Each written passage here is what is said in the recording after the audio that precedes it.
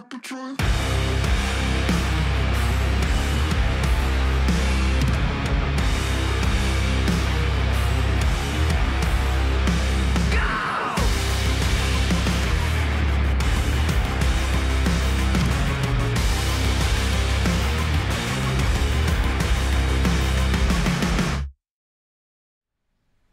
Hello, chatto, it's Sundat, and coming up today on Building a Nation with Sirens of Malta, we are still in the Champions League. It feels like a while since I've been able to say that, but we are still in it. The path to the final is clear. All that stands in our way is Atletico Madrid and then potentially Milan or Galatasaray, but that's a story for another day. Good you're still in Europe. It's Next Gen Day. I've got a new shirt. All that and more coming up today on Building a Nation with Sirens of fucking Malta and Stirrups. Oh, the timing. Yes. Delicious day. Ignore the weird hair as well this morning. It's a strange one. So, it's gone the other way. And the only thing I can think of, firstly, actually, before we talk about my hair, because that's a side issue. 9 months. Crap, I forgot to subscribe. Let me sort that out. Yeah, as you should. No, thank you, though. Veggie, thank you very much for the 23 months during the intro. Nearly got me. But you didn't. I'm also glad that doesn't seem to sabotage things anymore, which is very strange. But we take that. Don't know why. I was actually expecting it to cut back over to the intro or something like that. It was right as I pressed the button to. And Wanderer Scarlight, thank you very much for the 9 months. Hey, Nano, let me just get that down a little bit. We don't need to hear that too loud. Yeah, I think what it was is it's still really... It's not as hot today as it... Friday, bro. What was that about, if you're in the UK specifically? Although, actually, anywhere in, like, sort of north... Western Europe, I guess. It was a pain. But this morning I was like, I'm just going to have a bath, no problem. Sat down on the bed with the fan pointed at me, and it just, my hair just dried the other direction. So it looks really, really straight. Look at the state of this. Why did I even bother having a bath? I'm sweaty as fuck already. Oh dear, it was, Friday was ridiculous. And I was like, yes, it seems that I need to schedule meetings on Friday, which of course means that I can't have the fan on, and there were like the visual meetings and stuff, so I had to have the blinds down and everything so that they could actually see me. Yeah, it got to like 35 in this room, and I was just like, yes, I promise you I'm not evaporating. Johnny Bravo looking at You're not wrong. You're not wrong. I'm a style icon, what can I say? Well, so I was crispy for the rest of the day. Inferno, I need your linguini advice, if you could. I feel like we weirdly may have already talked about this, or I've just been saying it right the entire time, and you've just felt like, no, I'm just going to let bro get away with it, you know? The end of August then. Which is these ways? I'm not sure where you're from. So that could be anywhere. You could be from Morocco, and I'd be like, I mean, if you're inviting me, you know? Let me drink my cartoned coffee in peace. Oh, Liverpool. No plans for it. Oh, I see. Right, sorry, you're talking about the FIFA World Cup. Yeah. So as far as I know, my involvement in that is what you've seen, basically. I say what you've seen. There is something else, but not as far as I know. Crazy Brit is from Morocco. Maybe he could be an expat. You don't judge here, chat. Sounds probably very hot in Morocco right now, I suspect. Thought I would die. I bet. At least it wasn't Friday, right? That would have been crazy. My house can't handle it. Yes, we are, Morian. Yes, we are. In fairness, it's the last... Oh, yeah, sorry. Our player, Fouad Babezi, whose first name is F-O-A-D in Colombian, is his name pronounced Foad or Fode? I assume it's Foad. But I just wanted to know from your linguini advice if I was saying it correctly. The only reason I ask is because he's now considered our hot prospect. And I was like, oh, hello. Love to see it. Morocco, Lincolnshire. Yes. Now we're talking. Marrakesh, just north of Spalding. It's all good. Fouad. Happened Friday. All that Friday, it was just really hot. Well, it was where I was anyway. Basically, it was, yeah. Streaming no aircon. To be fair, I mean, obviously it would be boiling hot, but I hate to say it, British heat just hits different. Nah, to be fair, it's a couple of days a year. Do you remember that summer a couple of years ago when it was actually like legitimately ridiculously hot in the UK, like 40 or nearly 40. In fact, it was 40 in a couple of places, I believe. It was 39 where I was. That was actually ridiculous. I remember streaming. It was one of the vest streams when we did that Champions League final. I was just in a vest because it was so bad. It got to like 43 degrees in this room because obviously it gets hotter in here than it was outside. The vest. To be fair, the vest lore actually came from prior to that, as it goes. The vest originally was on an Outcast to Icons stream. Back in the Yuri Krot days, there's a few clips floating around from the Outcast to Icons FM20 save where I'm wearing a vest. I don't know. It was fairly hot that summer. I don't know why I was wearing a vest specifically, but I know there's a few clips around there from that because I believe it's one of the streams when we were managing Zlobin or something like that. Anyway, in Greenland that summer. That sounds amazing. Why were you in Greenland? I've always wanted to go to Greenland. Logically, it's FOAD. Never seen it as a Colombian. Colombian names are underrated fire. I must admit, like, we have our fun with some of the brilliance that comes out of your Zambias and your Zimbabwe's and whatnot, but Colombia... 20 months of the most okayest streams. Yes. What better way to spend a Sunday morning? Up the Sirens. I would say so. I'm pumped today, friends. I'm genuinely, like, excited. I woke up like, right... I'm excited to play Football Manager. Yesterday was my day off, obviously, and I didn't play Football Manager, but I wanted to. That's rare. Like, I wanted to play FM, and I was like, I don't have a save going, and I can't play any more Sirens. I don't know what to do. I mean, in the end, I just watched F1 qualifying or whatever, but, like, I genuinely was like, I really want to play FM right now, and I think it's just because of the way we're playing right now. It excites me. It's nice to feel like we're making progress. Now, cut to us getting knocked out by Atletico before we even hit midday, and maybe I changed my mind on that one, but who knows? Oh dear. Going rock climbing. Ooh. Very nice. That I like that thought, Dan. Hopefully you don't rock up on the stream title says transfer stream. Perez is driving his way out of a seat. Hey, maybe he could be our striker. 18. Oh wait. I am legal now, lol. If we all sub enough, can we get a vest out?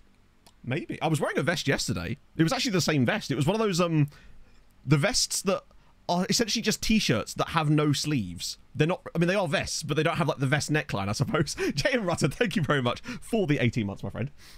It was brilliant as well. I came into Alice's stream on Friday afternoon just as she was abusing me. So I was like, I just came to drop a prime. Checo's farewell. I know. I tuned in just after he'd crashed, so I didn't know what was going on. It was just a red flag, because it got to, like, 3:15, and I was like, shit, F1 qualifying. And then I tuned in, and I was like, oh, it was a red flag. I wonder what caused that. And then I didn't really need to wonder for much longer. The wife beater vest. Nah, so it's like, literally, it's just like a normal, like, graphic t-shirt that just has no sleeves on it. I got a couple of them from Primark during that summer. It looks really... It's the sort of thing that I think you'd, like, wear it to the gym if you were the sort of person that was a gym goer. As you can see, chat, I am extremely gym. I have huge musicals. Oh, dear. See you later, Dan. Enjoy the rocks. Right, let's go for this big face crap. An updated tape. For some reason, crazy bit, I spent so much time scanning smaller sides that I actually read that initially as Asec Mimosas instead of Son Etienne. But enjoy. That sounds fun. Get past it for this. Well, unfortunately, it's Extremely Jim. Extremely Jim sounds like a Cartoon Network cartoon from 1997. You know, a bit like Earthworm Jim. You got Extremely Jim. Oh dear. It's... If Yuki... He probably should have kept it on the road. Like, I like Yuki Tsunoda a lot, and I would like... I don't know. I mean, it's probably just going to be Ricciardo, isn't it? Like, it makes me a bit sad to say. I mean, not that I don't like Daniel Ricciardo. It just feels like... Like, what's the point in having a junior team at that point, right? If you're just going to not bother. Hot takes on Yuki. Oh! Oh! Are you about to upset people? Go on. Oh, dear. Last day in Cyprus. Ooh! I was thinking about this, right? Because... So you're from Malta, Matt, aren't you?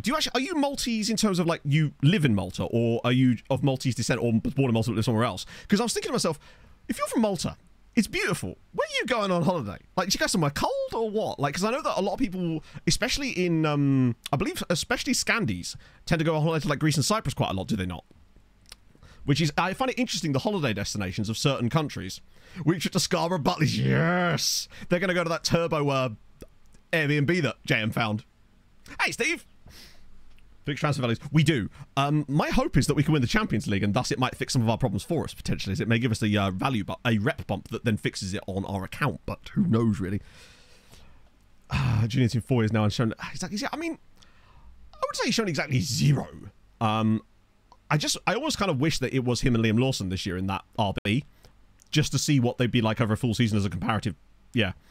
Founding was UK. Oh, I see. Oh, okay, that makes more sense. Scarborough does have, I think Pog went there, actually, as it goes. Skegness, yeah, not Scarborough, Skegness. They all feel like very, that part of the UK is sort of, is it Lincolnshire? No, Skegness is not, or is it Lincolnshire? I actually forget. It's kind of near where my aunt and uncle live, up in Boston. It's probably not, actually. I just know that my mum used to go there with them sometimes. That's the only knowledge I have of that, basically. You could see, actually, that some of our player values are still maintaining a reasonably, an F1 stock car track. Okay, that's going to need some explanations. Over halfway to a really big number. 50 fucking 1 months. Holy shit, Mikey. That's ridiculous. Thank you for the 51 months, bud. How are you? How's life? What was it you were doing yesterday? No, it's gone.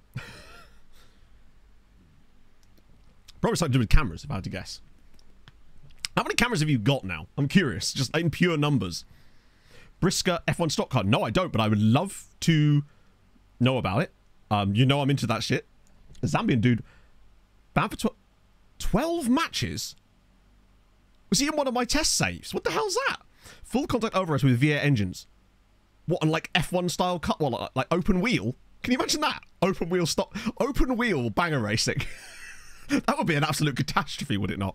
I always wanted to go to like banger racing, I suppose, in the UK. I guess it's the closest thing we have to like your sort of quarter mile oval stuff that you get in like small town USA, which I just kind of think that's sick. Only kind of oval that I've been to wasn't even an oval race, it was Rockingham. I mean, I know it's an oval track, but it wasn't, you know.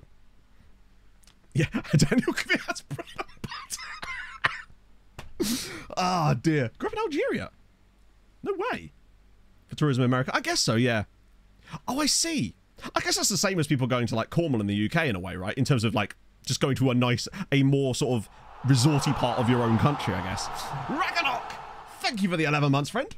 How was your morning? Banger car football. What, like, are you talking about Rocket League, Maureen? Because that sounds like it. Greece off season. Yeah, that's what I've heard. Don't know why I heard that. I think it was back when I was learning Swedish years ago, and they were talking about like things beyond the language and things like the culture stuff specific to like Sweden, and that was one of the things they talked about, is how many Swedes went on holiday to like Cyprus and Greece. Really strange. I mean, it could have changed a lot by then. Rocket League in real life, I'm up for it. I've always wanted a reason to destroy my car. Should I like to hear it? Go on then, Sean. Fine, why not?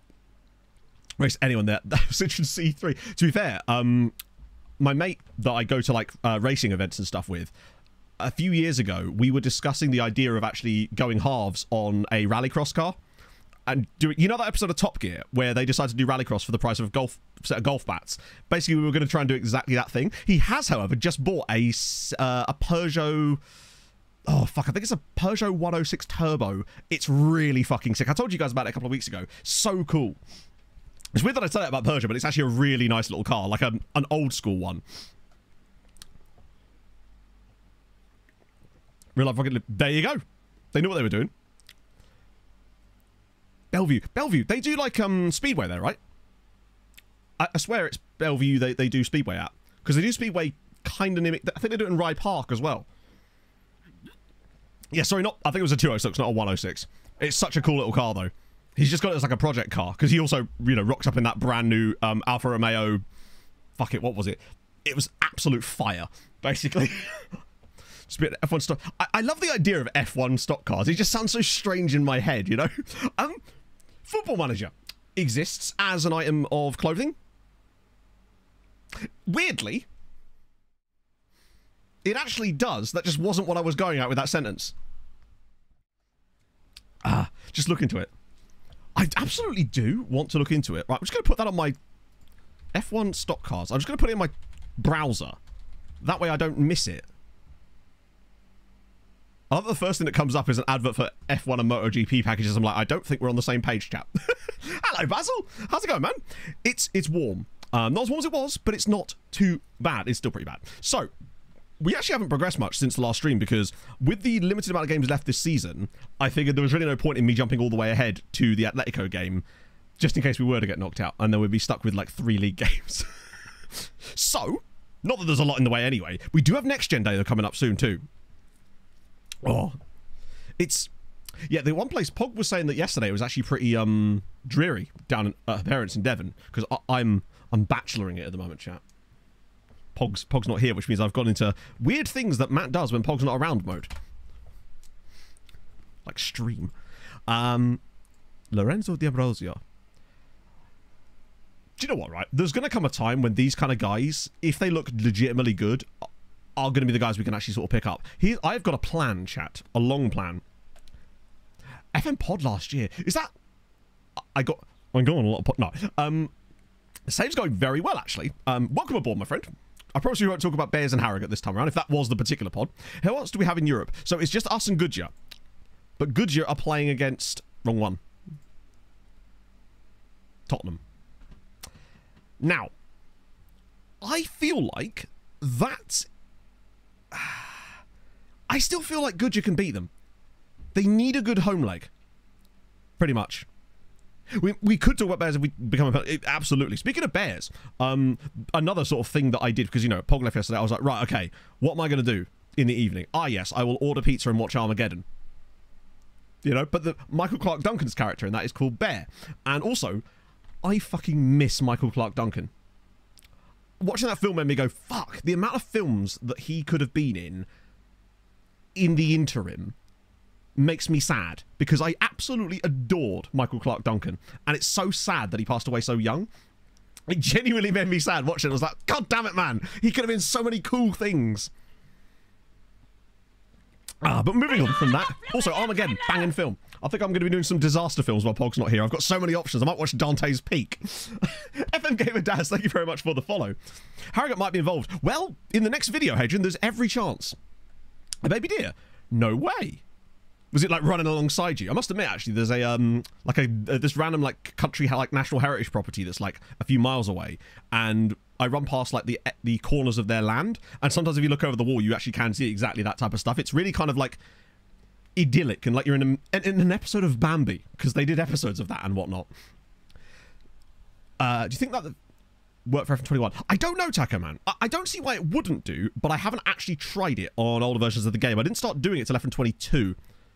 Twister. Apparently it's really good, Guardian. I love Twister. And I'm really excited to see the new one because I love Gwen Powell. So, and the soundtrack looks absolutely amazing. Pog is taking me literally the first day she's back from her parent. Well, not the first day, the weekend after. But still. Slightly startled me. Yeah, like a big old, full-on, full-size, final form kind of deer. Oh, dear. Sharknado. Nah, just... The ones I'm talking about, you'll know what I mean. I'm thinking made between 1996 and 2007. We're talking all-star cast, but slightly earlier in their careers, or slightly towards the end, but no one in between. White text on everything in like Times New Roman style. You know what I mean? Talking title credits. That's what I'm talking about. Something's going to hit the earth. Something's going to come up from under the earth. Something's going to explode the earth. Well, coffee on. This is Arctic coffee. Basically, they didn't have my normal one, Tesco's, and they do these little ones that I normally, the ones I used to drink out of the cup in a big bottle. They do these little ones here, and they were on sale. So I was like, fuck it, I'll grab a couple of these, a bit more. Weird window. It is a weird window, isn't it? I was just trying to include certain films and then realised I didn't know when half the damn things came out. Catnado. The fact that that has a 5.1 is terrifying. It's like Sharknado, but with cats. How does this have a 5.1? I guess it's just got not enough ratings. Right then. That's a thing that we now know that exists. One of the films of all time. So hyped to see it. Yeah. Right, weird one. Come on. I actually didn't like Hitman. And I saw a lot of stuff about Hitman on the internet. And that's one of the reasons I watched it, that and Glen Powell. But I was not a fan of the film. I didn't get it. I didn't enjoy it very much, which is frankly the first film that I've seen Glen Powell in that I didn't really like. Like, I loved him in Top Gun Maverick and Anyone But You and Set It Up. I really like Set It Up. That was so good. 21 month of the world's okayest streamer playing with his silly little men for our enjoyment. Yes, I'll get into some of that silly little men playing in a moment. There was 4 Sharknadoes. What happened to Feyenoord? Wait, did Feyenoord do a bad? Holy shit! They didn't win a single... Who did they lose to? Well, Goodyear for a start. Good God. Also, Espanyol all the way down here. Dinamo Zagreb as well. These guys are usually like a Champions League team. So the fact they didn't even get out of the group in the Europa. Also, shout out to Tromsø doing bits. There are 6 Sharknadoes. They just run this shit into the ground, man. I ain't a fan. Is it for free fast for a pizza night? Yes. I ran 5k yesterday and I ordered a giant pizza yesterday evening. So if I can do it too, you can too. You know? I also got a free one as a part of that pizza, which I may or may not eat tonight while I'm watching, I guess, the NASCAR. Oh, it's a Brick Card 400. Termalan Fomin. No way. Oh, he was the guy that we loaned. Wow, well spotted. Yeah, he was the guy that we loaned for a single season because he was Kazakh and we thought that he was going to turn into a monster. What I would say is the fact that he's only got 33 caps for Kazakhstan at 28 makes me think that in actuality we made the right choice by not signing him. I'm foaming at the mouth. I can't hear the name Fomin and not think of Chernobyl. So yeah, we're actually still before the international break, but Malta have got a couple of games, only friendlies against Gibraltar and San Marino as well. They are taking things lightly. It's weird that he would be so... Maybe he just had the wrong personality. Phil Fomin. Now, one thing I had a look at was transfers for the league. Because I swear I saw something. I swear I saw someone sign a player for nearly like £1 million. I might be wrong. That obviously wasn't us, because it's just what we do. Maybe I'm wrong. So Bar signed a guy for 400 grand. Kryukov. Okay, 35 caps. Moldovan international. We'd like to see that. Sorry about Fee. You're right, yeah. The problem is with Fee, it's just going to be all of our guys. But we'll find it eventually. Here we go. Oh, that was in the summer. But also, in the summer, Robin Erman. That was a sale. Over £1 million. Wow. Hibernian sold this guy for over £1 million. That's pretty good business, actually, unless they lost money on him. Nope. Send him back. Fair play. I think it was... Nope, that's not him. This guy? Nope. Where's he gone? I think it might have been this guy. Was it Rock Corin? No, that was in the summer. Great signing. Maybe it was Eduardo Fernandez. I think it was this guy. Like, I think 500 grand for him, 23-year-old, Costa Rican international, these are good transfers. I really do love how many of the national team players, especially from a lot of the African nations, and I imagine the same thing applies to North America too, actually, play with Maltese clubs. And I think that's only going to increase as they sort of move their way up a little bit. Another guy, that was good, just selling a guy. Gazira also spent 300 grand. It will basically just take the reputation of the clubs improving and the... I can't wait until we see a Maltese side sell a player for £10 million. Yeah, Alajuelense weirdly, Alajuelense are a side that I feel like I never sign players from, but I always see other sides in our league getting players from. They're just never quite there. Hello, Don! So we may as well progress, because there's like, we're in the start of the international break, actually. Saprissa are the one that I feel like I get more players from. No, for what, that might just be luck more than anything else. Pronan's unhappy with his Hammerand spell. Aren't you signing for them permanently? Which is good, because that means it's no longer going to be my problem. Herediano. I feel like I don't sign many guys from those guys either. Developing concerns. Wow. Imagine you wanting a new contract every single goddamn time. Region World... I haven't. Have you got a screenshot? I haven't checked the Region World Map channel for a long time. I thought he'd actually resolved the issue then. Friendlies. Yes, they've got 2 friendlies scheduled in this that one. Yeah. I honestly don't know if I'll ever... Wait, what? Hang on. Oh, yeah, we had loads of biz in January, didn't we? Yeah, so I mentioned a plan I had earlier, but yeah, so I'll just show you Malta's fixtures. At the moment, they've only got schedules friendly scheduled for this break, because I don't think they schedule their pre-tournament friendlies until closer to the day. So we'll let them do that. That's not going to be something I'm going to take any control of. I'm going to literally take over, probably even after squad selection, honestly. I want it to be as pure as possible, right? I don't want to have too much influence on it, because we're never going to be able to get any of those guys to declare. The guys like Roy and Bagoa, that's clearly a bug. Values did not go up again, no. Some players are worth a bit more because of... they've been bid up a lot in January. I'm hoping this summer it should change. I've heard that from all the people that had the same issue at the same year I did, that the third year is when it starts to reset itself. So that should be good. All about the morale. Exactly, yeah. That'll get them going. But yeah, unfortunately, no rebounds just yet. Yeah, we've actually got a note set for the Euro draw, so we can get it today. Ally Japan. Okay, that is possibly one of my favourites. FC Malta today. Oh god, no. Malta today is Malta's the Euros. So today we've got Champions League stuff to focus on. Particularly if we were to qualify for the final. There is a chance that Tuesday's stream could literally be a Champions League final, and then doing the Euros with Malta all in the same stream, and we'll go as long as we need to, basically. Yeah, Ali Japan is. Jesus Christ. That's incredible. Tanzania and Mexico. Incredible. Full of true Arthur Sirens Muni go far. This is the Ekut FM Arthur Fema Alaliki E Champions Deal Dinny. Also 34 months. I feel like this time has gone by really fast. GG's. GG's, said Stream Nana in a very oddly elongated way there. We progress. Yes, my plan. Here's my plan. Do you know one of the things we were talking about?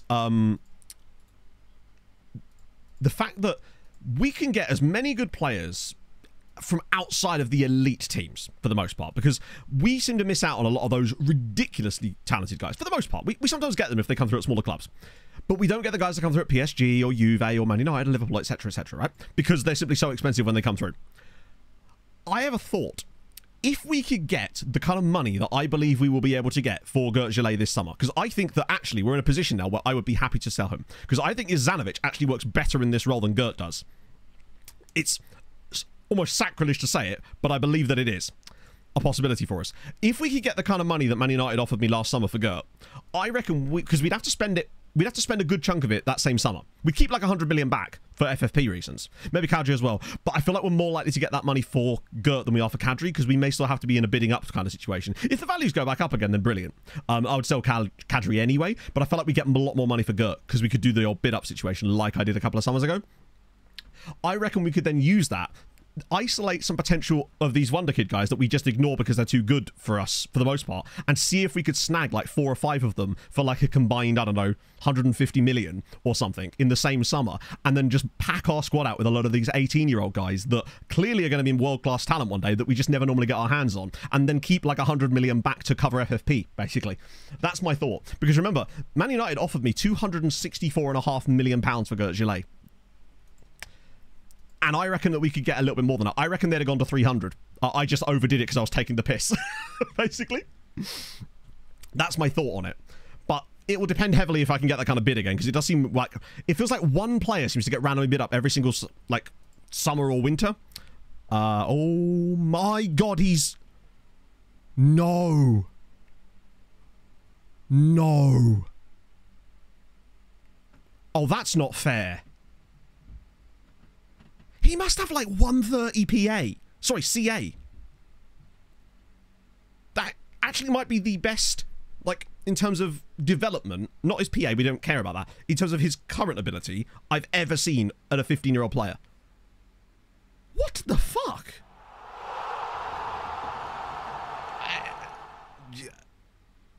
We are so close to having a Twitch baby. Let's go, Matto and Chatto. Top player, thank you very much for the 8 months. How's your son at? I don't even know what to say, other than he's weak. But then he's 15, isn't he? That's like the one thing that's just going to be like, crazy, man. Shit, free kick, they're true. Useless. Get rid. Then again, since when have you been good at free kicks, Matt? Look at Padilla. When was the last time we saw him score a free kick? Also, he's missed 3 of his 5 penalties this season too. I noticed the reason that he's done really bad in Europe is because he's missed penalties in Europe. He's actually underperformed his XG in Europe by like 4. He could be. This is SAS24 in terms of the skin. If you do !skin in chat, you'll get a download link for the a folder that contains like the latest versions of the skin, depending on the device you want to use. In fact, I might even have a button to do it myself, which I have apparently got rid of. Luckily, Johnny's to the rescue. Right, CF Moana. Oh no, not Moana. That'd be amazing though. Munana.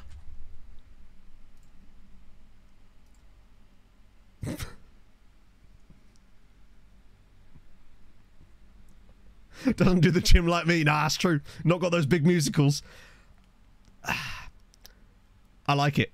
Because it's like... Do you reckon that the first draft of the badge... Well, that's cap. The first draft of the badge was just...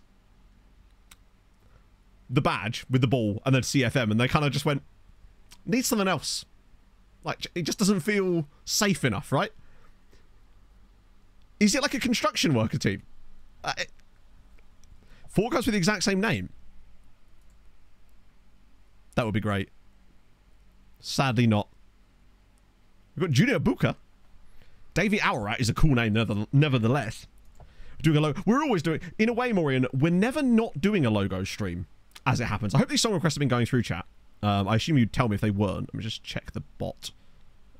Yeah, okay, cool. Sorry, it's been a bit funky lately. I just want to make sure. Strangest second nationality on a Maltese lad in this save.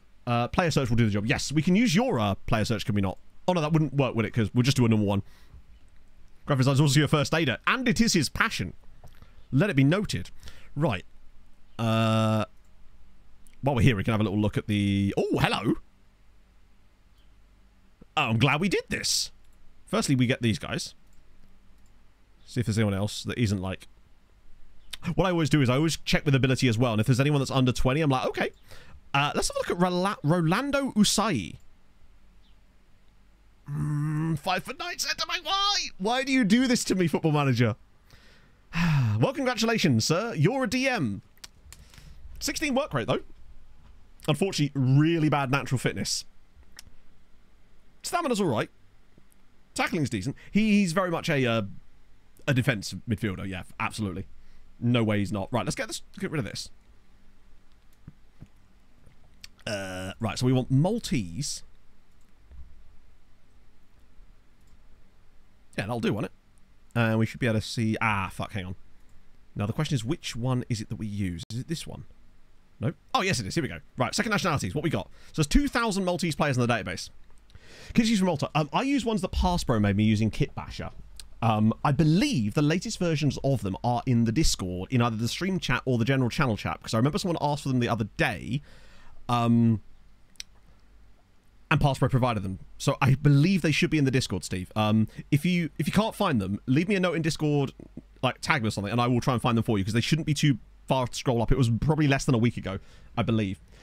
Most important stats every player must have. There's no real right answer to that, because a goalkeeper requires different attributes than, say, a right back, right? But for outfield players, I feel like agility, pace, acceleration, basically good physicals for the most part. Pace, acceleration, agility, balance. Those 4 above everything else. If you find a player that has those things, they will be better than a player that doesn't. Even if their attributes are somewhat lacking in the other areas for the most part. As long as it's not a giant gap, that will always carry them over the determination. Nah, determination really is usually only... determination isn't as effective. Basically, it's more of a determiner of their personality type, because it's one of the few things you can see. So, second nationalities. What we got? Montenegro, Reunion. Like a bit of that. Martinique, Kosovo, Peru, Paraguay. Loads of Colombians. Absolutely tons of Brazilians. Argentinians, Australians, Serbs. Why is this not in order? Okay. Is he doing it by continent? A couple of Serbs. Loads of Welsh, actually. Wasn't expected to see so many Welsh players here. Ukraine, Switzerland, couple of cheeky little Swedes, few Spaniards, couple of Slovaks, 3 Scots as well. Jordan McCormick, Darren Wilson. Brazilian. We could do the Brazilian second nationality thing potentially. Portugal, ooh, Norwegian as well. Couple of Dutch, some Italians, Israeli dude, French, loads of English. That makes total sense, though, to be fair. A couple of Czech, a couple of Cypriots.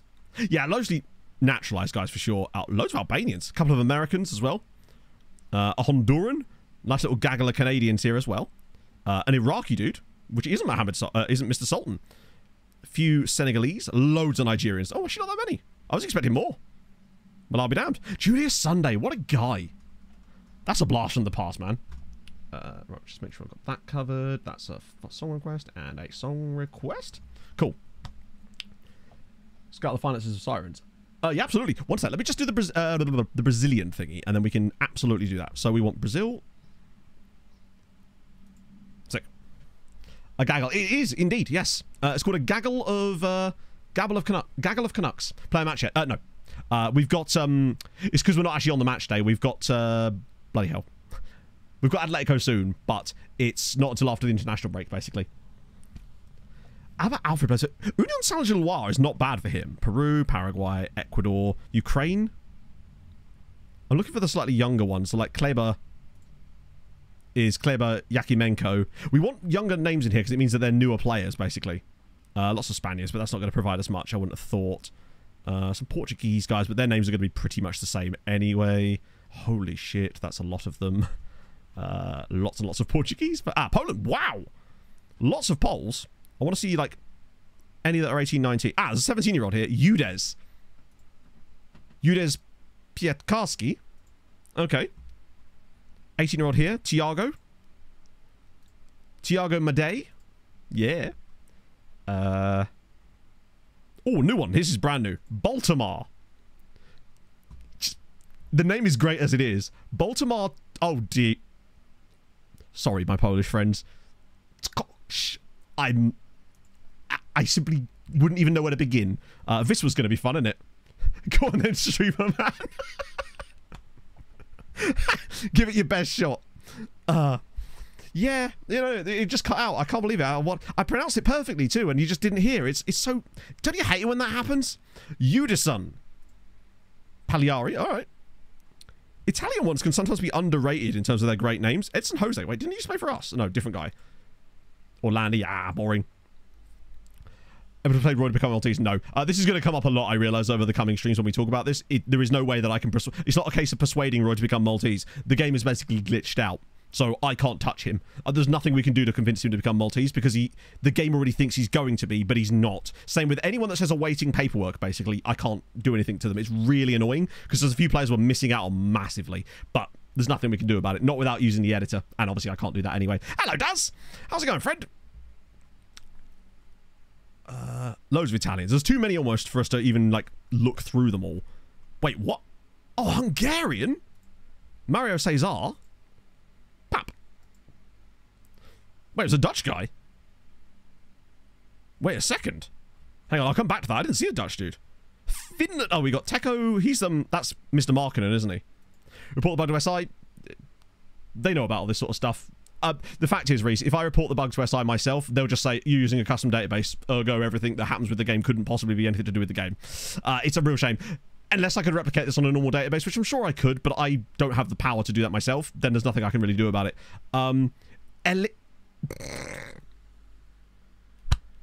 Elesiu Pussanen. I'm scouting him, obviously. Chat, you know where I'm going with this, right? And if you would like to repeat after me.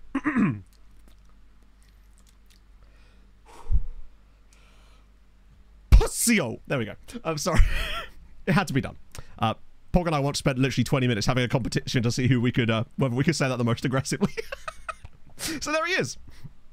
That means Pussanen is in the database. Yes, it does.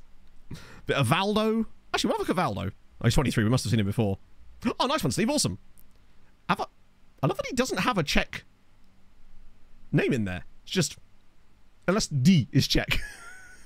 A few Austrians. Oh, an Armenian. Ah, he's 23. We looked at him already. The American ones I always find extremely funny. Reginaldo is actually... Reginaldo Colbos. Oreo. I mean, we're already... The guy's called Oreo as well, which is superb. Yuri Slater. Yes. And lastly, Nilsinho. Marsh. Rupert Nilsson Marsh. Superb. Ooh, Qatar. Oh, he's brand new as well, actually. Tarcisio Hassan. All right. It's a blowout candles. Yes, you got to, right? Any new Japanese ones? Come on, show me one that's like... there's no new Japanese ones. Right, where was this Dutch guy? I want to find the Dutch dude. Because we don't see Brazilian Dutch very often. In fact, I don't think I've seen one in this entire save. Lots of Maltese, obviously. Ah, there he is. Yes, Netherlands. Maicon. 18. Well. Hands up if you're disappointed. Ah, good idea, actually. Yeah, we could definitely do the command for that.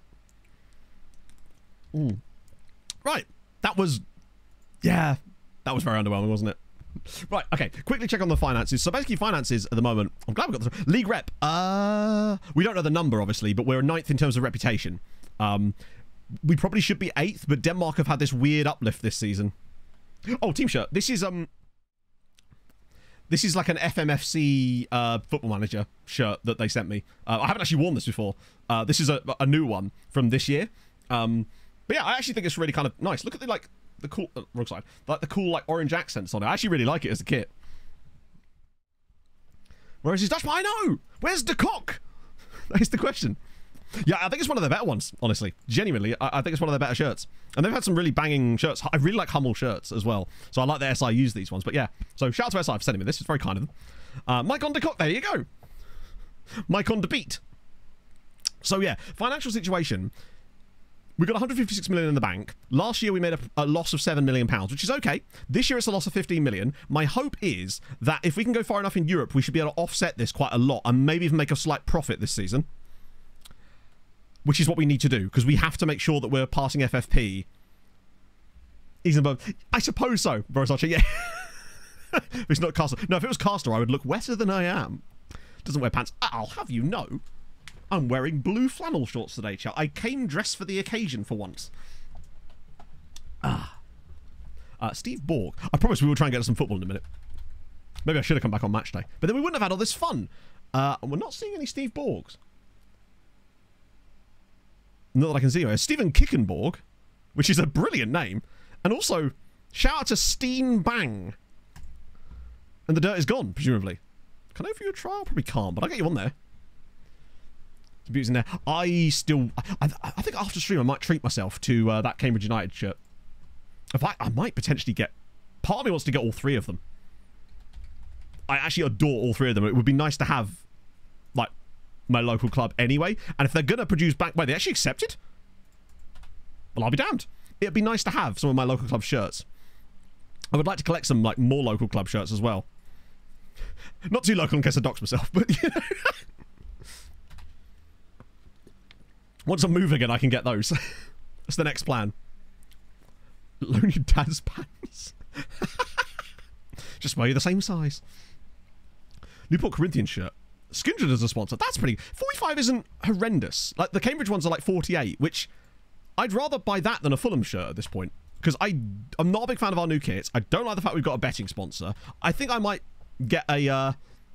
one of the Fulham training shops again this year. Because I prefer the sponsor on that, basically. Village team shirt. Yeah. Yeah, why not whack my national insurance card number on it as well. Lucas Zimmer. So this guy... I actually quite like this guy. Even if he's not perfect for what we want to do. He does have high agility. Balance isn't amazing. But he does have 15 acceleration. He's consistent. He's a perfectionist, which is a bit of an annoyance. But he does have some, like, gets forward whenever possible. Positioning's not great, but we can work on that. His teamwork's very good. Yes, good point. We could change his name to Hans. Get a bit of Hans Zimmer down that right-hand side.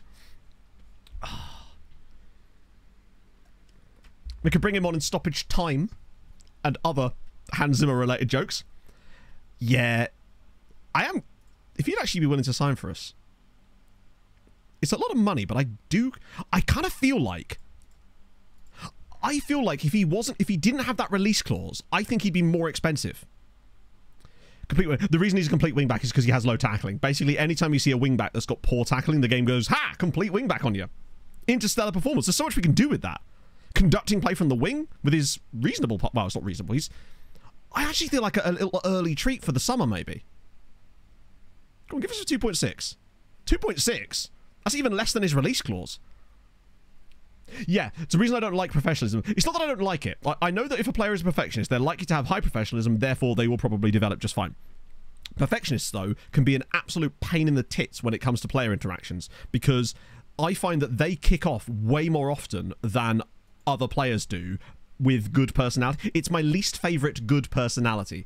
I find that they're much harder to manage because of their perfectionist. They're the sort of guys that used to complain when you would thank them for international caps. It was always perfectionists and guys with, like, genuinely bad personalities. Those were the guys that would kick off about, like, you thanking them for getting international caps or praising them, basically. It's because they are perfectionists, it means that you can't praise their training a lot of the time as well. Because, again, if they're not getting a 10 out of 10, they will kick off. It's just little things that irk me about them. So that's the other problem. And I believe they have quite high ambition as well, which can mean that they're quite difficult to keep hold of at the same time. Now, he is German, which is going to help us. Lock him into a long-term contract, too. Do you know if there's a train coming anytime soon? Oh, nice. Yes, very 7 years. Soon. They are building it now. Yeah, absolutely. Sorry, that was only 2 minutes ago. With the database lookups, I do try to do them as quickly as possible. But please do understand if I don't, like, do it the second it comes through, in case we're in the... particularly when the player isn't actually in the game. Is he like a real player? Because unfortunately, with us being 21 seasons in, the likelihood of him still being in the save at all is very unlikely. So I refund your points for that. So I do apologise for not doing that immediately. But yeah, I can't always do them instantly just because sometimes we're in the middle of like I try to like pick a moment to do them. Check out. Hey, if it gets you £2.1 million, what can you do? The Roy Keane type. I just think back again to that brilliant thing of them showing him all those red cards that he'd got and him being like, he deserved it. I'm like, yeah, yes, he did. Matt Hadrian injured. Oh, what you been up to, bud? Cheeky. Probably retired now. Absolutely, yeah. Oh, fuck.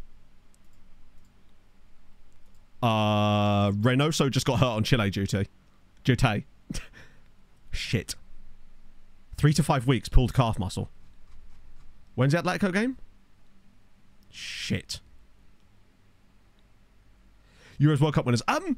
Not really, no. The reason I tend not to cover it is just because there's usually nothing to cover for the most part. In Euros, we've had, like, you know, it's the teams you'd expect to win it in Europe for the most part. Belgium may be a slight exception, but they do tend to get a pretty stacked team in there. As for the World Cup, we have had, like, Serbia get to the semi-finals and, like, South Africa get to the finals, but you'll notice that it's very samey.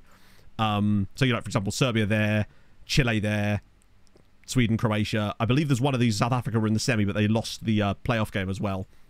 Yeah, that's crap. It's crap, isn't it? This is Malta, isn't it? I've done it again.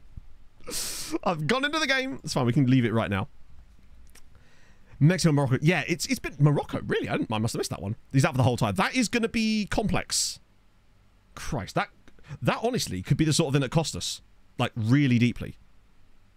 2-0. They only beat San Marino 2-0, and San Marino had 10 men for most of the game. Perez. It's either Perez or Bizarma. We can do a statistics to work out who. Well, we can when everyone's back. This is the only first-team players that are still here. There's literally... Why is Gergilay not in the squad? There's 5 guys that are left behind. Vida... You know, if we were ever in a good position, I would potentially bring him on. So, yeah, he looks like he's going to miss it. I think he would be back for the semi if we were to get there. Was got injured. Oh, was he? Oh. Wait, you weren't in the squad? Crazy. Gonna lose the cup. So, yeah, I'm concerned we might do. Particularly as we have to... Oh, no, wait. Tim Betts. Who are you? See, if he was a perfectionist, he would have kicked off last year. In fairness, they don't ever kick off this year, I don't believe. Wait, who just got a Malta cap? Julio Cesar. That could be anyone. Who are you, bud? Are you any good? He's playing for Melita. He's certainly not going to be a bad addition to the Malta squad, but you can sort of see the level of player that they're attracting to change over, right? Atalanta. I didn't even read that's Atalanta United. So we've got a full week in between there as well, so it doesn't actually matter what squad we play here. Yeah, we might have to do a little... The problem is, if we try to do the national team squad stuff, we won't have scout reports on a lot of the players, and thus it'll be hard for us to do that to actually know if any players are any good or not. Scored a hat-trick. Okay, I get the feeling that us buying their striker off of them has been a genius move, because he's now got 13 in 8 starts. Since he started playing for them. Look at this! Oh, that's the wrong one. So... It was here. We bought their striker off them in January. He has literally played 6 matches since then and has scored in 5 of them. And more important than that, has scored, what's that, 4, 6, 10 goals. 10 goals in 6 games since he started playing up front for Melita over the rest of this season. 10 goals in 6 games. 2 hat-tricks. Holy God. Yes, we literally bought their main striker solely so that they would start our guy, and look what's happened. I think this might be the most, like, 500 IQ move we pulled off. With Kamal, did we ever loan him out to someone else? I forget. Yeah, and not only that, the guy we did sign from them, we've now loaned to Tarshin Rainbows in the top flight, so he's still playing. Melita, yeah, are most likely coming up. They are second in the league at the moment, because... Oh my God, I found it. Let me click it. Because as you can see, they're 4 points off, but they're 12 points clear of everybody else. So they're absolutely coming up. He might have a chance of getting into the top 3 scorers at this rate. For new gens, so basically that's the Z-Gen system. So basically it uses AI-generated faces that look like real people, that aren't real people, and then there's a bit of software that puts them automatically over the top, which is really, really cool. Exclamation mark Z-Gen in chat if you want to learn more about it. It's a bit pernickety this year, I've noticed. Hence why some of our players don't have them, because it just doesn't seem to pick them up for whatever reason, which is a bit of a shame. Not joining to port infrastructure. Ah, yes. I forget what the reason is, Dave. Isn't that something to do with the country itself and a setting in the editor to do with Hadrian or no? Because I believe I had this exact problem. Yeah, where did I have this problem? It is a problem, though. So I feel your pain. I believe it's something to do with one of the settings about the nation itself in the pregame editor. It could be developed status, maybe. Is it economic status? So we're signing Hans Zimmer.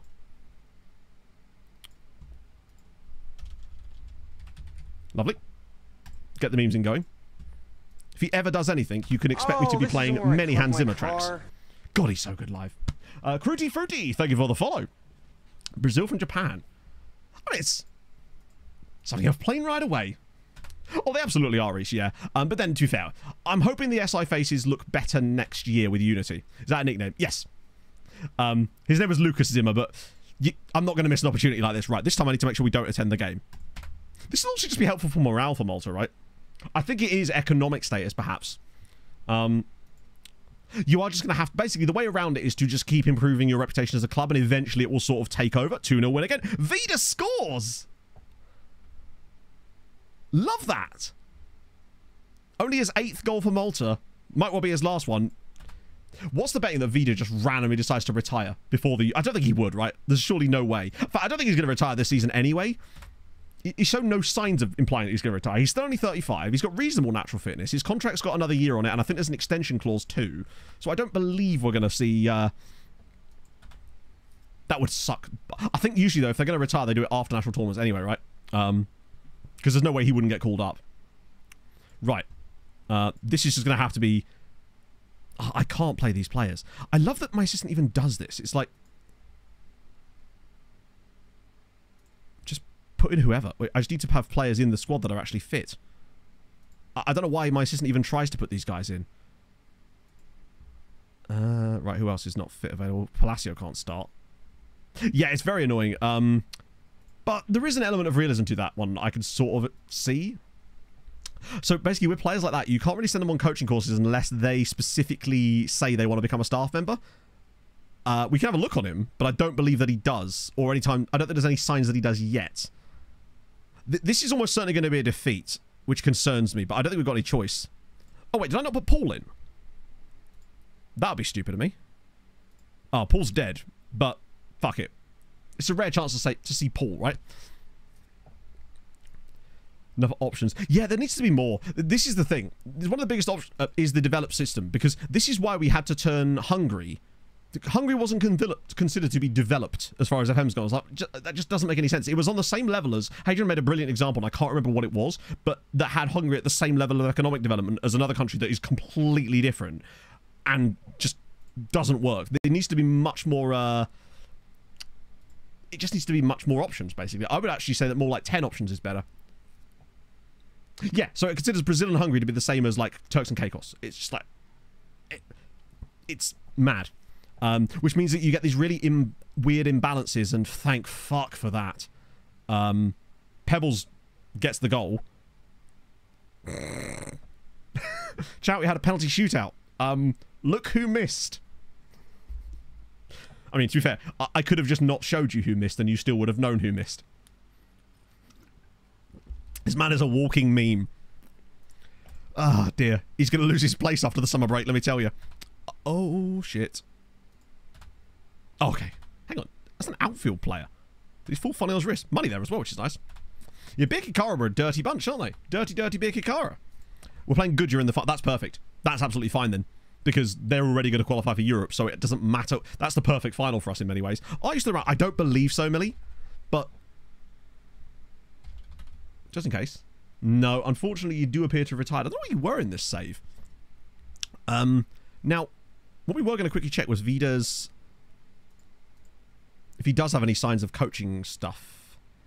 No, I don't know if I can discuss... No, I don't think I can at the moment. I think he's still showing no signs of retiring immediately, which is a good sign, really. Paris Mr. Penn. Yeah, Paris Mr. Penn. It's what he does. It's in his blood. It's part of his culture. Would have gone for a... Oh, you know, I'd absolutely sell Perez if a good offer came in. The problem is there is no such thing as a good offer for us right now. And I know that any money we got for him would just not be good enough. Danny, not Millie. Wait, was that... For some reason, I thought that was Millie. Oh, my apologies. If that was Danny... It's because Millie sometimes has that exact same icon on the start of his name. You are still playing. You're actually at Tranmere now. No way. Yeah, that was a typo there, Dan.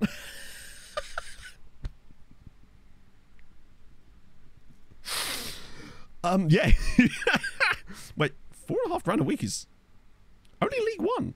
Fair. I'll give you a free one on that. As by way of apologies.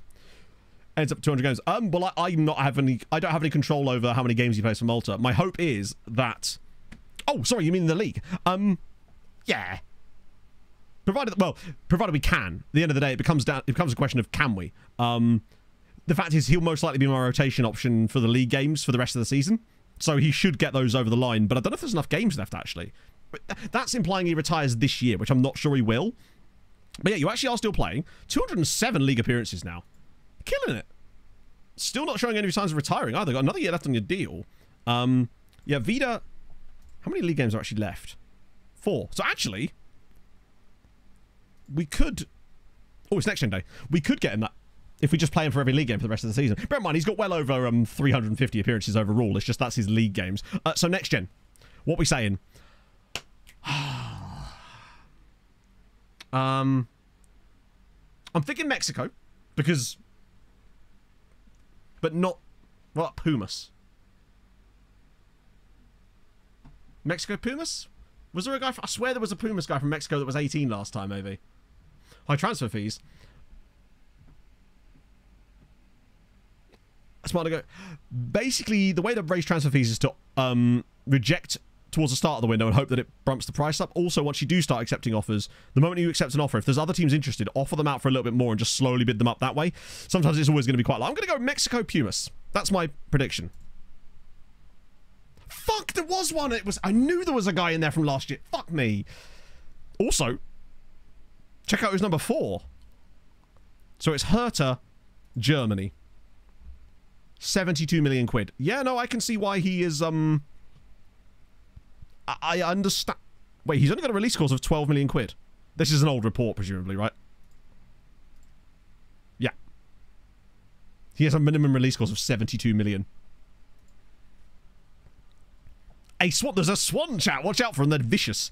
I've got a guy at Herovane. Jaden Meyer. This is what I mean. These guys are just so much. But hey, MLS is always fun. This was... Do you know what? This was obviously the guy that I remember from last year and wondered if he might get to number 1 this time. Central midfielder. Jose Escobedo.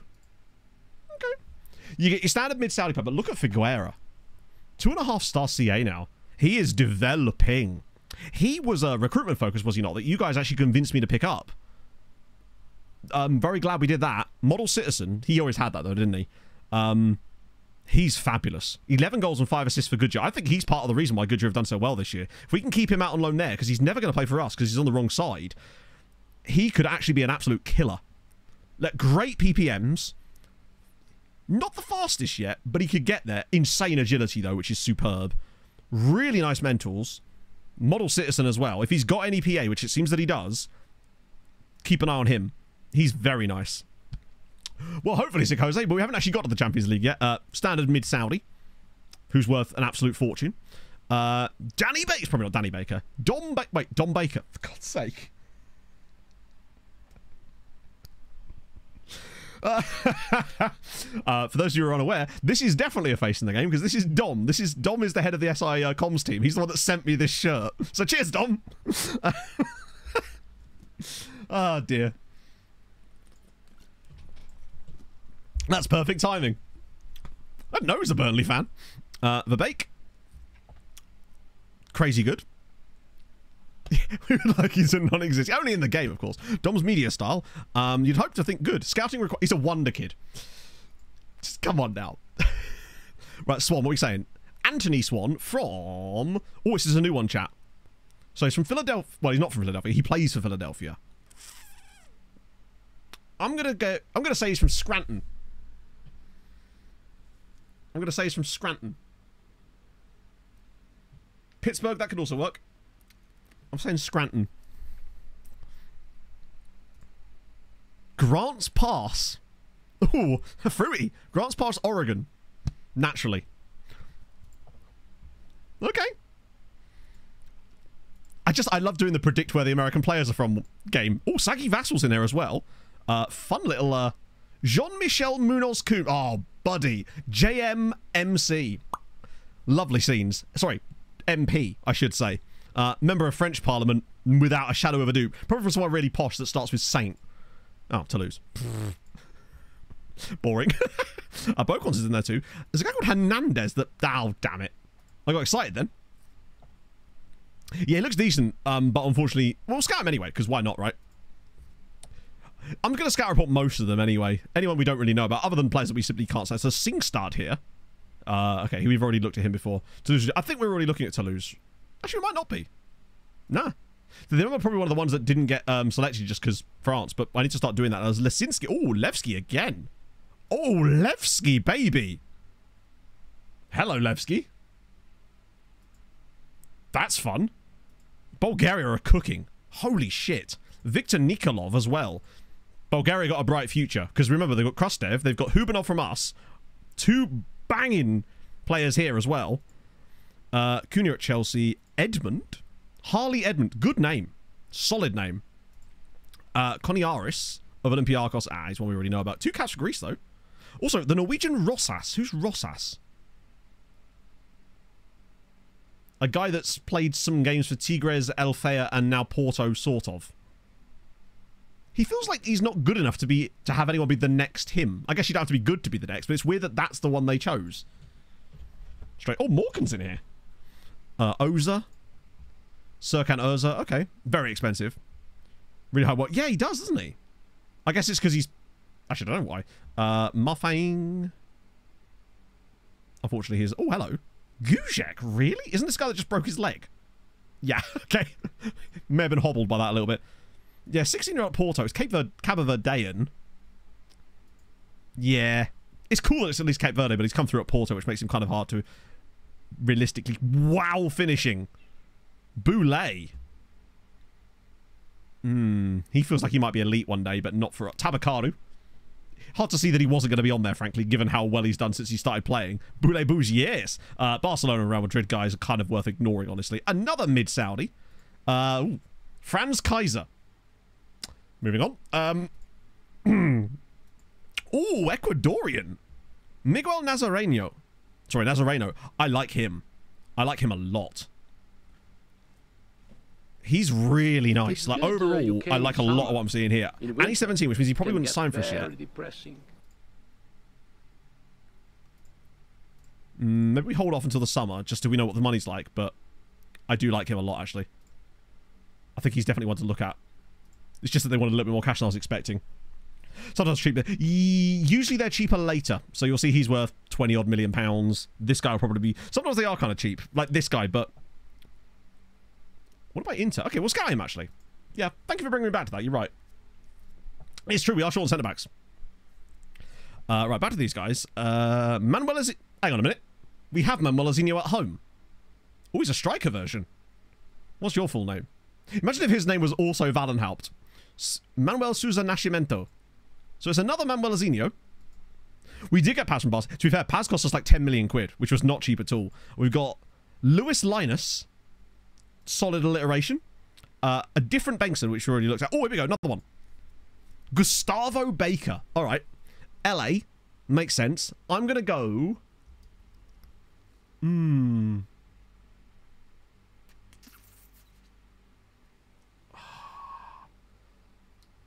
thinking California, but I'm thinking Southern California. Actually, no. I'm going to say Oakland. I'm going to say Oakland. Just randomly. Newport Beach, CA. Oh, what a guy. Look at his hair. He feels like a Gustavo Baker from Newport Beach, doesn't he? He's every bit his name and place. Love that for you. Ercolano.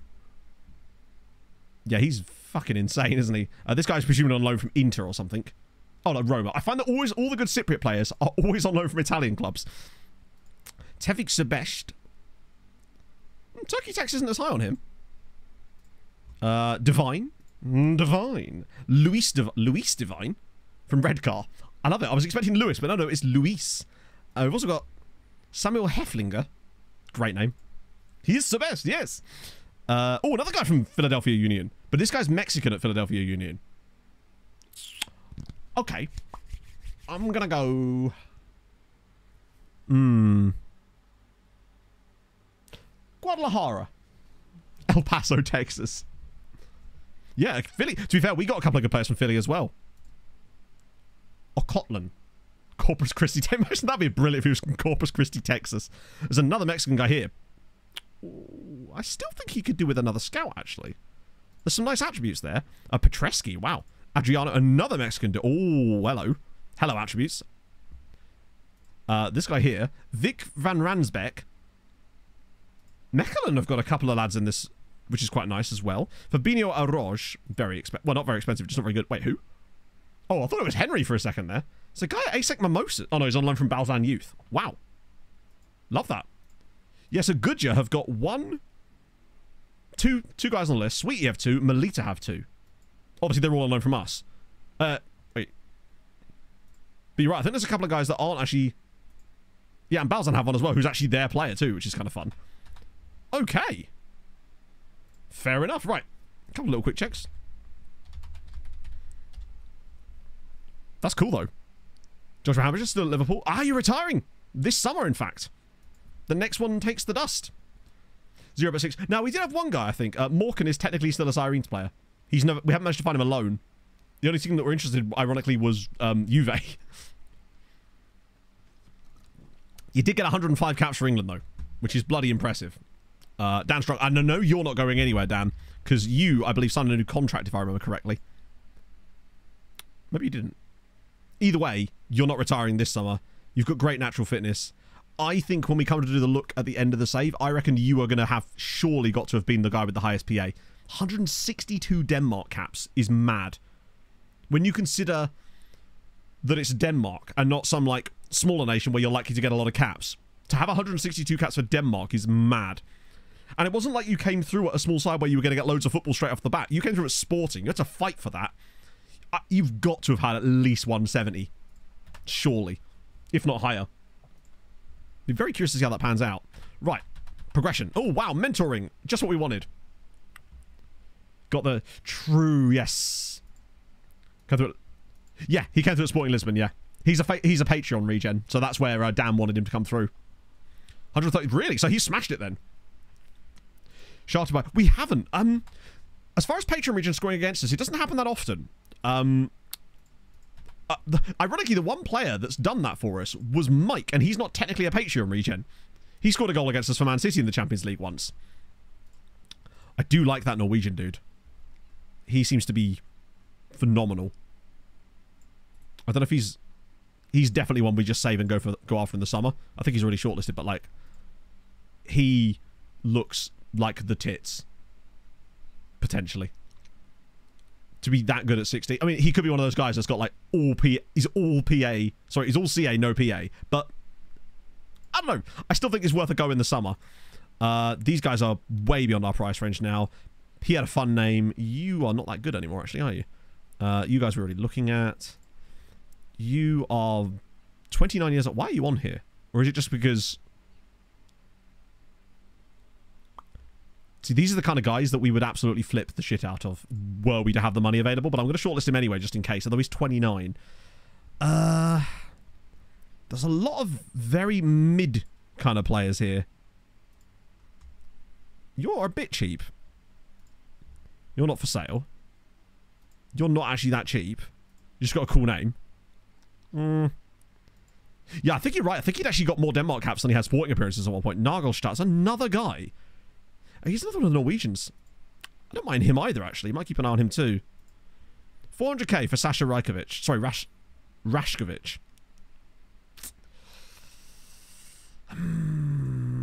I'm still not sure on him. He doesn't quite hit the temp-poley tick boxes that I was hoping he would. I'm actually not that impressed with those guys. Hello, Daniel. Yeah, he could be in the summer. I think a lot of this is going to be a case of us waiting till the summer and just seeing how the finances shake out. All physicals, except he's not got the physicals in the right places. Like, if he had that slightly better pace and acceleration, we just know how good those guys are in the match engine. Which is why you notice all of those, like, insane tent-poly strikers that we signed. Absolutely killing it on loan. Ishlai, especially, is the one that really stands out. And obviously Tabakaru as well. He's killing it. Hello, Pog. How are you, my love? How are you feeling? Are you feeling any better? Pog went out last night and got a little bit drunk with her family. She rung me at like 11 o'clock last night when she was at the pub. And there I was, just vibing. This is episode 1 of Weird Things Matt Does when Pog's not around. So, I love music, but I very rarely actually actively listen to it. So, like, take the time to just specifically listen to music. It's usually a thing I do while I'm doing something else. But last night I was like, I know, I'm just going to lay in the dark and listen to music. And I spent like 4 hours just randomly listening to music. And it unlocked some memories, man. Vitesse Man's name. One particularly embarrassing memory too, which is always fun. Not that that narrows it down. Vitesse. What was the Vitesse guy's name? Was it this guy here? Marnix Binken Shiet. I assume it was this guy here, right? Nope. But also, what a great name Marnix Binken Shiertes is. Youth team. Oh, you mean... I assume you mean this guy here, right? Do you mean Ishmael Butchda? Do you mean... Rivellino at Modimeggio? Great name. Please declare for Suriname. That would be wonderful. Solid. Okay, right, we're nearly at Atletico time. I'm so worried as to how this is going to go without Reynoso. I mean, we're not exactly short of a good player or two. So, Dortmund lead Arsenal, City beat Bayern, but that's the other side of the draw, so it doesn't actually really matter to us. We wouldn't face those guys unless we got to the final. Wow, look at that. We're heavy favourites now. I always used to think that it was down to the squad that you currently had selected, but that can't be the case because we've got basically the worst squad imaginable selected right now. Very strange. Lotus music just sit there. Yeah, I find that I can absorb it better. It was weird because like I went from so I did my like Discover Weekly, my Release Radar order. I found some bangers in there actually, and then. This is the best part. I have to tell you about this. Basically, you know there's the things called day lists on Spotify where it basically makes you a playlist a few times a day based on certain moods and whatnot. So I hadn't looked at mine for literally months and months and months. And I thought, oh, I'll see what it's got for me. I took a screenshot of it. This is quarterfinal, yeah. Because the name, this couldn't sound more me if it tried. And also, it was full of absolute bangers, I might add, right? This was the name of the playlist. Romcom 2000's Night. Then, underneath it, you listened to Sad and Sleepy Weepy at night. Here's some 2000s millennial romcom nostalgia. And bugger me, it was a good playlist. So fucking good. Sleepy Weepy! I was like, what? I feel so seen. Superb.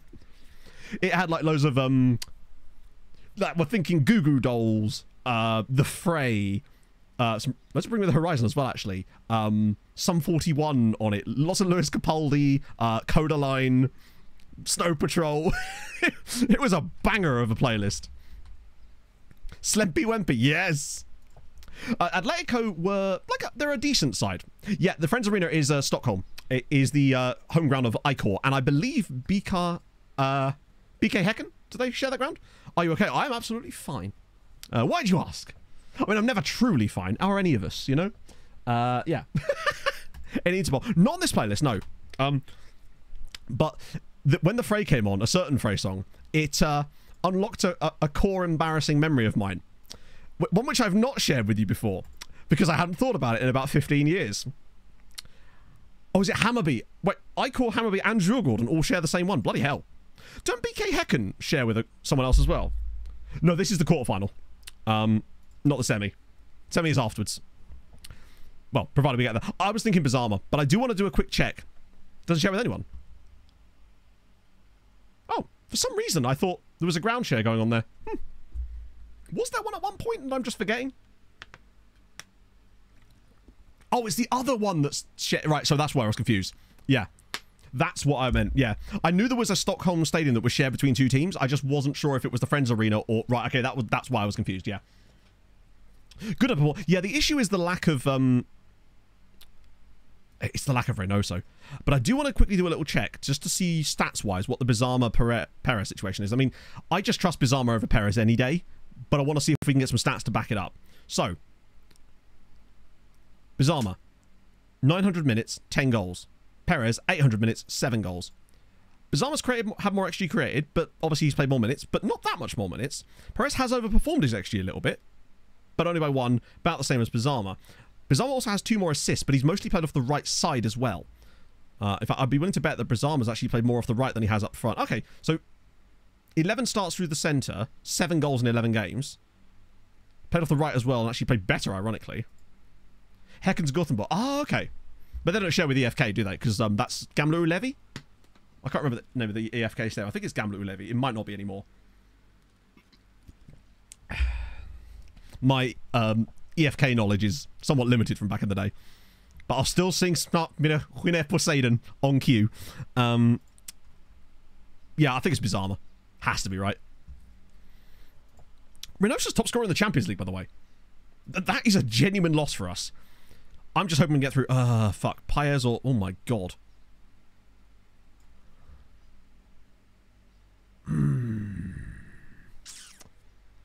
So, the solution here would be we bring in Gert Gillet and then move Jezanovic back. Oh, yeah, keeper as well, yeah. Sorry, I always have to do that. It's like, we could start Paez, and I think he'd be okay, because if you look at his actual OPC and everything, he's actually okay. Low training load, low injury, well, average injury susceptibility, low fatigue. I think he'd be okay, even though he's got that. Because the other thing we'd have to do if we didn't start Paez, we'd have to drop Jezanovic back into the defence and then bring Gert in. But I like what Jezanovic gives us, especially away from home. And it really bulks the height up in this team. Right. Okay. Trust the process, friends. Oh. The fact that Gert is considered a backup plan is actually mental to me, but I think you understand the logic we're going with now, because there's something about Jezanovic in that role that actually seems to work better than Gert. Gert is better on the ball. Like, there's no doubt about it. His passing and vision is genuinely world class. But yeah, the fact that De Potter plays for Atletico, we know that at the very least, even if we do get through, they are 100% going to score their first shot of a game, and it's going to be De Potter. Now, for those of you that maybe missed the last couple of streams and how we got to this point, so far in Europe, we've only conceded 3 shots on target throughout the entire knockout stage so far. And 2 of them have been goals. Or is it 4 shots on target? No, I think it is 3, isn't it? Barcelona got 1 shot on target against us in 2 legs. Overall. We are just simply not conceding chances at the moment. Now, that might now have jinxed things horrendously. We've got a lot of... yeah, 3 on target overall, 2 goals. And those were both in the second leg against... was it Villarreal? Right, come on. We'll get across to him. Oh, God, he's already let them in. Oh, straight to the keeper. Okay. But safe hands from Sultan. Throws it out to Kadri. This is fine. I like what we're offering here, although we're going to have to play this back inside, please. Yeah, there we go. I'm a little concerned here, but I do... I'm hoping that Paez doesn't get punished because... Wow, look how far they're pushed up. This could actually benefit us potentially, though. If we can get these overlaps going. They're pressing right up to us, which if we can play through the press... Look at the space. That is why I really like this new style of playing out from the back and working the ball into the box. It seems to allow them onto you more, but it frees up our wingbacks so much. Lahovi fires it through and it's over the bar from Perez. No, I think it's actually deflected. Oh, imagine if that just deflected in there. That was lovely football again, though. But unleashing someone like Lahovi is exactly what I want to see. Padilla, that's... Oh, hello. That's going to be offside, isn't it? Oh, it's even worse. Oh, God. Great chance, though. Really good chance in the early stages. Probably should have buried that. Oh, was it saved? Wow. I didn't even see that. But fair enough. Great play from Lahovi so far. They've had a brilliant chance that we've apparently not seen. More space in defence. Yeah, exactly. And I also noticed that when we were playing the other style of play against the better sides, they could just sort of defend us really easily because we were progressing forward too quickly, and it meant that we would get into positions and we'd have a lot of players. We were trying to play too much in transition without a really counter-attacking style, whereas this way allows us to build up a bit slower, control possession, and sucks the bigger teams onto you a little bit more, which means there's more space for us. It's dangerous, but I feel like the cost-benefit analysis weighs heavily in the favour of benefits. You will still lose games horribly doing it occasionally, but I feel like we'll win more often than we lose doing it. Grumpy Paprika, great name. Thank you for the follow. Yeah, no Jasper Douse either. Good point. Does what to the big teams you heard? Right. Come on to the half an hour. I've also noticed with this tactic that the first 15 to 25 minutes of the game tend to be quite dead, and I feel like it gets better as the game wears on. And I think that's because with us controlling the game often, we wear teams down a little bit, we hold off on substitutes a little bit longer, and I feel like we just start to get more and more gaps as the other teams tire. That's one thing I've noticed. It's just that it seems to be a second half. It's basically second half Sunayuska, if you remember that meme. Oh, go on, Kadri. It's dangerous if he loses the ball here, which he has. Right, this could be a real problem if we don't win this ball quickly. Actually, I think that's fine. They've given Kadri all the time in the world to get back to his defensive position. It's a slow burner approach, exactly. It means that I'm not panicking if we're not immediately creating chances like 10 minutes into the game, basically. Which is always a, you know, if we are, then brilliant. But if not, then it's okay. I trust us. Hover's ball in. Should be an easy clearance. Oh, okay. That's fine. It's a relatively weak chance. It's not on target. We're going to get to the half an hour point. It's relatively level. Now, with this away game, the plan is really play as well as we can, obviously. Don't lose. I feel like if we don't lose here in Spain, we've got a good chance. Also, the possession is creeping heavily back into our favour now, which is exactly what I wanted to see, as it will start to tire them out as we go into the second half.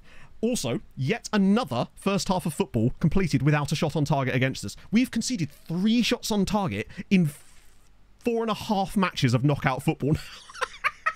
This is actually genuinely ridiculous defensive quality. We do need to start making our chances count. Pereira's actually, if anything, been the letdown a little bit. Jezanovic hasn't been great, but this is great because we've got an inbuilt way of dealing with that with our substitutions. So it's not the end of the world. Brighton and... I wish he had another surname that was just Is. Yeah, I mean... It's great up against Spanish sides. Well, to be fair, you're right. We've played Spanish sides in every single round, haven't we? It was Villarreal, Barca, now Atletico. There's no Spanish sides left beyond that. It's Joth on the bench. Wait, there's a guy called Joth on the... Oh, thrash my arms. Don't want to do that. There's a guy called Joth on the bench. Unfortunately not FMFC. It performed very poorly in the grand scheme of things, but that's okay, right? It was a niche topic that I hope the people that watched it enjoyed it, you know? It's one of those things. Not everything you do is going to work out. Oh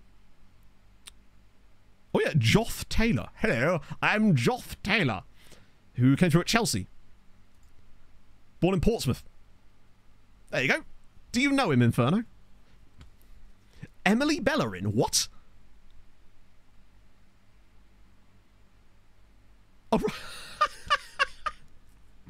Oh, so the only club left in Europe for Malta at the moment is Gudja. They're playing Tottenham, though, in the Europa League quarterfinals. So it's going to be tough for them. No doubt about it. I actually just kind of want to see how long we can go in this game as well without conceding a shot on target. And whether they'll score when they get it. Because they still haven't had one. We've not been good here. But then we weren't great away at Barca either, but we just kept them quiet.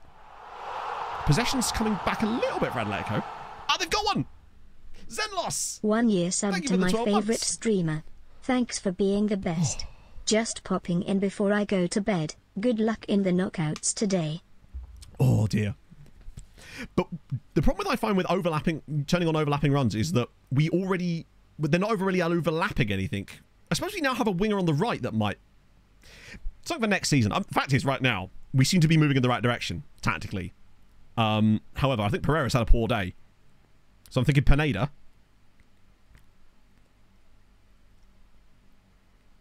I'm thinking Gert.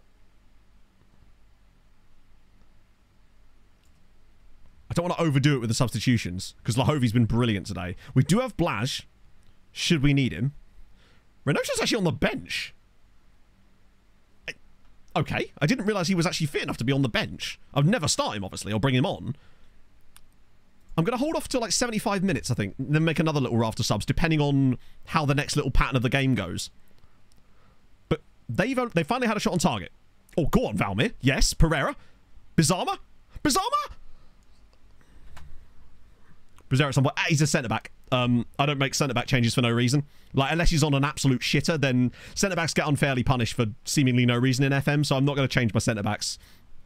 Because anyone we bring on will be worse. Reynoso does score. Like, no, you're absolutely right, he does. But notice how we're now starting to, not dominate, but find little chances. Just a little bit more. Oh, this feels like we could just get that one opportunity. That was a sitter, though. Lahovi's a bit tired now. So now we do sound... One thing I've also tried doing, or I feel like is a good strategy, is late in game, switching up fullbacks, especially if we find ourselves in a situation going into extra time. Saving a couple of subs to bring on Kral and Sauerschnig in extra time could be great for us, because it's going to absolutely wear teams down. One more sub. I think we've got to take off Bizarma, give Perez his chance because of that miss from Bizarma. I mean, how is he missing that? He's got to do better. Now, obviously, it will weaken us slightly defensively, but it should allow us more athleticism going forward to really push their fullbacks back in the final minutes of games. So let's see if this works. Kral with the ball in. Sauerschnig! Oh my god, what a chance. Fullback to fullback, literally the two nearly combine. How has he missed that as well, by the way? That should have been 1-0 Sirens. That was a huge opportunity. Oh, that's annoying. I feel like that should have been the winner. I thought like we played the game perfectly. That should have been the goal. Going into extra... Well, stoppage time. All right. Do you know what? That's all right. That's okay. 0-0 draw. 1 shot on target again conceded.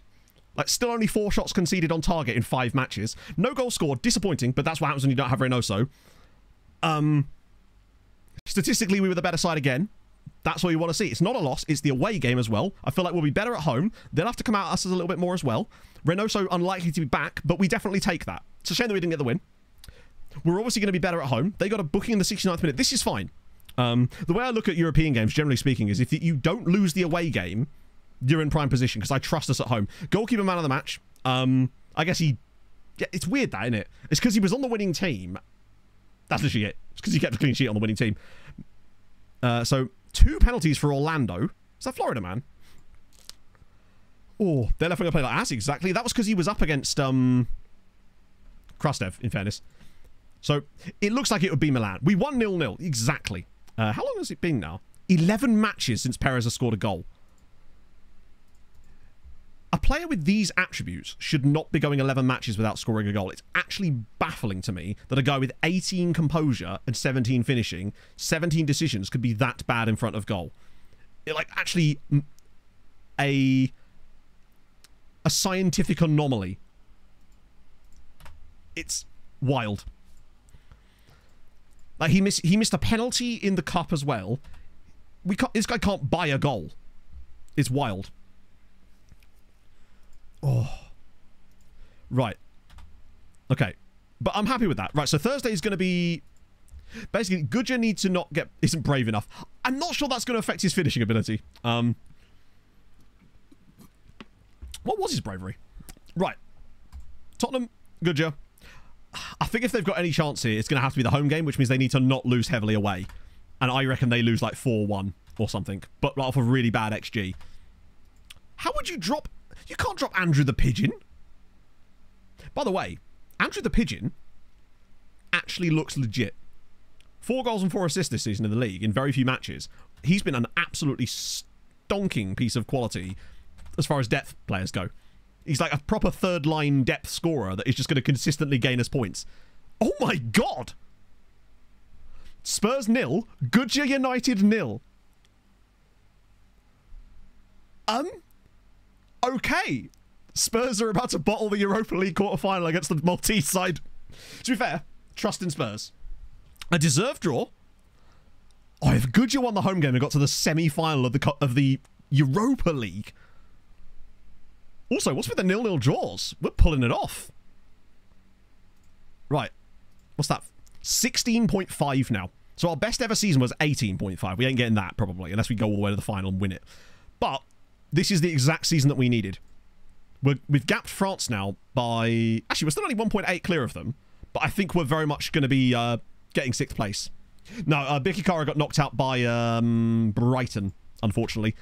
Their big win in the group stage basically meant that they got to play Brighton. That was their reward for coming top 8 was to play Brighton. Yeah, France have been really falling off lately. The fact that we can... it's weird that to get 6th spot, we're not overtaking like a Portugal or someone like that. We're overtaking France. Okay. This is good. It could all still go tits up in the next... Wait, really? Holy shit. Padilla's got 119 league goals. I suppose he did play as... Oh, pardon me. He did play as a striker for us for like a few seasons, in fairness. So there is that. The first 2... Now, Spurs often do quite well in a lot of these. They've actually already won European trophies in this save. It's just... Our experience with Spurs is that whenever we focus on them... All right. Spurs in FM are like a quantum wave function, right? In that, you're going to like this analogy. They're fine, and they do stuff, plenty of them, but the moment that they are observed, they collapse, basically. So the moment that we focus on Spurs in any way in this save, that's when they absolutely collapse into nothingness. They are a quantum wave function of a team, essentially. That's the Copenhagen interpretation of Tottenham. There you go. Quantum physicists in the chat being like, I don't know if this guy knows what he's talking about. Also, quantum physicists in the chat. Stretch there, Matt. Very, maybe a little bit too convoluted there. Oh, England got 27 points last year in this save. They're unstoppable. Pretty much. I love that. Oh, how's Jason? Oh, he's another goalkeeper. Hang on. Oh. Eligible to be called up for Malta. Bro has 17 caps. Have all of them been in friendlies? Are you actually, Chris? Well, in that case, there you go. Someone gets my joke. Every joke I tell, it's always like, at least someone might get it. Tottenham, you got to be careful us looking up Tottenham. This is where they've got like an Austrian player called Schrodinger. Oh, God. I actually thought that was... Oh, they've got Mike in there as well. Any fun ones? Just want to see if there's any that I can reference here. Wonder what's reasons. Well, at the end of the day, it's because the money, basically. FM is such an economically focused games in like the deep future, or even like the post 10 years. And as a result, English clubs, because of the sheer amount of money they get, I think part of it also comes from the fact that I don't have any of the other leagues switched on. So England's money is even more valuable in that scenario. If I had Spain switched on, or Italy switched on, you'd probably find they'd actually be number one by now, because their clubs would be more active. That's generally what would happen. But because none of them are switched on, England just get absolutely boosted to high hell. Yeah, they've got Andrew Bishop. Presumably, bloody hell. Solid. 31 points. Good God. I think I did once see them in a test save I did get like 29 points. There's a Millwall player in the Spurs team. Was he just on... He's probably on loan at Millwall, right? If I had to guess. I assume it's just because that's his current club. Right, Hibernians. It's annoying that we have to rotate here. Reynoso would be back in 6 days. He's not going to be fit for the second... I mean, nah, he's never going to play the second leg. He might have enough fitness that we could desperation bring him on if we absolutely had to, but it's kind of like when Spain tried to play Diego Costa at that World Cup that time. Like, it's annoying that you can't give injections after the fact. Just be like, actually, we really need you now. Now we're going to give you some injections. Right. Manage youth prospects. Bizarma can't start. Hey, let's start Perez. Give man some opportunities here, shall we? It's Paolo, too hot to be mean, so up the bodies. You'd love to see it. When the... Well, you know when it's bad, when people aren't even being mean to me. Unless half was him, in which case things would change, because he's just so mean to your boy. Ah. Oh, 100%. If we get a penalty in this game, it's getting missed. The ultimate in bravery is playing Perez. It's going all right, Hayden. We are currently... I feel like we're almost like playing chess our way through the Champions League at the moment. We're slowly but surely tactically going through... Yeah, you're right. I should start video, actually, shouldn't I? There he is. Wow. 1.5 stars on Vida now. It actually makes you sad to see, doesn't it? Fafana, Leo, Kadri... I might not start Kadri, just in case.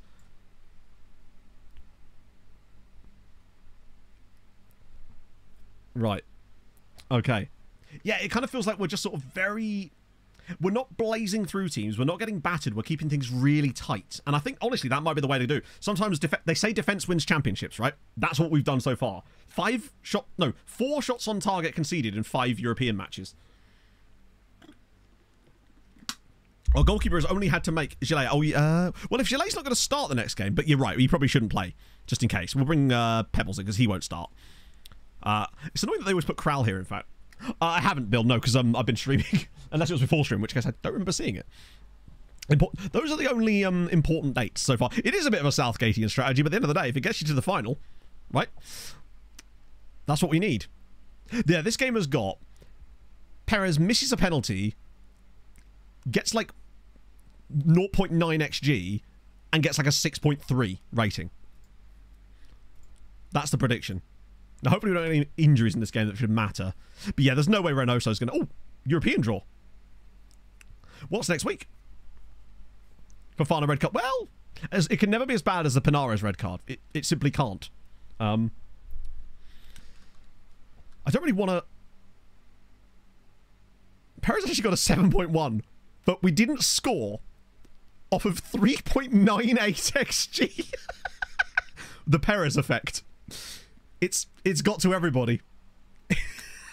Almost 4 XG and we didn't score. How is a striker getting a 7.1 in a game where we have 4 XG and don't score? I want to look at the stats for this. 0.7. Who said it? One of you said it. I can't remember who it was. Someone said Perez 0.7 XG and doesn't score. Also, what the hell was Pineda up to in that game? 1.4 for him. Bamba 1.2. 11 shots on... This is why we struggle sometimes. And he got the yellow card. Don't know how he got a 7.1 out of this. Incredible. Move over, Matstradamus. It's now Coopstradamus. We call a loan out striker. Oh, someone asked where Valenhout is. Valenhout is on loan at Sweetie.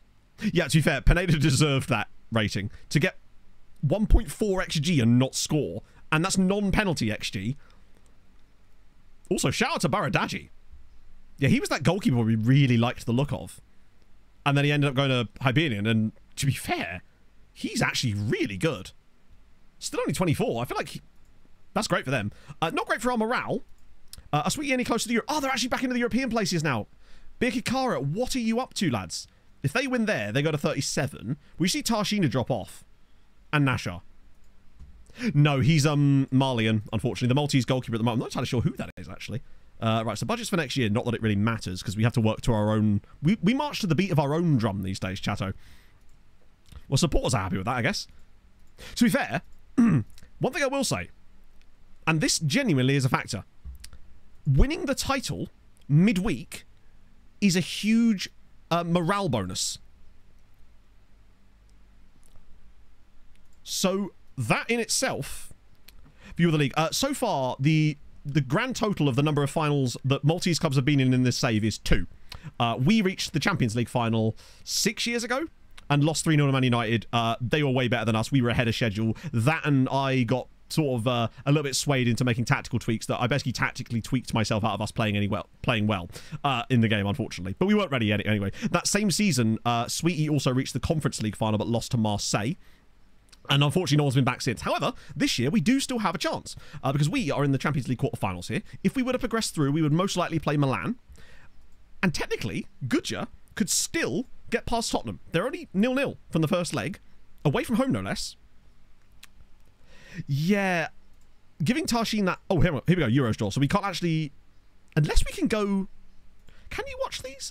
I swear there was a way that you could watch them if you actually rock up at the right time. Nah.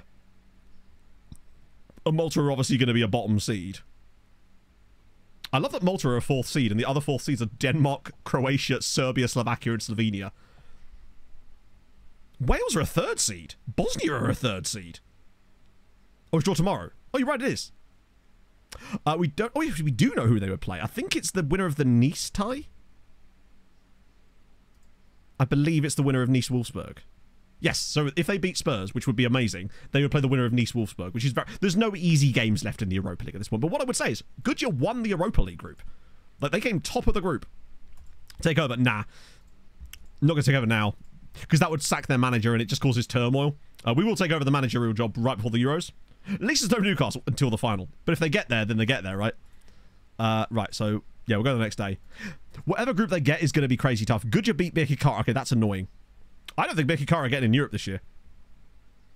Worst goal difference. Loads of teams in the way. It's getting Sweetie back in. No, I can't say I've ever watched cycling. I'm not really a big fan. How's your taking over? I'm just going to add a new manager to take over like that. Otherwise, it can get a bit messy. So it won't actually be Janos managing them. It will just be a second manager. And then we can just retire the manager afterwards.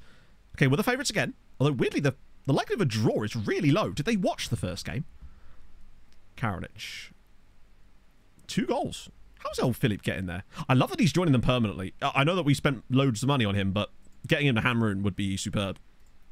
The one benefit about randomly getting a different team as that 5th European team each time is it then gives them an excuse to go and sign loads of our players on loan, and it actually overall does strengthen the league because you get more and more teams getting good loan players. And when we get to, like, hopefully getting the 6th team in Europe, which we should be getting very soon, that's going to be huge. Amil Hadzic. Wow, what a bloody report. Every player in here looks decent. Jonas Both. Johannes Both. Yeah, first leg was 0-0. We were the better side, but couldn't get it over the line. We missed an absolute sitter. Gaindri Goraeb from Yumbo. Presumably it's quite a large place. He's pace and acceleration and agility is what he is. We take that. Oh, dear. Right.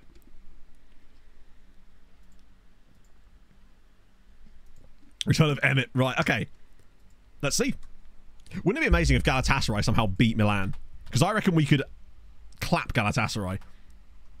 Because we would get the benefit of the rep roll, essentially. Arifi has to be recalled from Goodyear. Ooh, he's not liking life at Goodyear. Okay. Come on. What we saying? How's this lineup looking? It's going to have to be Bizarma again, isn't it? Padilla, Pereira, Krustev, Valmir. Yo, Eurodraws. Of course, yes, my bad. One sec. Let me just set the lineup, then I'll do that. Who have we dropped out to make this work? Oh, Kadri. We weren't going to be able to watch the draw anyway. It's not possible unless you're actually in charge of the club or the name, but let's find out. Let's have a look. Right, Euros, come on. Oh, now then. Bosnia. If they could beat Bosnia, maybe there's a chance for that the best third place teams. I think Bosnia is probably the best pot 3 team they could have got. Bosnia feels like there's an option there. Belgium and France will absolutely annihilate us. But most teams would have done, right? I feel like the best possible third place team was Bosnia. In terms of, like, most favourable for us. Yeah, the goal difference from the Belgium and France games could be difficult. But, hey, you never know unless you try. Right? Yeah, literally have the reigning European champions in our group. Ooh. Goodyear or us? Absolutely us. There's just no... I really don't see Goodyear... I think, unfortunately, Goodyear will end up going out on penalties to Spurs with, like, 3 XG or something. That seems to be what happens. It's a real shame. Son of a Wonderful geesh. Sundat to all less than 3. How are things going? Things are going well. Tentatively well. Yeah, that is a group of death from Hungary there. Although Croatia were also the pot 4 side, but they're also Croatia, and we've seen what Dinamo have been cooking. Wales might have a shot here, although it's still quite... There's no easy groups here. Also, where's England? Oh, there they are. England's groups. Actually, Turkey and Denmark probably have some good players. Yeah, we'll just have to beat France and Belgium. Problem? I think not. Also, have Malta get any more national... They've actually dropped rating despite those 2 wins. I guess they were against... I'll just... Wait, I don't need to attend them. We're literally managing the games. Youth team. I don't know if there'll even be anyone in there. Youth nation of Estonia. I assume you mean like... Yeah, I mean, these are they, but I'm not sure what I'm specifically looking for, other than fun names, like Alexander Toom. I didn't do any baking yesterday, Crybaby here, as it happens. I had a bit of a lazy day, really. Had one of those sort of days where I was just paralysed in knowing what to do for a lot of the day, sadly. That's what happens when Pog's not around. There's also Axel Roos. Alexander Puck, too. Wrong sport, friend. Did all the Malta games only on in Poland? I'm not sure what you mean. Are Poland hosting? Or are we talking about, like, where they were hosted? Because maybe. Hang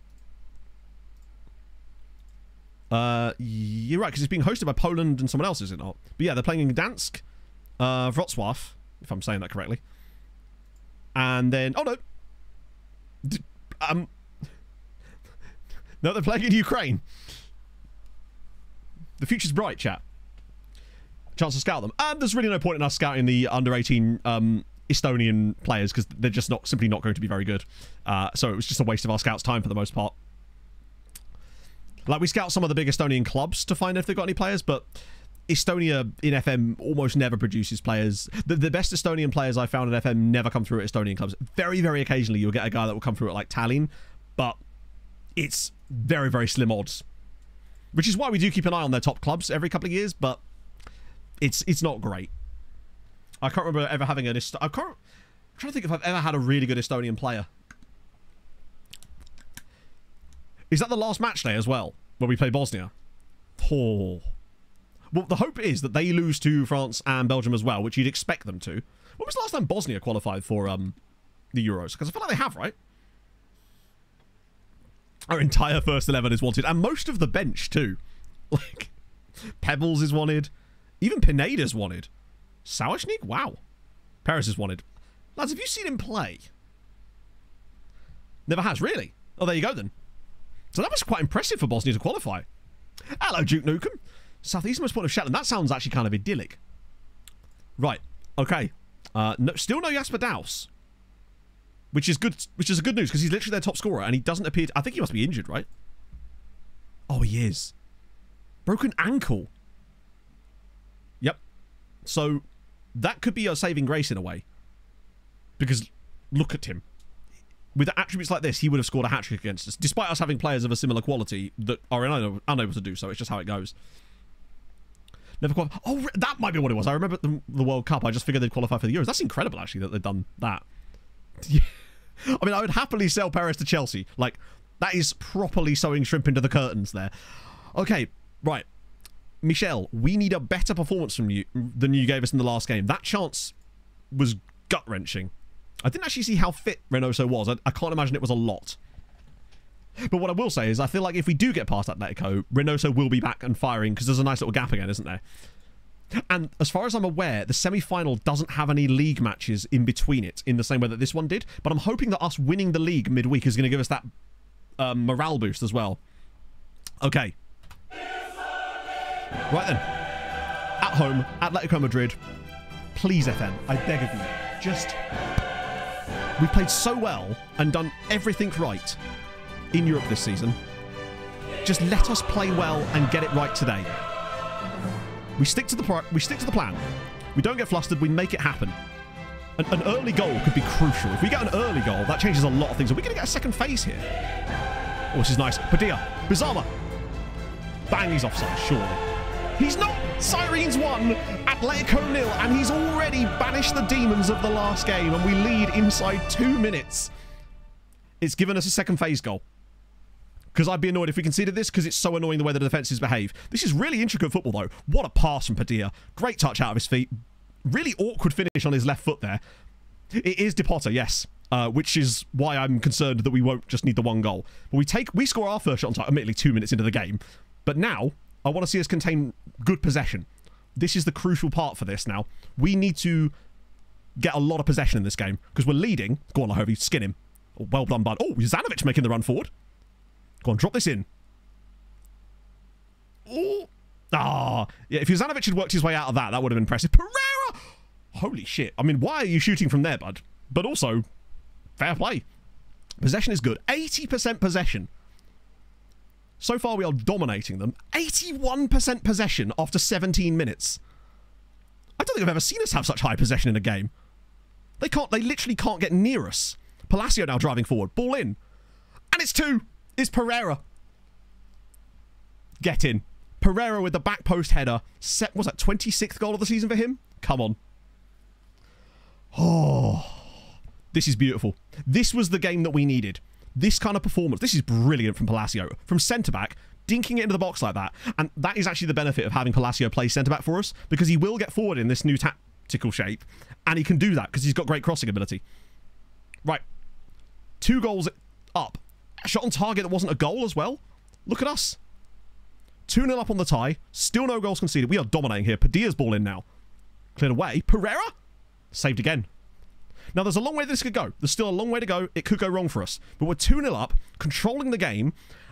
And you know what I was saying about how we get better with time, as you saw in the first leg? Like, we improved as the game wore on. The fact that we're 2-0 up already is the dream situation for us with this kind of shape. Because now we don't have to worry about growing into the game. We can actually be patient with the ball and tire them out even more. I wouldn't be surprised if we actually kicked on and really put a good result down here. Good for morale, good for confidence. Go on, pop it around the side. You know you want to. Ah, he's a bit overly patient there, if anything. Shit.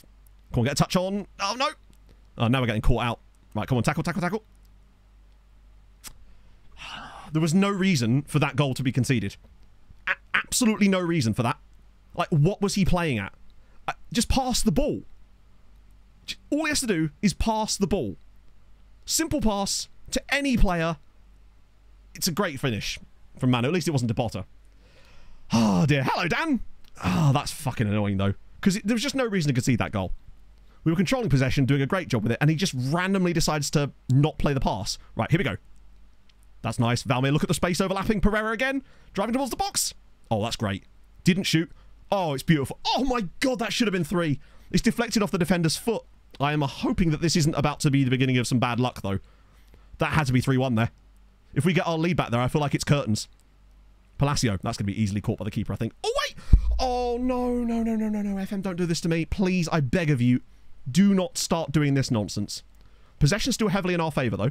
We're controlling the game, but it is a lot tighter than it should be. Oh, fuck.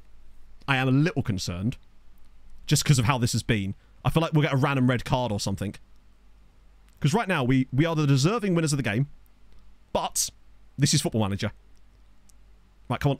Oh, no. Please, I beg of you. Wow, okay. Bit of luck for us there. Good block. Yeah, the foreshadows because of the whole like floodlight situation. That was a good play to play, actually, from Atletico. I feel like Lahovi didn't do a very good job of covering his man there. We have still improved, but they've actually been better this game as well. We've been better, but so have they. Sorry, I didn't know. Have you got? Actually, wait till after the match, because otherwise I'll just miss it. It's finally balanced. Here's a risk. Yeah. I feel like I don't want to take him off at half-time, because that's just a waste of a substitute. I want to take him off where I can make another sub at the same time. Maybe like 60 minutes instead. We get Gillet on. We get maybe even Sawishnig, actually. 6.3 rating. Juzanovic is on a 6.7. So, 6.7 is fine. It's good you came in summer. It's winter, just sort of middle of the road, right? Quova, thank you for the follow. Right. Okay.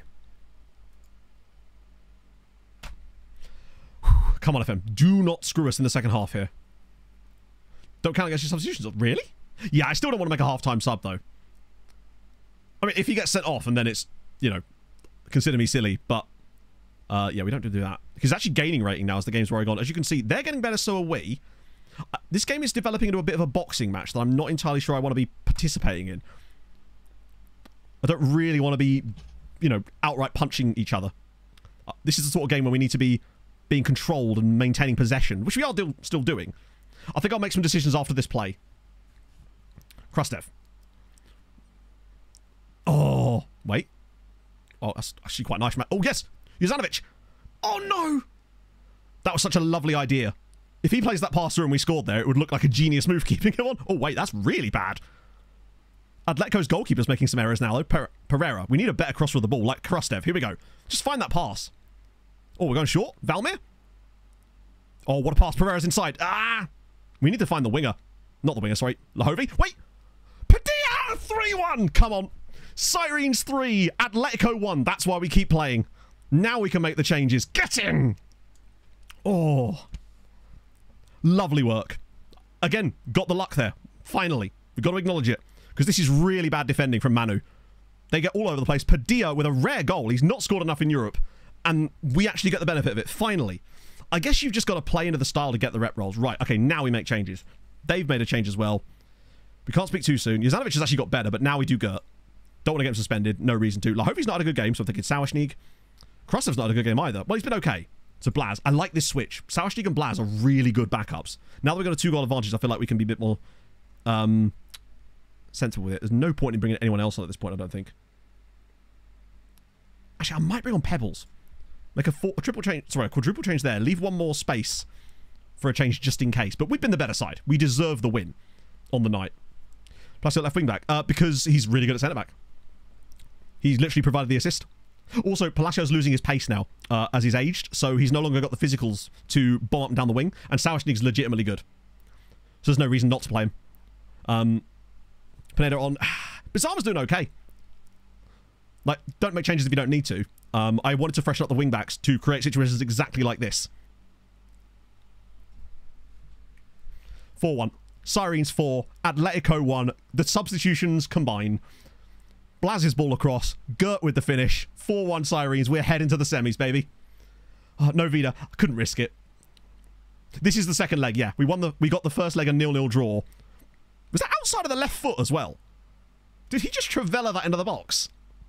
Gert surely wraps it up now for us. Beautiful from the lads. And deserved. Like, look at this performance. Goalkeeper's actually had to do a little bit today, albeit still only the one shot, only one save from him, but this is more like it. Suddenly I feel much more like this is the first time in the knockouts that we've actually kind of exploded onto a team. We bided our time. Oh, hang on. Pereira. It's 5. He's offside, surely. Yeah. Oh, Jothson. Yeah, so I think what it is, we do have the latest score thing, but it's because I had the table thing dragged down so much. Badir off to save stamina. I don't know if we've got any more subs here. We probably do, actually. Not that stamina's that important, because remember, the next leg isn't for ages yet. But we'll do it anyway. Wait. 2-0. Yeah. Milan are going through. We'd expect that. I didn't think it was unlikely. Didn't think it was likely that they would get the win. Wait, can I not? We can change. There we go. We might. I mean, we can take him off. We might as well. I mean, one of these two has to come off.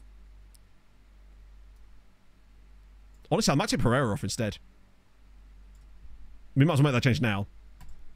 Pigeon, I don't think Pigeon was on the bench, was he? Like, there's plenty of time before the next leg, provided we don't get an injury. Which obviously could happen. I probably could turn down the tempo, honestly. This is just going to be blazed over the crossbar as always. Oh, wow. At least he made the goalkeeper make a save. This is the kind of performance we've been calling out for.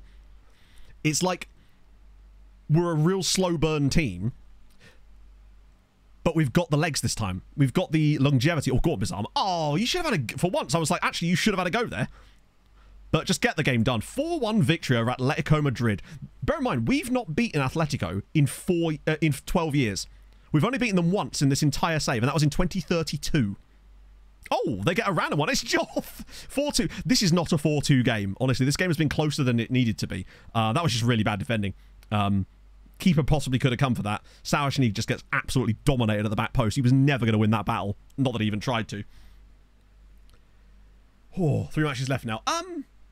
No, because you've got the 2 Milan games plus 4... There's 3 league games, a cup final, and potentially a Champions League final in there as well. Okay, that was a deserved win. It's disappointing to concede 2 more goals off of 3 shots. We've still only conceded 7 shots on target in 6 matches. But yet we've managed to concede 4 goals. The one that counts. Oh, absolutely. Yeah, making a pointless goal. Exactly. It's not the end of the world. Their goalkeeper... Look at this. Rodrigo Antonio had a 5.9. De Potter, more like denied. Love that. We got through. Yes, absolutely, cry about heat. Now I can relax a little bit until we go into the Milan game. And it all goes tits up, because Milan are a good side. But, remember, we played them last season and had that relatively piss-poor result against them where we got absolutely FM'd, if you recall, in the group stage. When I was testing this tactic out, I went back to an earlier version that allowed us to essentially replay that Milan game for pointless reason. We won 4-0. So you never know. Dan, for goodness sakes, for the 46. You're meant to get shafted in Europe, which leads to you having a tizzy at the game and making all of us laugh. You're not meant to be good. 4-2? Boring. Roll on the semi, a giant rep roll and a 3-goal defeat to 0.3 XG. In it. But I decided that my days as a meme were numbered. I decided to be good for a little bit. Right. Ooh, I like the purple. Do you use the purple just because you're managing Anderlecht? Or, either way, yeah, he's absolutely insane. God, he's good. Also, Jay Sancho. Also got Justin Clivert there too. Good morning. Captain Long time no see. Finally caught up with the VODs just in time to join a live stream on my birthday. Also might be winning a double with Andina Knights in my 3rd top flight season today. Blessed be the Maltese cow. Fuck yeah. Medina is such a cool place. Well, Clive on a free. Nice. So it is going to be us versus Milan in the semi-final. Last time we were in the semi, it was Man City. £9 million as well. Wait, is this someone's birthday? Did I miss something? Whose birthday was it?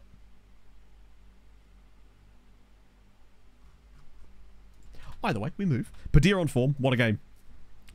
So we got to the Champions League final one time so far, Italianos. But we're hoping to do it again this season. Colours and screens. If you go to preferences... Ooh, no. If you go to preferences and add new manager...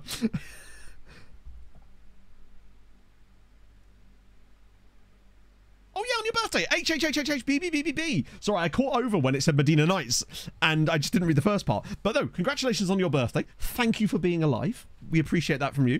And get some HHHHHBBBBBs in the chat. Yeah, sorry, I'll try that again. Is that the final getting moved? It is, cool. I hope they don't move it to midweek. That would suck. So yeah, you go to preferences, and then you type in skin. And if you go into here, you'll see skin colors. And then you can adjust the attribute thresholds in there. That's how you do it. Because I just like the way that I've got them set up. Someone on a recent recap video going absolutely mad about the fact that I had the colors that I do. And I'm just like, don't use them then, you know? I wonder how they'll react when they realize I've changed, I've cleaned the mic. There will be much rejoicing. Okay, so it's a two-step plan today. Step 1 is done. Read that again. Wait.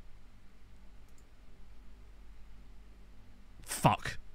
Oh, it's fine. It doesn't matter. As long as it wasn't in between the Milan games, that's the only problem. This is why... I think the quarterfinal is actually the most difficult of the ties. Because you have a league game in between. Now, even if you rotate, I feel like there's still chances of messing with the morale and stuff. All the other ones... So the quarterfinals... Sorry, the round of 16 is fine. Away first, like that. Don't mind a bit of that. We like that. Away first is good. All the two of... I love that you do the exact thing I did. This was in like 2019. I had a set of criteria for my mates. It was like what we want. So we were like, this is how many people are coming. There's Vikings dogs, obviously. So I had to be pet friendly. It was like, we want a hot tub. Anything like that. Sorted. Wants to be nice and quiet. Right? So I had those criteria. I went on Airbnb, found like 50 different properties.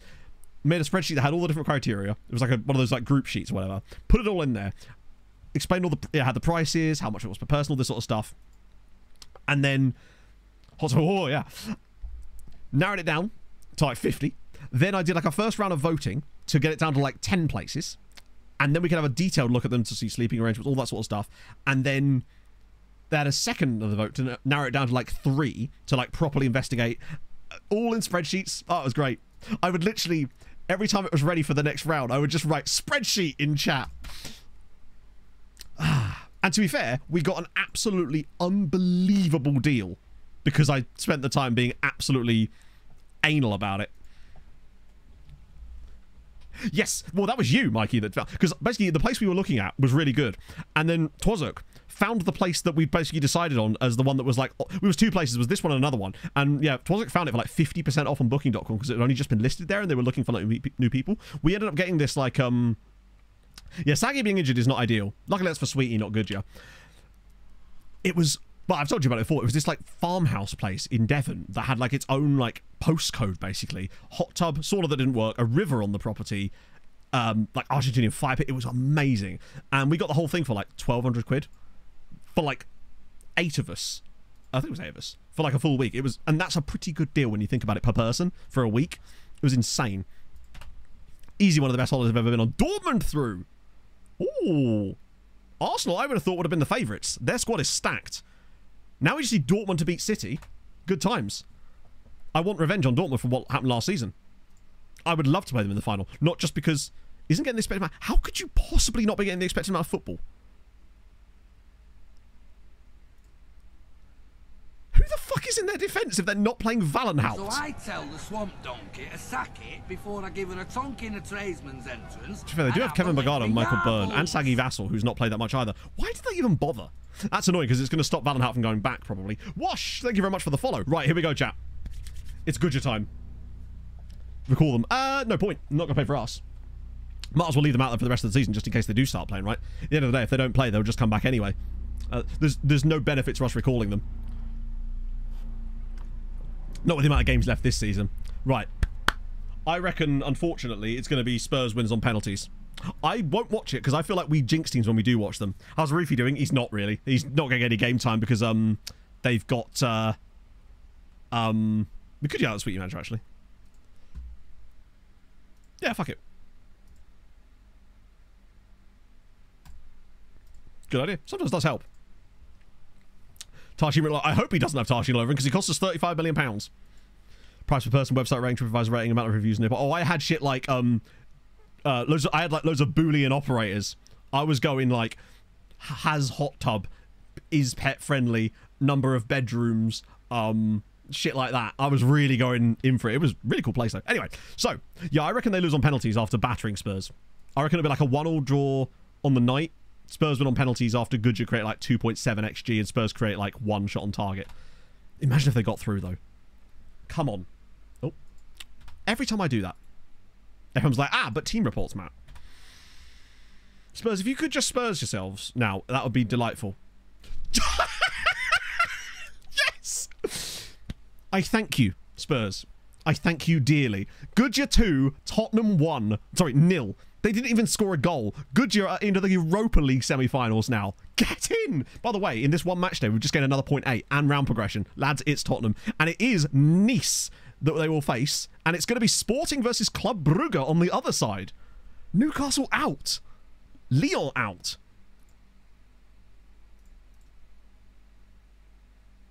Did they deserve to win the game? If there was going to be a winner, it's them. Mike also got booked in it. There's also more English teams out. To be fair, Goodyear were the better side in the first game as well. That's brilliant for us. We'll just check the coefficients, then we'll have a little bit of the Harold Bishops. 17.7 now. This is our best season since the last time we reached the Champions League final. And that was with only 4 teams in Europe. So we're actually having... If we didn't have the extra dilution, we would be even further ahead. 17.7. We're not catching Germany. But 17.7 is huge. And presumably France are also... Do we gap France a little bit more? Yeah, we've extended the gap over France now. We're absolutely going to finish 6th, become 6th. Sorry, get to 6th this season, which means an extra spot in Europe. Not for next season, but the season after. Sensational. Yeah, I think it is literally just City and... Actually, who's left? Because Germany are... We could get 2nd. How many Germans are left? So Dortmund are still in Europe because they play City. So we actually kind of want City to... I mean, do we?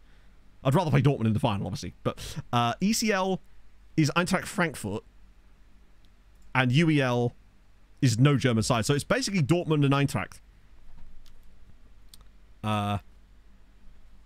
It's going to be tough to catch that amount up. We basically need RZ to knock out Eintracht Frankfurt here and Man City to beat... Do you know what, actually? I think the best bet for us would probably be Eintracht Frankfurt going out, Dortmund going through but narrowly, and then we winning both legs and winning the final might be enough if Goodyear win as well. No, I don't think any of us could catch England because they've still got Man City and Brighton in Europe too. But there is a chance we're certainly not finishing any lower than 3rd this year. This is a hell of a year. Yeah, I don't think we managed to wrestle 2nd off of them. Also, Brighton were knocked out by... RZ beat Brighton. That ain't bad. Whereas Eintracht only narrowly beat Legia. We never said, well, I have seen people do it. And I reckon next year we do it with Poland. Without a shadow of a doubt. Because I think we'll just have such a head start at getting things going. I think the knowledge is just bang, trial finishes. You hate to see it. Oh, bit of Tromsø. Speaking of which, we haven't looked at the team reports since right at the start of the stream. Is F1 2 o'clock start today for Hungaroring? I assume it is. But we should be done before 2 o'clock today, I think, because we'll reach a point where we don't have anything more we can do. Was that I think it was only like a 1 to 2 day injury. Yeah, this is our best year since the double final. And I would argue that overall it's probably a better year than the double final because we've got 17.8 points at the moment. But that's with a dilution of 5 teams. We got 18.5 with the dilution only of 4 teams. So we'd already have like 19, 20 points probably right now.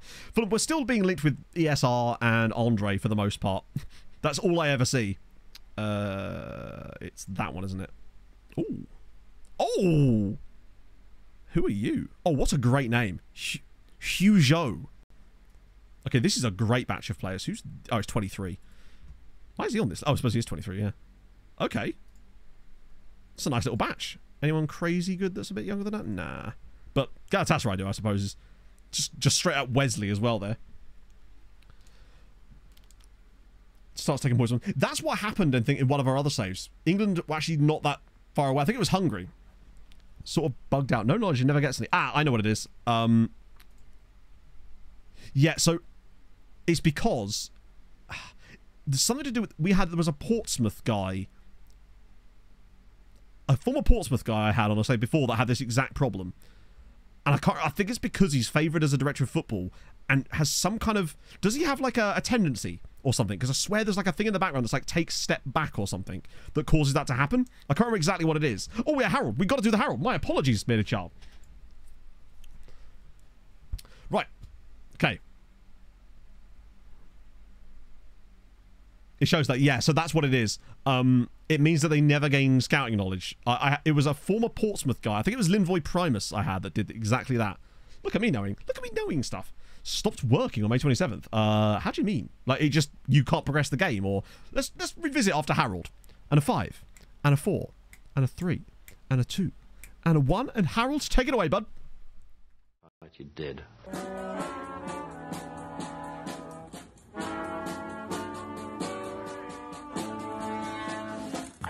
And I'm in the house where the coffee's green and the food is grouse, with sandwiches and lasagna too. Ice cream sundaes for me and you. I'm Andrew Harold and I'm in the house where the coffee's green and the food is grouse, with sandwiches and lasagna too. Ice cream sundaes for me and you. I try not to lose my temper with myself. Oh, goodness sake and shit and balls. The minute you get uptight, you're dead. It do be true. So don't be doing any of that getting uptight nonsense. But yeah, so it's the retires from hands-on role. So it seems to wipe their scouting knowledge, basically. It's a little bit annoying when they're a scout. I guess at that point, it's basically just them saying, hey, I don't want to be here anymore. Please fire. Wait, what? Oh my god, okay. This is a real one. Interest from other teams. So we don't know why they get interest from other teams. We believe, Vascott, it's to do with their reputation level. So because they're not that particularly high rep, they only seem to ever get poached from our under-19s and under-23 coaching staff. We've never had one poached from our first team coaching staff. So always make sure that they're not on your first team coaching staff. But it does work. It works way more well than it should do. No, this feels like a proper one because it's a stock market one. This could potentially save our financial troubles too. Do you remember what happened when Dundee United got floated on the stock market on my Treaty United save?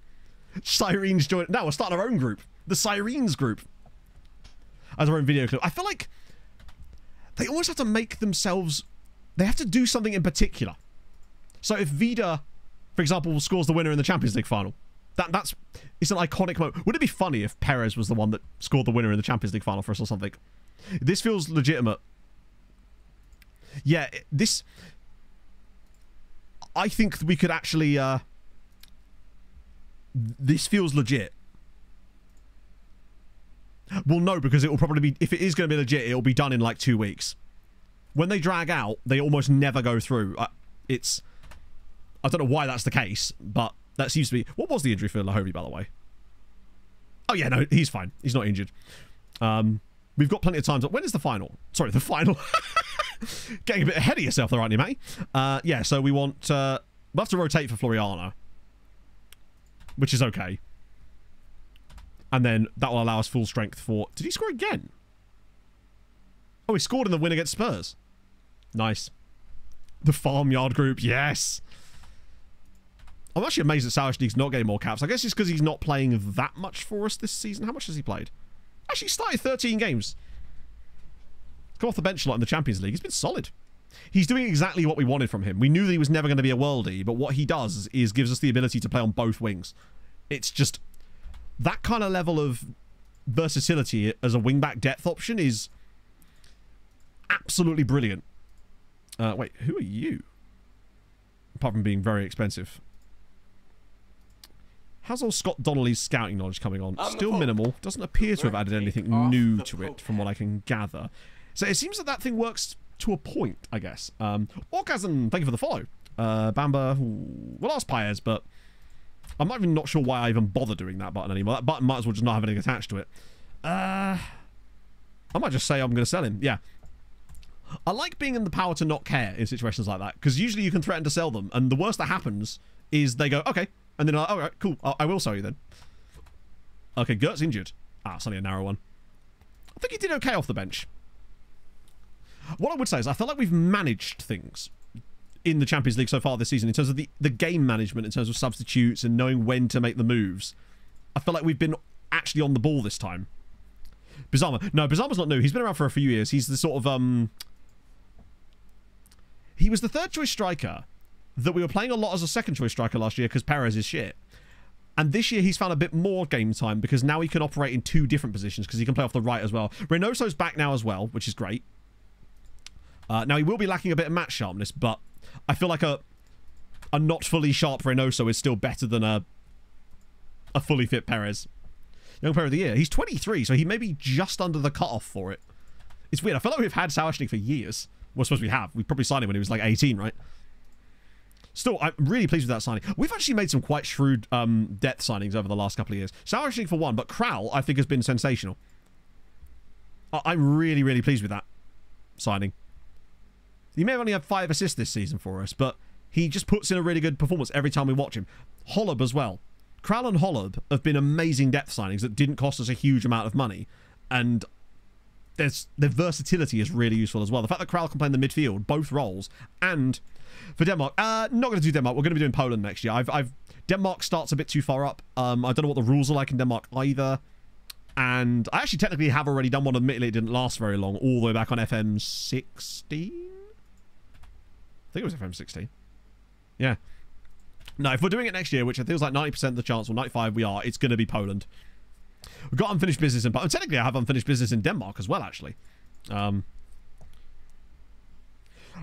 think the reason that I chose Denmark for the original Building a Nation series was actually because the rules were fairly relaxed and would allow me to do some of the stuff I wanted to do. I just didn't realise how, complex this would end up becoming. But Poland is definitely the one. Poland, Wisła, gets to play Europa League in the first season of that save, despite being in the second tier as well, which is just really fun. Might just allow us a little boost in the early days. We'll be gaining coefficients straight off the bat. Do you know what? I think the only thing that could derail us right now would be random training injury or something. Only 25-man squad. Yeah, I don't like the ones that have squad limits for league games and stuff, because it's just like, it forces us to not have young players in our squads because we need to, and it makes it really hard to rotate for Europe as well. Sweetie win, Nashar win. Yeah, there's no way in hell Birkikara are qualifying for Europe, are they? Even if they win, I suppose if they win, they're still 2 points outside, and Nashar would surely drop off. But at least Sweet are doing the business. Spa are now not getting relegated. Yeah, I feel like no matter what you do, I've literally put all my players on rest and I've still seen injuries. It's mad. Right.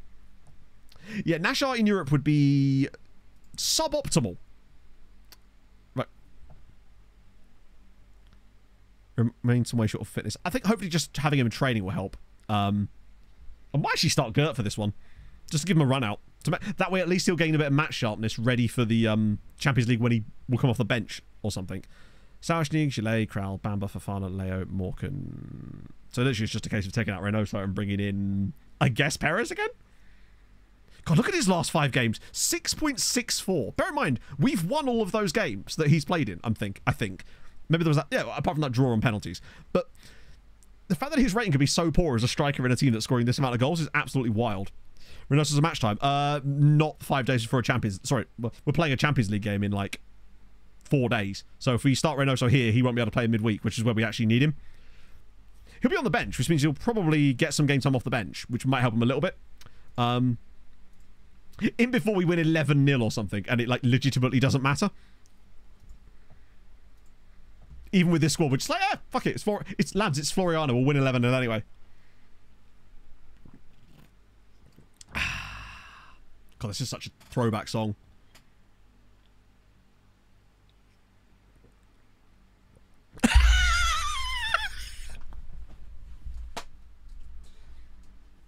This is too good to not be a meme at this point, chat. We've won 6-0 and Mana's got a 5.8 rating. Incredible. Biggest win I've ever seen. We had a friendly once that was like 33-0. He missed a penalty. Yeah, he did. He 6.31 XG. We win 6-0 and Perez gets a 5.8. I do not understand how this man is also underperforming his dog. Good. Not sold him yet because we would get no money. He's worth £2 million. This guy's a £30 million player, if not more. We've had £50 million bids. We have to wait for the values to come back up. Then I'll just, in a heartbeat, sell him. How many penalties is he? That's actually his first penalty miss this season. The other one was in a shootout. Yeah, it's actually staggering how... I want to see what his personal XG was.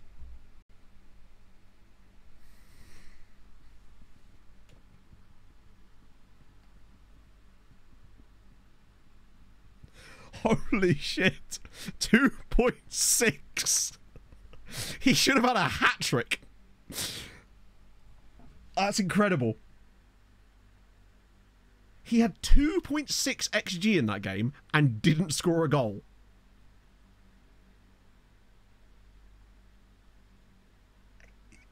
But there is no reason why he's that bad.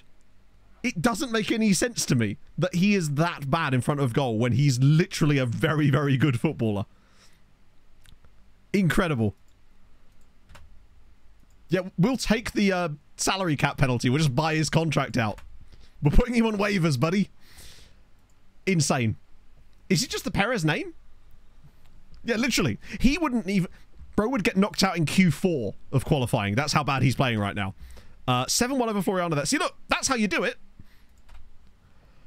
We need to sell him to Spurs, if we can.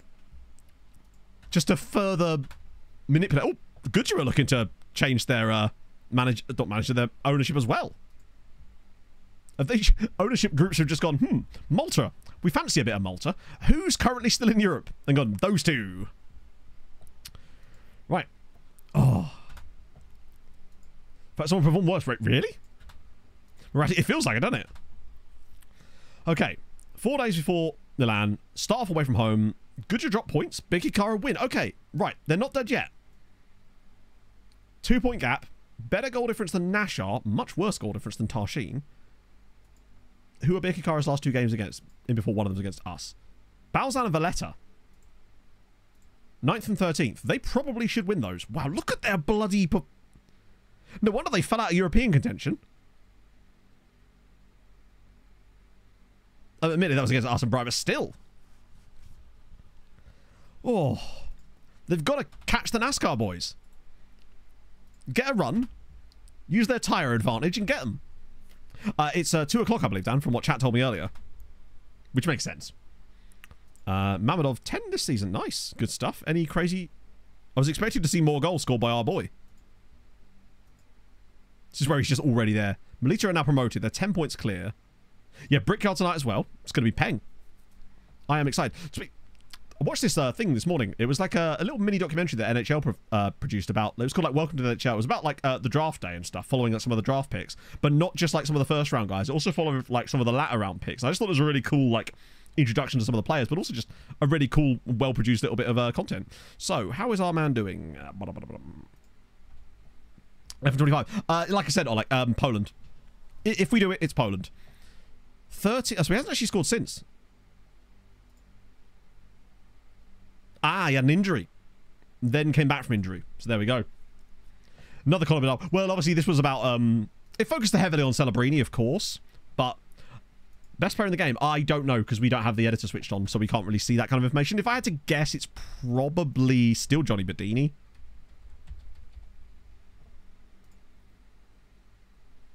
Actually, I think he's probably lost a bit.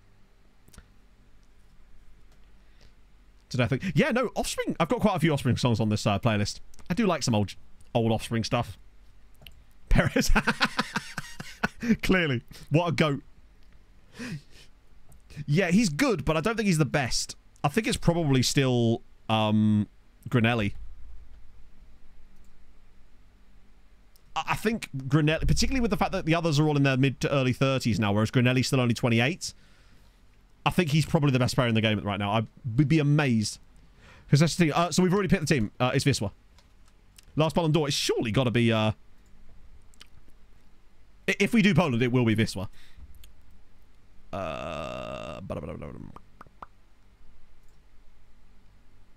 Transfers. It could be Van der Meulen, actually. No, it was Emilio Torrone, who's also ridiculous. He's nearly as good as Granelli. He's a Wait, are they both Italian? Has Granelli never won? the Ballon d'Or?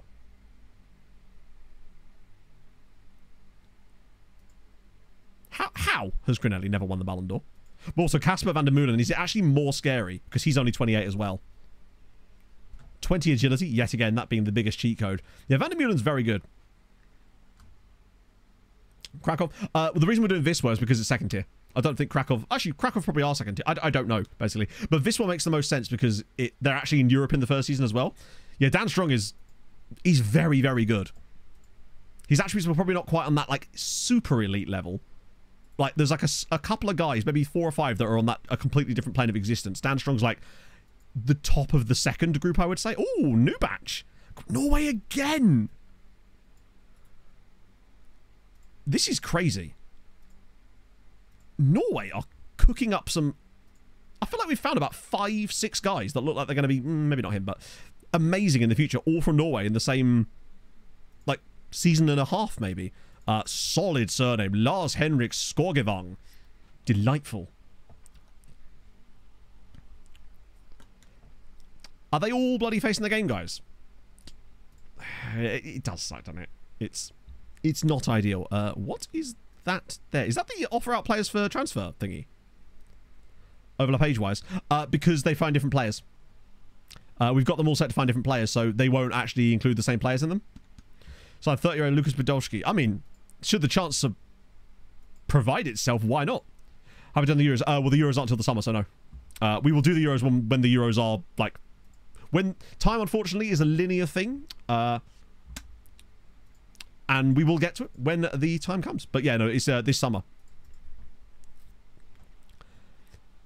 Half the goal, 50. Yeah, it is silly, isn't it?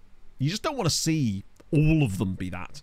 And I don't believe they actually are programmed to be any better. It's... Ooh, that's going to be tough for Dortmund in the second leg, isn't it? Wow, that is a fair as... Oh, here's another one, actually. Anwar Zaim. He's another absolute monster. But he's 36 now. The fact that he's still this good at 36 is terrifying. He still has 12 pace. My only hope is that we can somehow use that plan that I've got cooking up with the Gertulay thing to try to get our hands on some of those, the next round of those guys before they become those guys. Yeah, I mean, with that, and the fact that he's a winger as well. We love an aging winger. Hello, Pog. It's going all right. Missing the usual striker. Were they? What, Tironi? Was it Tironi?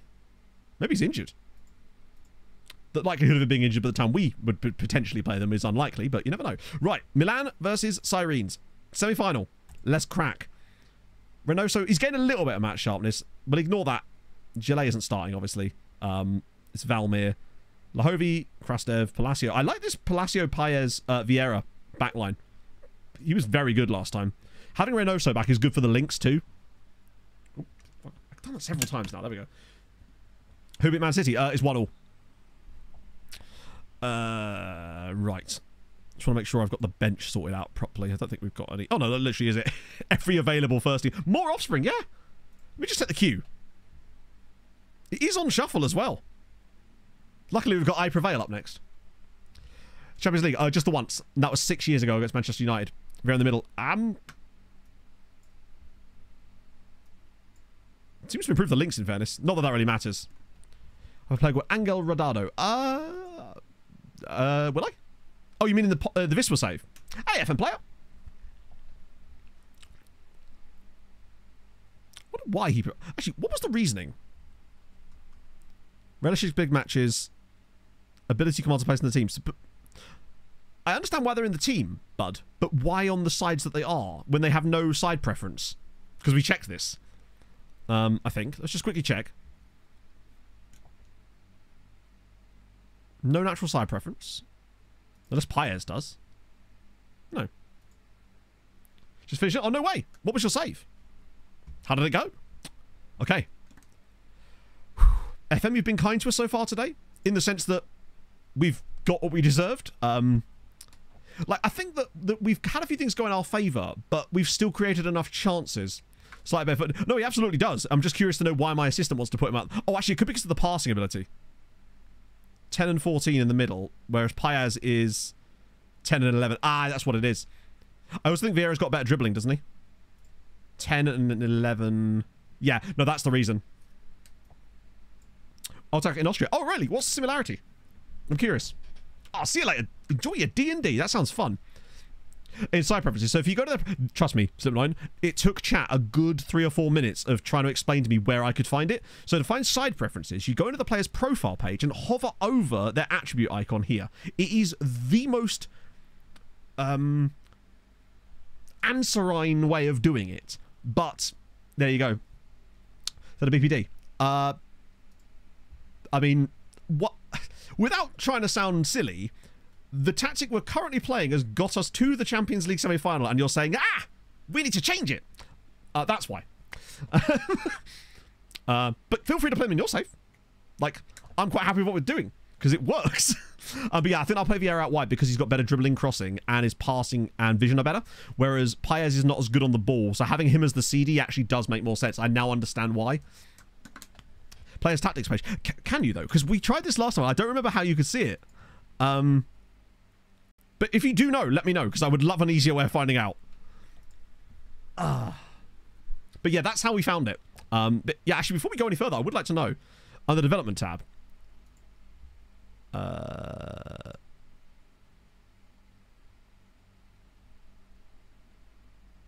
which development tab, specifically? Answering, great word, meaning like a goose. Oh, tactics. Oh, yeah. But again... Why is that not more... That's really no easier than going into here. So, I want to know what... So, like there. Oh, and then like that. Okay, that's slightly faster, but it's still crazy that it's so hidden. To me, side preference should be, like, literally here. Do you know what I mean? It should be front and center. Super important to know. It's weird that it's so, like, hidden. Defensive line for defending free kicks in such a hard place to sit. Yeah, some of the stuff is very sort of deep. But yeah, no, the reason we don't use wide centre backs is because we already have wing backs, and that just congests this. Also, it means that we're caught in a situation where we have nobody back because our wide centre backs would have bombed forwards. Now, this does still happen with ball playing defenders, but nowhere near to the same extent. Yeah. Also, these guys are not exactly spectacularly good wide centre backs. They don't have the dribbling ability. Their passing's not amazing. They're good for what they do, really, you know? Sasuke, well, yeah, I mean, unfortunately, I don't think Sasuke's going to be doing one for F25, so we'll just have to make the most of it. Just hover over the map. Yeah, so you can sort of... Wait, oh, is it on that one too?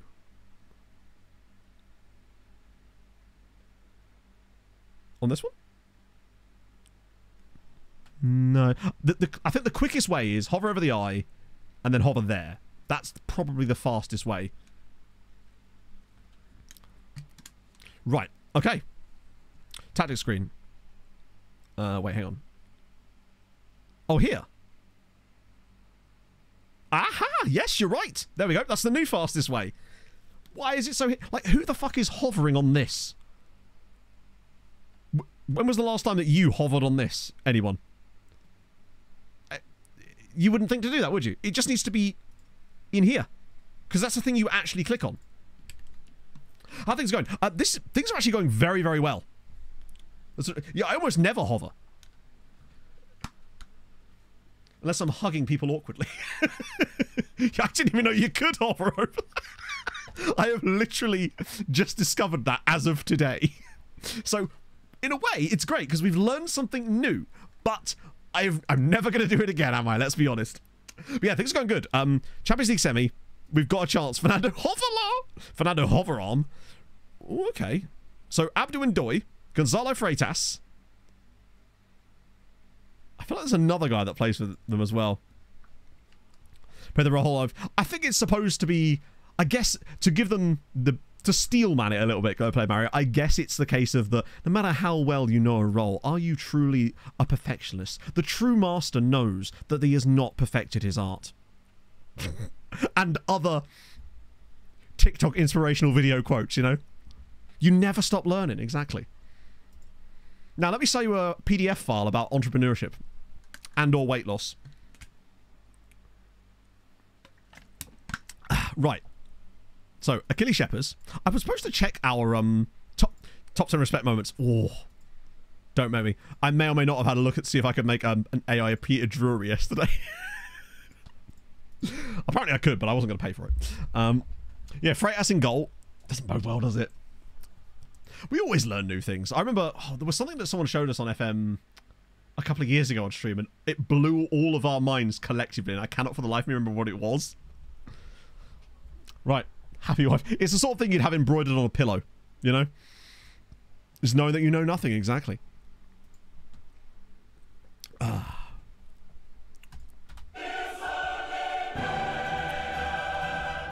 Do not heed the wisdom of a parrot. They are parrots, not prophets. Okay. Right, before we do anything else, FM, if you could give me my graphics card back. Thank you very much. That was nice and poignant of you. I mean, we've done all we can, right? We just need the performance to be just as good as every other game so far for us in Europe. We've been phenomenal. Possession is very heavily in Milan's favour this time, which will give us a bit of a test to see what we're going to be like when we're under a bit of pressure. But, as I said before, it's a slow burn. I find the first 25 minutes of these games, generally speaking, are pretty slow for us. And after about half an hour, we start to figure teams out and start to work our way into games. And that's all I want to see. Just do the business. We know that coming away from here, we just want keep it dull, take them in the home game if we can do. This is looking very much like that Barcelona game. That first leg where we just absolutely stunk the place out, did what needed to be did, and we have done the exact same. Not a single highlight in the entire first half. Sirens truly are Southgate incarnate right now, and it's brilliant. It's another 0-0. It's yet still only 8 shots on target against in now 7 matches in Europe. That is genuinely... I wonder what the lowest amount of shots on target a team's ever faced on the route to the Champions League final. Because so far, we've had 7 against us in... Sorry, 8 against us in 7 games. Or 6.5, technically. And I'd love it this way. We're going to thrash. Reynoso struggled a little bit, but that's fine. We've got options. We can have Pinedo and Bizarma. But notice how it keeps things tight, but then when the moment is right, it does start to create stuff. As you saw in the second leg against Atletico. If they're going to play tight football against us, we keep things tight too. But when they start to come at us because they think, oh, we've got to kind of go for this a little bit, that's when we pounce. Like a coiled viper.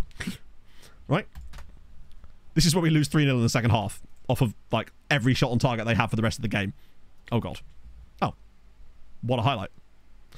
Look, Jose Padilla looks like he's used to playing at a lower tempo than asked to do today. Sorry, you mean the tempo we've been playing at for the last 10 years, all of which was with him in the team? Cheers, Jose. Also, 2 shots in the first 50. Oh, hello. Here we go. Starting to see a few little cracks now. This is where they now do score. What the fuck was that? The ball is gone. It's already out the penalty area and he's pushed him over. Oh, here we go. FM's like, what a load of shit. I mean, obviously it's a penalty, but like, why is that even happening? The ball was practically here when he pushed him over. Right, Orlando from the spot. Up against our boy, and it's not a save. Milan 1, Sirens 0. Fuck me, man. Just don't do this again, FM. Fucking, I beg of you. Please. Just 1 season without it. Good penalty, though. Right. Still time. Oh, they've had 2 fucking shots. We were just enjoying ourselves a little bit too much there, I think. It's a bit early for changes, I think, but... I might actually just make the 1 change here, and that is to bring on Bizarma. I still will take Pereira off later, but I don't want to weaken the squad too much too soon, whereas Bizarma is still, you know... We just got to keep it tight. We've not been good ourselves going for... Oh, please, I beg of you. Don't do this. I think it feels like it's going to do this now. I just thought this might be the year. Like, we've managed things so well to get to this stage. We've not really done a great job here, but I can see us totally losing this game like 4-0 off of... Right, come on. No, this is a long highlight. Probably another fucking penalty or something. Oh, for God's sake, never mind. We're never going to win the Champions League in this save, chat. I'm sorry. We're just never going to do it because you can't. It's simply not possible anymore. No matter what you do, it is not possible anymore in this save. It just... We could have a team where every player has 20 out of 20 attributes, the most meta tactic imaginable, and it wouldn't matter because you just have this sort of stuff. 3 shots on target, 2 goals. Oh, it's a... Oh, fuck. We've been shit today as well. Let's take nothing away from that. We've been crap. But we shouldn't be 2-0 down. We should be like 1-0 down. Pereira's been really poor here. Still only the first leg, but the problem is, it's going to be like that other time where we played just fine in the first leg, but you end up with a stupid result, and that is what kills you. Like, if we get this back to 2-1, we've got hope. Oh, come on, man! No, I'm uninstalling it. I'm uninstalling this piece of shit. I'm uninstalling this absolute fucking dumpster fire of a game. I'm so over it. I'm over it. What is that shit? Look, he picks the ball up here, and then just stands there. What are you doing? And then that deflects off our own defender. 3-0. Never mind. It's done.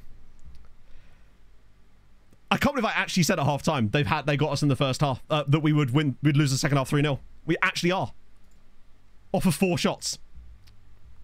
It doesn't matter. It doesn't matter what you do, does it? Right, Gert's coming on. Why has the keeper got a 6.2? What is he supposed to do about those goals? One was a penalty. The second one was just a really good strike, to be fair.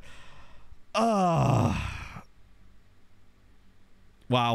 It makes you sad, doesn't it? Because it just feels like there's nothing you can do. It is completely against you at all times.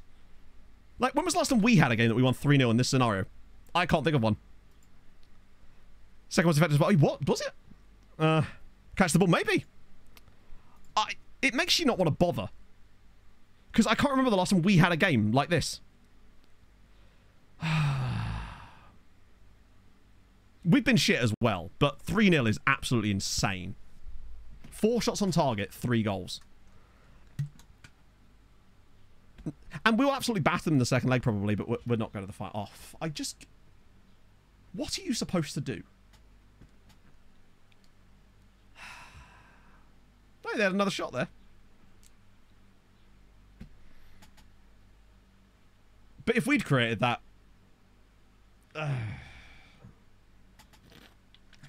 yeah, their non-penalty XG was like 0.4. That 13 minutes of just absolute bullshit. And we'll probably win the second leg by 2 goals.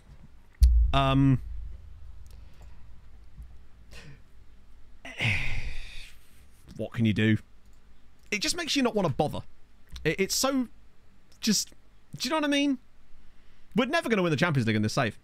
It's not possible. Well, I mean, you know, hindsight is a wonderful thing. And also, that wouldn't have made any difference in that game. Except we maybe would have considered more. We were really bad going forward in that game, which is a shame. But we shouldn't have lost the game 3-0, basically. It's just very disheartening because... I say this every time it happens because it happens so frequently. When was the last time we had a result like that? It just doesn't happen, does it? It just doesn't. And when it does, it's like, hey, that's the first time in 10 years. Yeah, we were bad. But we weren't 3-0 bad. That seems to be the thing that really gets you, actually. When you're good, you're never good enough. But when you're bad, you are more than bad enough. That seems to be what really fucks you. That's the thing.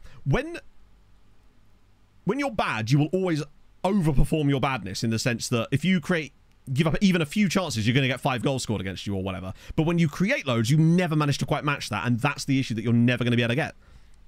The City game that we won 3-0. The thing is, with the City game that we won 3-0, the first leg we were genuinely the better side.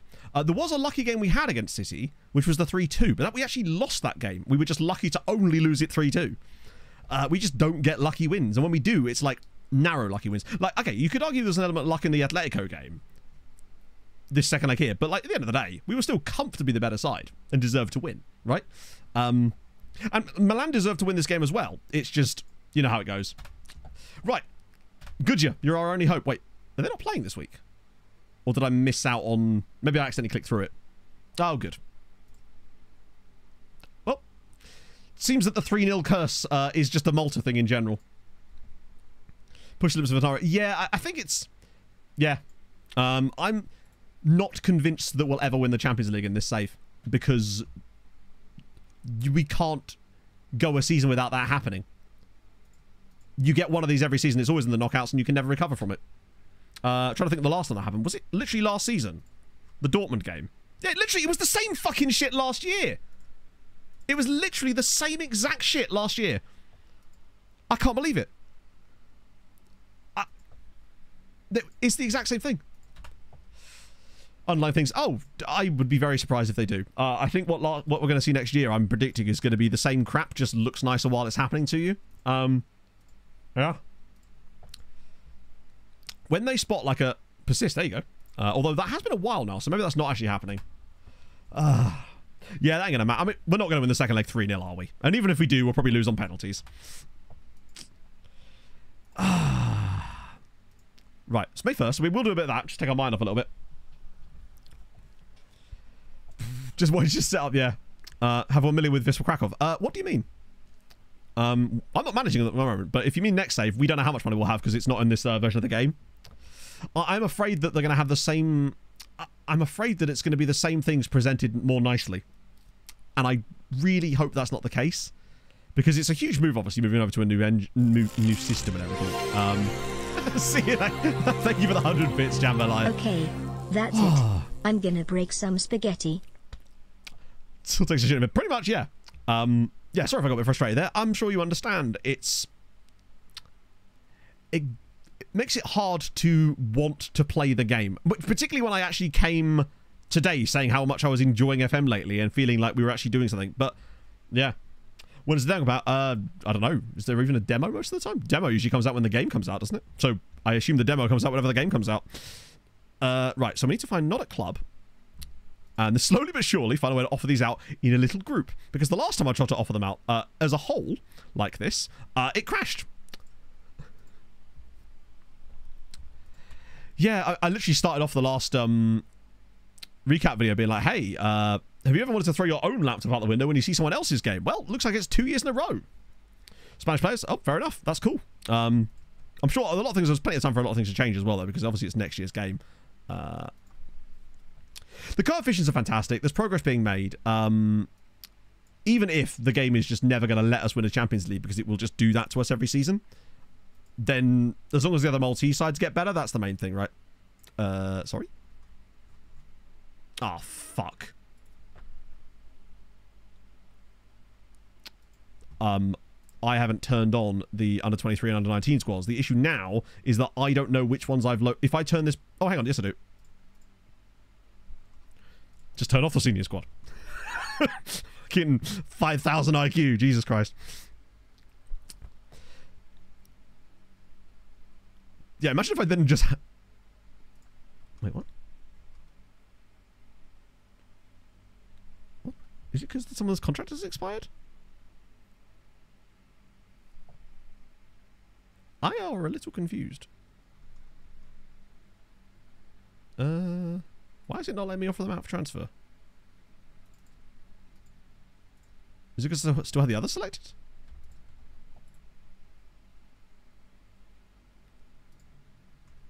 I am confused. Is it because they're injured? Let me just try little groups of them instead. Okay. Is the game just glitched out entirely now? Weird. Must have been a guy in there. I don't know who or why. Making through. So we are in the semi-final at the moment, but unfortunately, as is the case every single season, the game has decided that we are not going to progress any further because we lost 3-0 off of 4 shots on target and conceded, yeah, 3 goals off of basically 0 XG. 2044 goal. Ah, okay, that's probably what it was, yeah. In fact, that's not even probably what it was. It was absolutely what it was. I should have done the double sort. If there are any in there, I'll just get rid of these 2 here. Yeah, that makes more sense. No, FM's not going to let us win. We are not... oh, for God's sake, is there another 44 in here that I missed?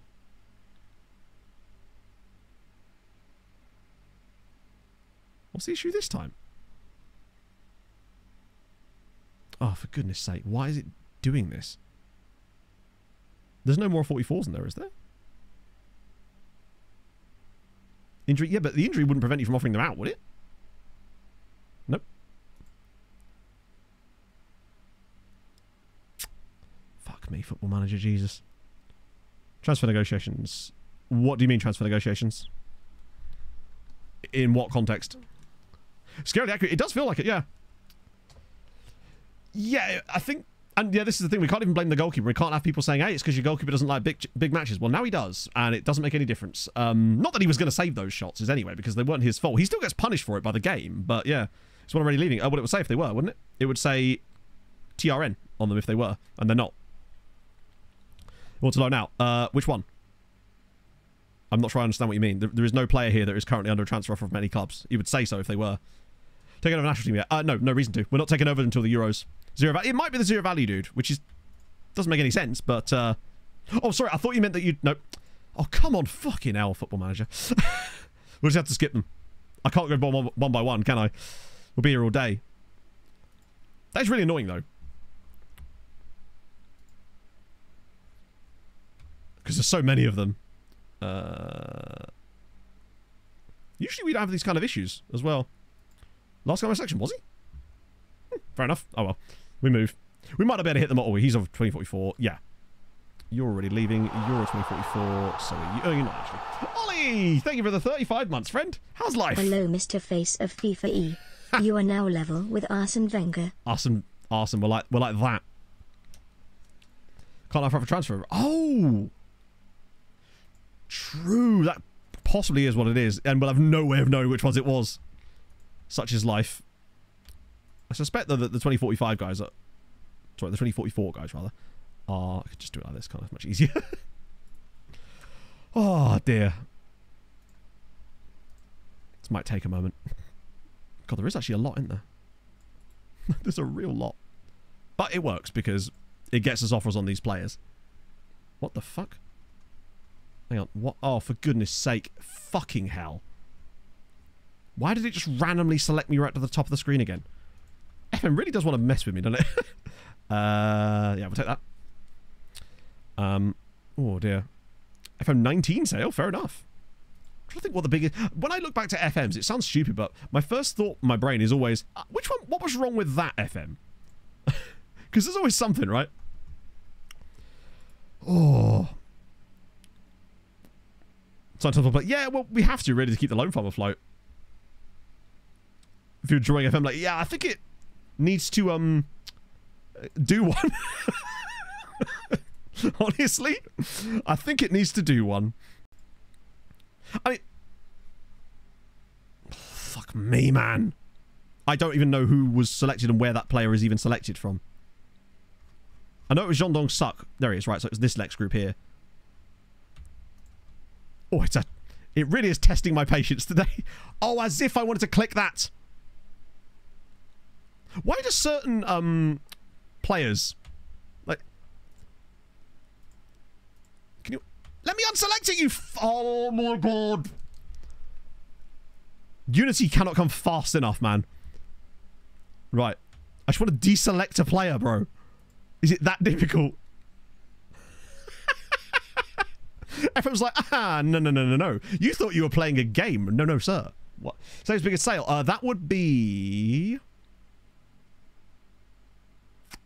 Oh, Quasi. 126 million. Yeah, it has to be Quasi. Yeah, if you could all, like, throw your laptops out of the... FM is one of the... Alright, this is the thing that... I'm sure this will sort of strike home. FM is a game that makes simple things difficult. For seemingly no reason. It overcomplicates the simplest of things and makes some of the most basic tasks absolutely menial to the point of frustration. Like winning, for example. Takeover, yeah. Oh, we just got another update about it that said that... Where was it? The takeover rumors persist, but I'm not sure if that means anything. Oh, Fred has retired now. But you did play your entire career at Hibs. Never got a Scotland cap, unfortunately. Maybe I should just start believing that we're going to get it right. We did play very poorly in that first leg, I must admit. Like, we were not good, but we weren't 3-0 bad either. Like, we actually only conceded 0.4 non-penalty XG, and look at the way that penalty was given. The ball was basically outside the penalty area already, and our players like, nah, let me just pull this guy down in the goal mouth for some reason. Right. Let's see. Can we pull it off? I'm expecting a 2-goal win. I reckon we win 3-1. We take a 3-0 advantage, and then they get, like, a bullshit goal. I'm expecting a long-range banger from nobody. Oh. We need to play better for a start, but... Actually, I'll tell you what we are going to do. Every possible thing to improve morale to anyone who's even near the first team. Just as well, we've actually got some players that are training well. Anything we could offer here that would just help them bump it up ever so slightly. Imagine if it actually was a 1-1 draw and it was identical to the Dortmund game. Next transfer special, when we're in the summer. Basically, for any questions like when are we playing Malta in the Euros, it'll be during the Euros. And for any questions about when the transfer window is happening, it'll be when we get to the transfer window, basically. I'm not sure what I can do beyond, like, just say that. I know I felt like a sassy bastard saying that, but, like, what more can I say? Really, beyond, like, we'll do the transfer window when we're in the transfer window, really.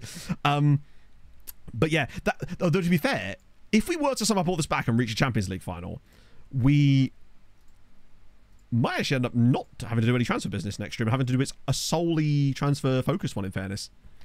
Let's see. You're not first team. You are. What's the threshold that we can go down to without them complaining? I feel like it's like 7.5, isn't it? Hopefully having a fit Reynoso will help. These aren't first team as well. That should help a little bit. Gudja needs to win 5. Yeah, they're not going to do that, are they? Although, I can see Gudja winning by 2 goals as well, which is good for coefficient. I was about to check the coefficient, then I realised it didn't matter because we both lost, didn't we? We're the favourites. Not that that matters. Hopefully Reynoso's...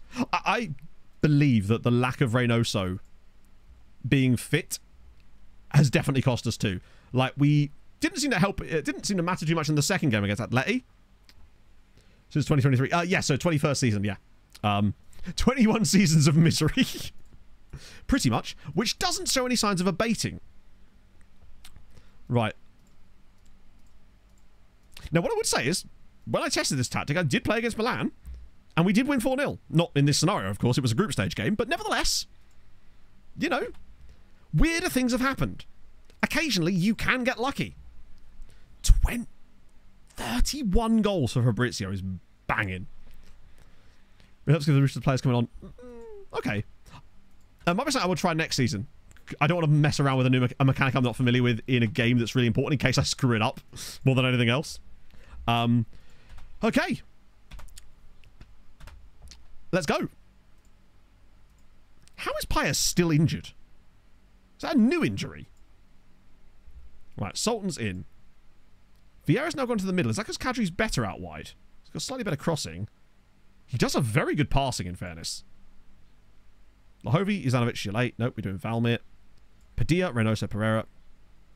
Reynoso's better, but still worrying.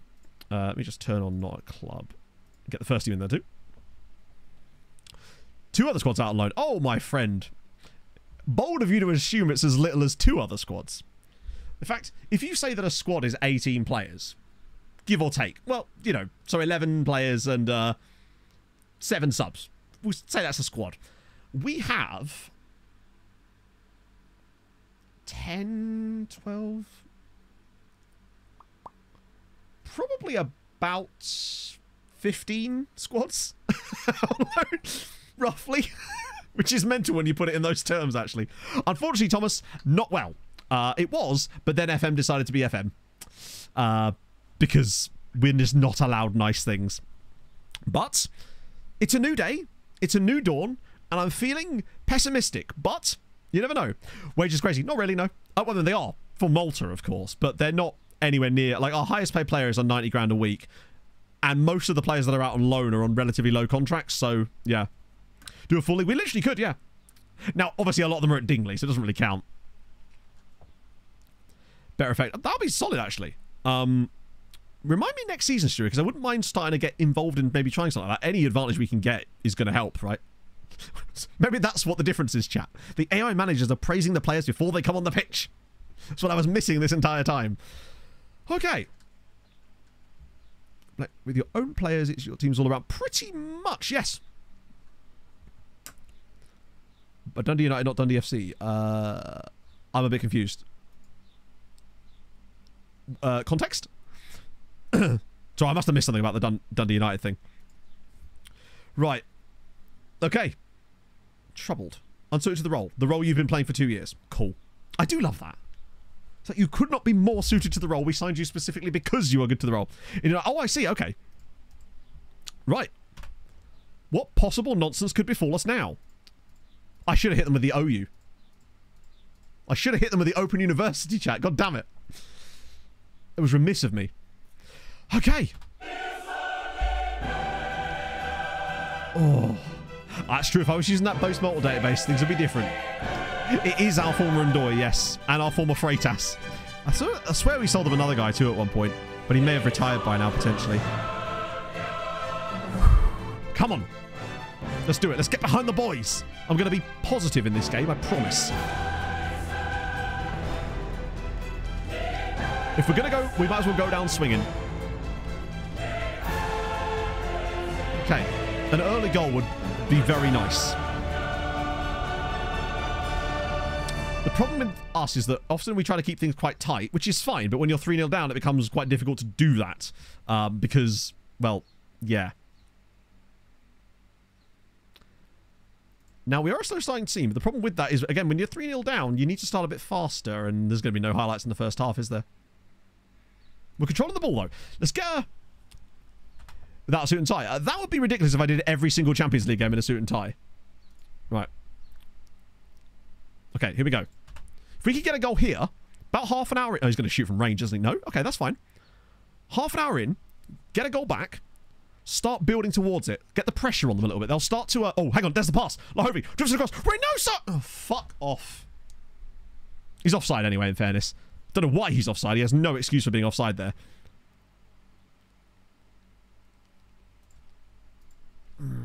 Confidence is kind of draining out of me now, unfortunately. Which is...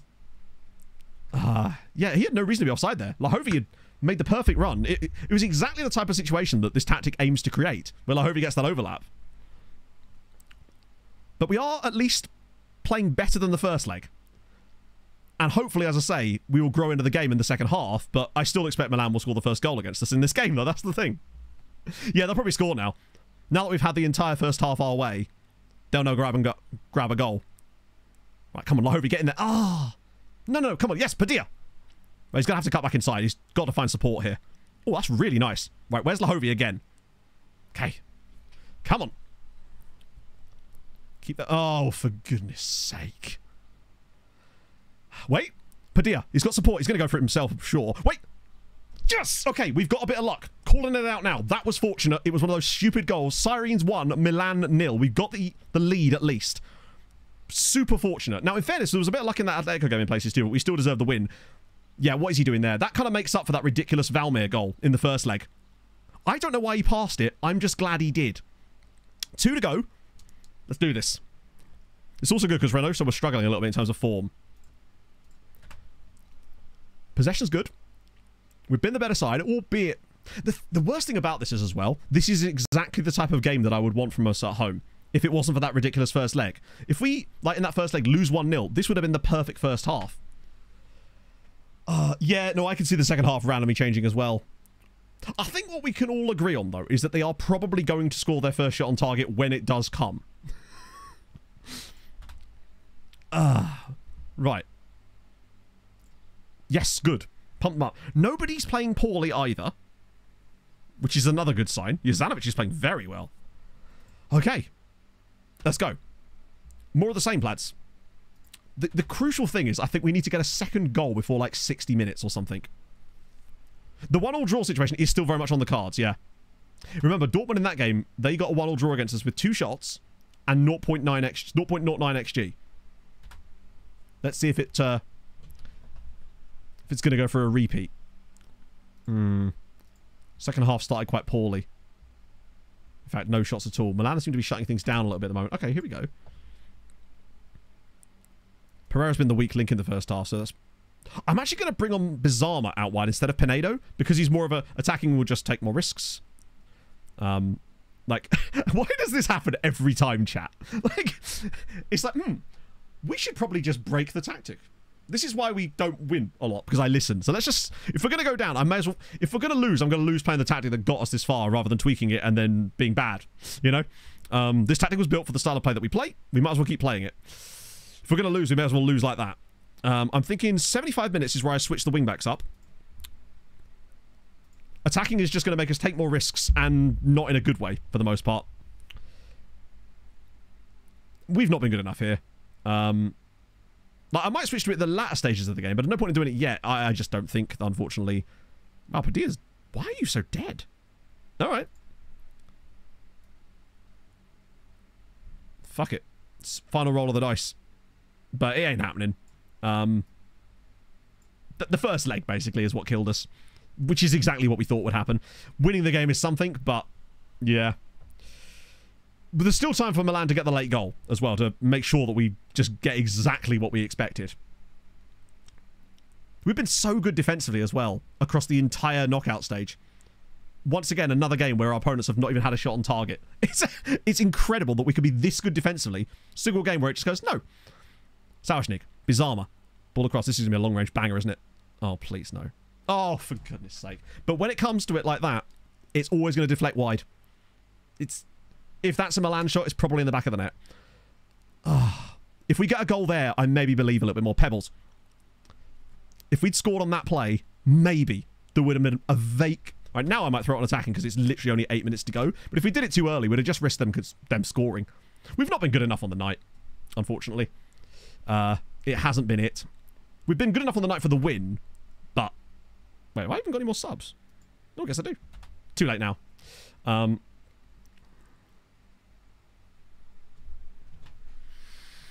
First leg killed us. We get the win, but we're out anyway. It's another game where we don't concede a single shot on target. But it doesn't matter, because when you get that one game... we could not have had, practically, a more perfect Champions League run so far. If you consider the 7 games, we've been almost flawless throughout those 7 games. But you just can't win. So I'm still going to yell at them because we're out. Should have won... that match based on... We did win the match. What? What do I even say here? There we go. Equal actually over the tie. I believe it was probably fairly close to that, yeah. Particularly with how little they created in the second leg. It had to be pretty close. The first leg is what killed us. Now, in fairness, our goal in this game was pretty lucky as well. Like, so we got to take that. But the point is, if this was the same the other way around, they'd have won this game 3-0. Rather than 1-0. That's the problem. We get an extra 10 million quid there, which is good for the finances, of course. Keeps us nice on the financial side of things, but it's like, it's missed chances. 18.3 points this season, though. It's an insane year, but it is once again not going to finish with the Champions League. No, exactly. Now Goodyear are going to do the same thing. I actually expect us to win by more in that game. I just want to see our home record here. So, Milan, 1 shot, none on target. Atletico, oh, hang on, 3 on target in the home game. So that's 3 shots on target against 4, 5, 6, 7.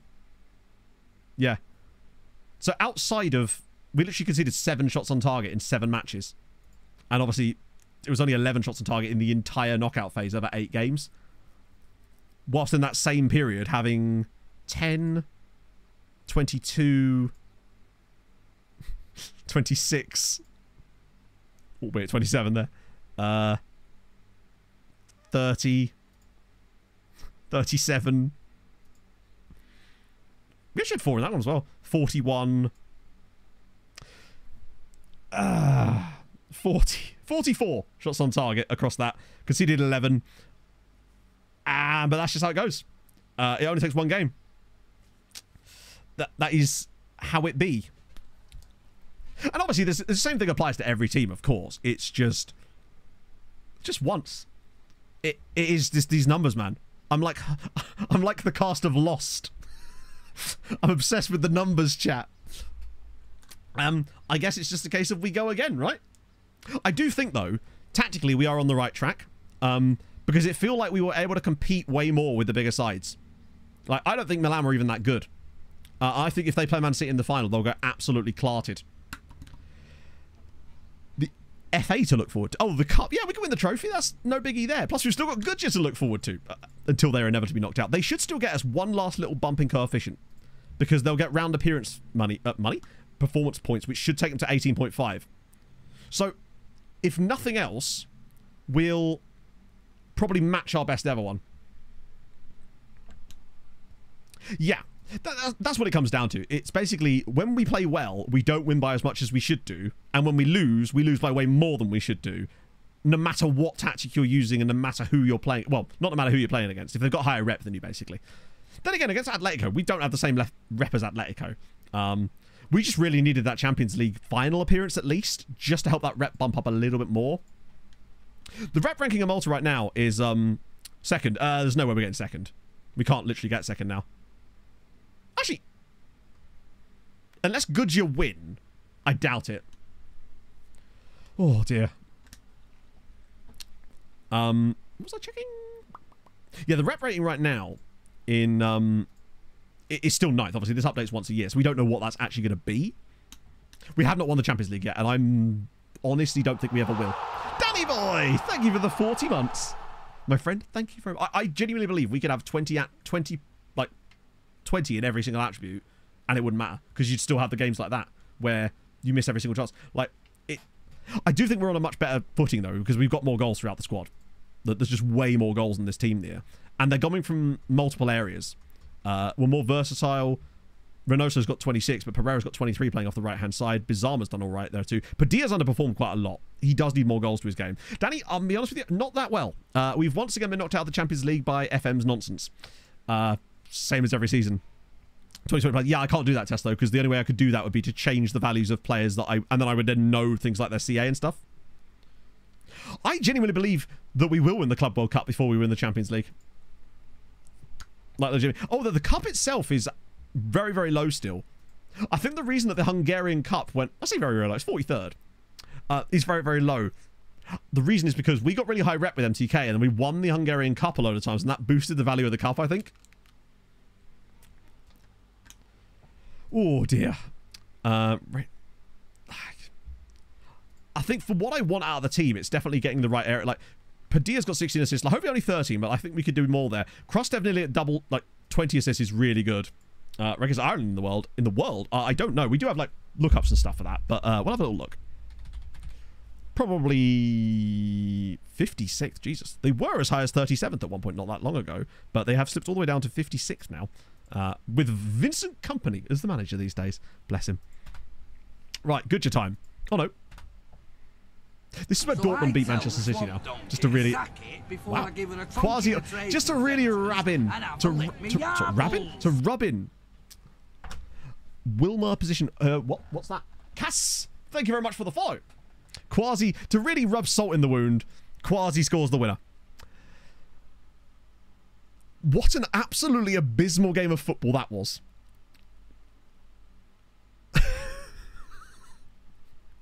Thing is though, right, if we'd had the same XG, we'd have lost 3-0. We'd have absolutely lost this 3-0.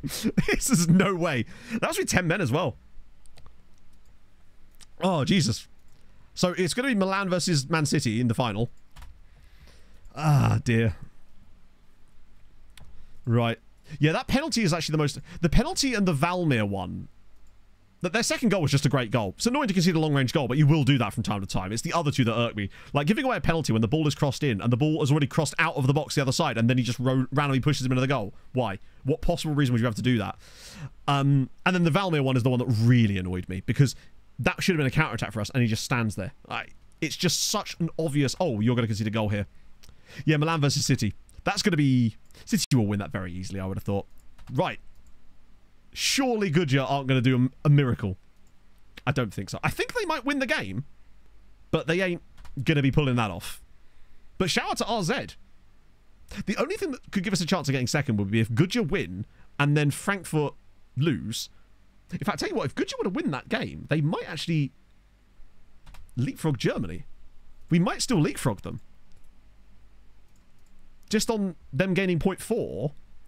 Because if Frankfurt lose No, not quite. They'd be just shy of it. They would literally lose it by 0.086 points. Unless they actually, of course, got to the final. Then they would overtake them. But I think that's unlikely. Right, come on. FM, give us something. Just give us anything. Oh, I misread that. I thought that was a 4-0 victory for Club Brugge. Can we talk about what it is? Club Brugge just came from 4-0 down in the first leg. What a result that is. 4-0 down and win it on penalties. Frankfurt won. Shit. And also good you didn't. Naturally a 1-1 draw where they were marginally the better side. Look who scored for Nice. Oh, it wasn't Sasha. It was Sasha. Sasha Rangelovic scores the goal for Nice. Ah, dear.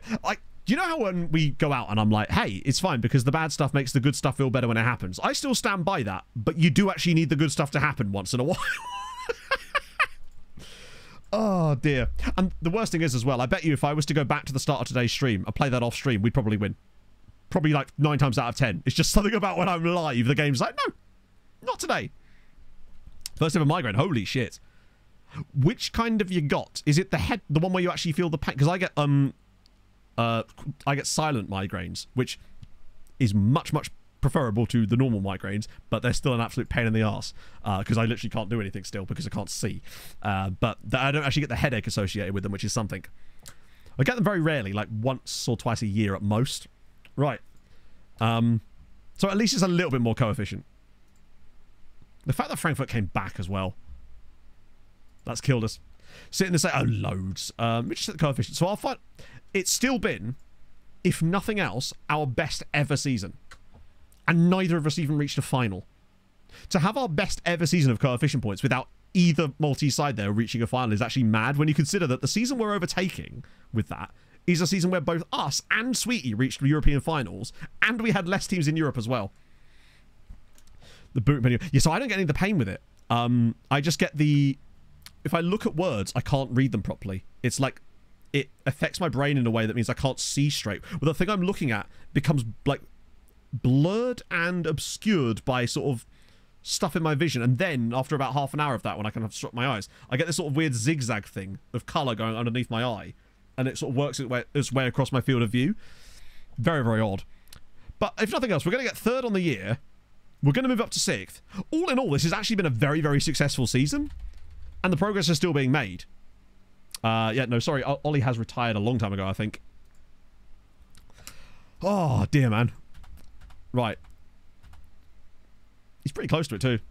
It's horrible, but at least I don't get any headaches while it's happening. Like, it's completely silent. There's no, like, pain associated with it. It's just more... It's kind of scary, honestly.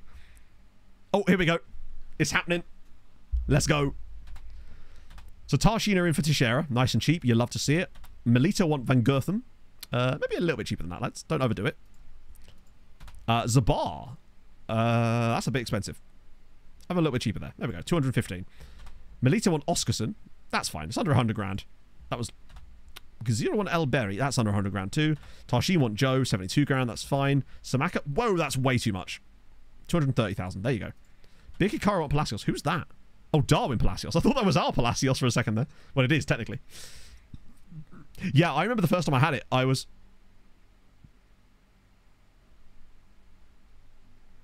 Goodyear want Matthew Side on a permanent. 500,000 and you can have him. But you've got to pay a little bit more for him because it's Matthew Side. And it feels kind of sad. No, it was for 4 players. Oh, that's the first batch, isn't it? Well, we take less money because I don't want the other multi-sides to have to pay as much money for good players. Because they will pay over the odds for those guys, really, and I don't want them to have to do that because they're not going to be able to sell them. So...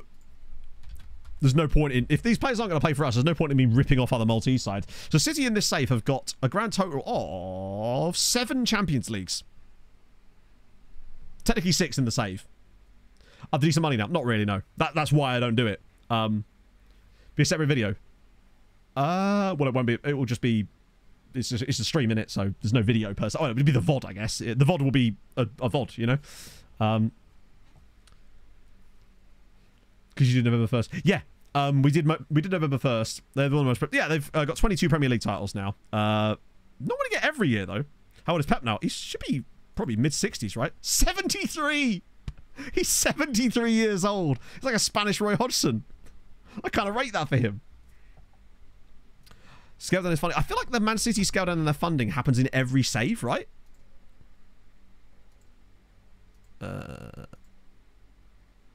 It actually has only just happened. Wait, no. This is a new guy. So they got a tycoon. That's amazing. City get a tycoon takeover. Of all the clubs to get a tycoon takeover, Man City. And then he's only there for 6 years before scaling down his funding. Sounds like he was a cereal box tycoon.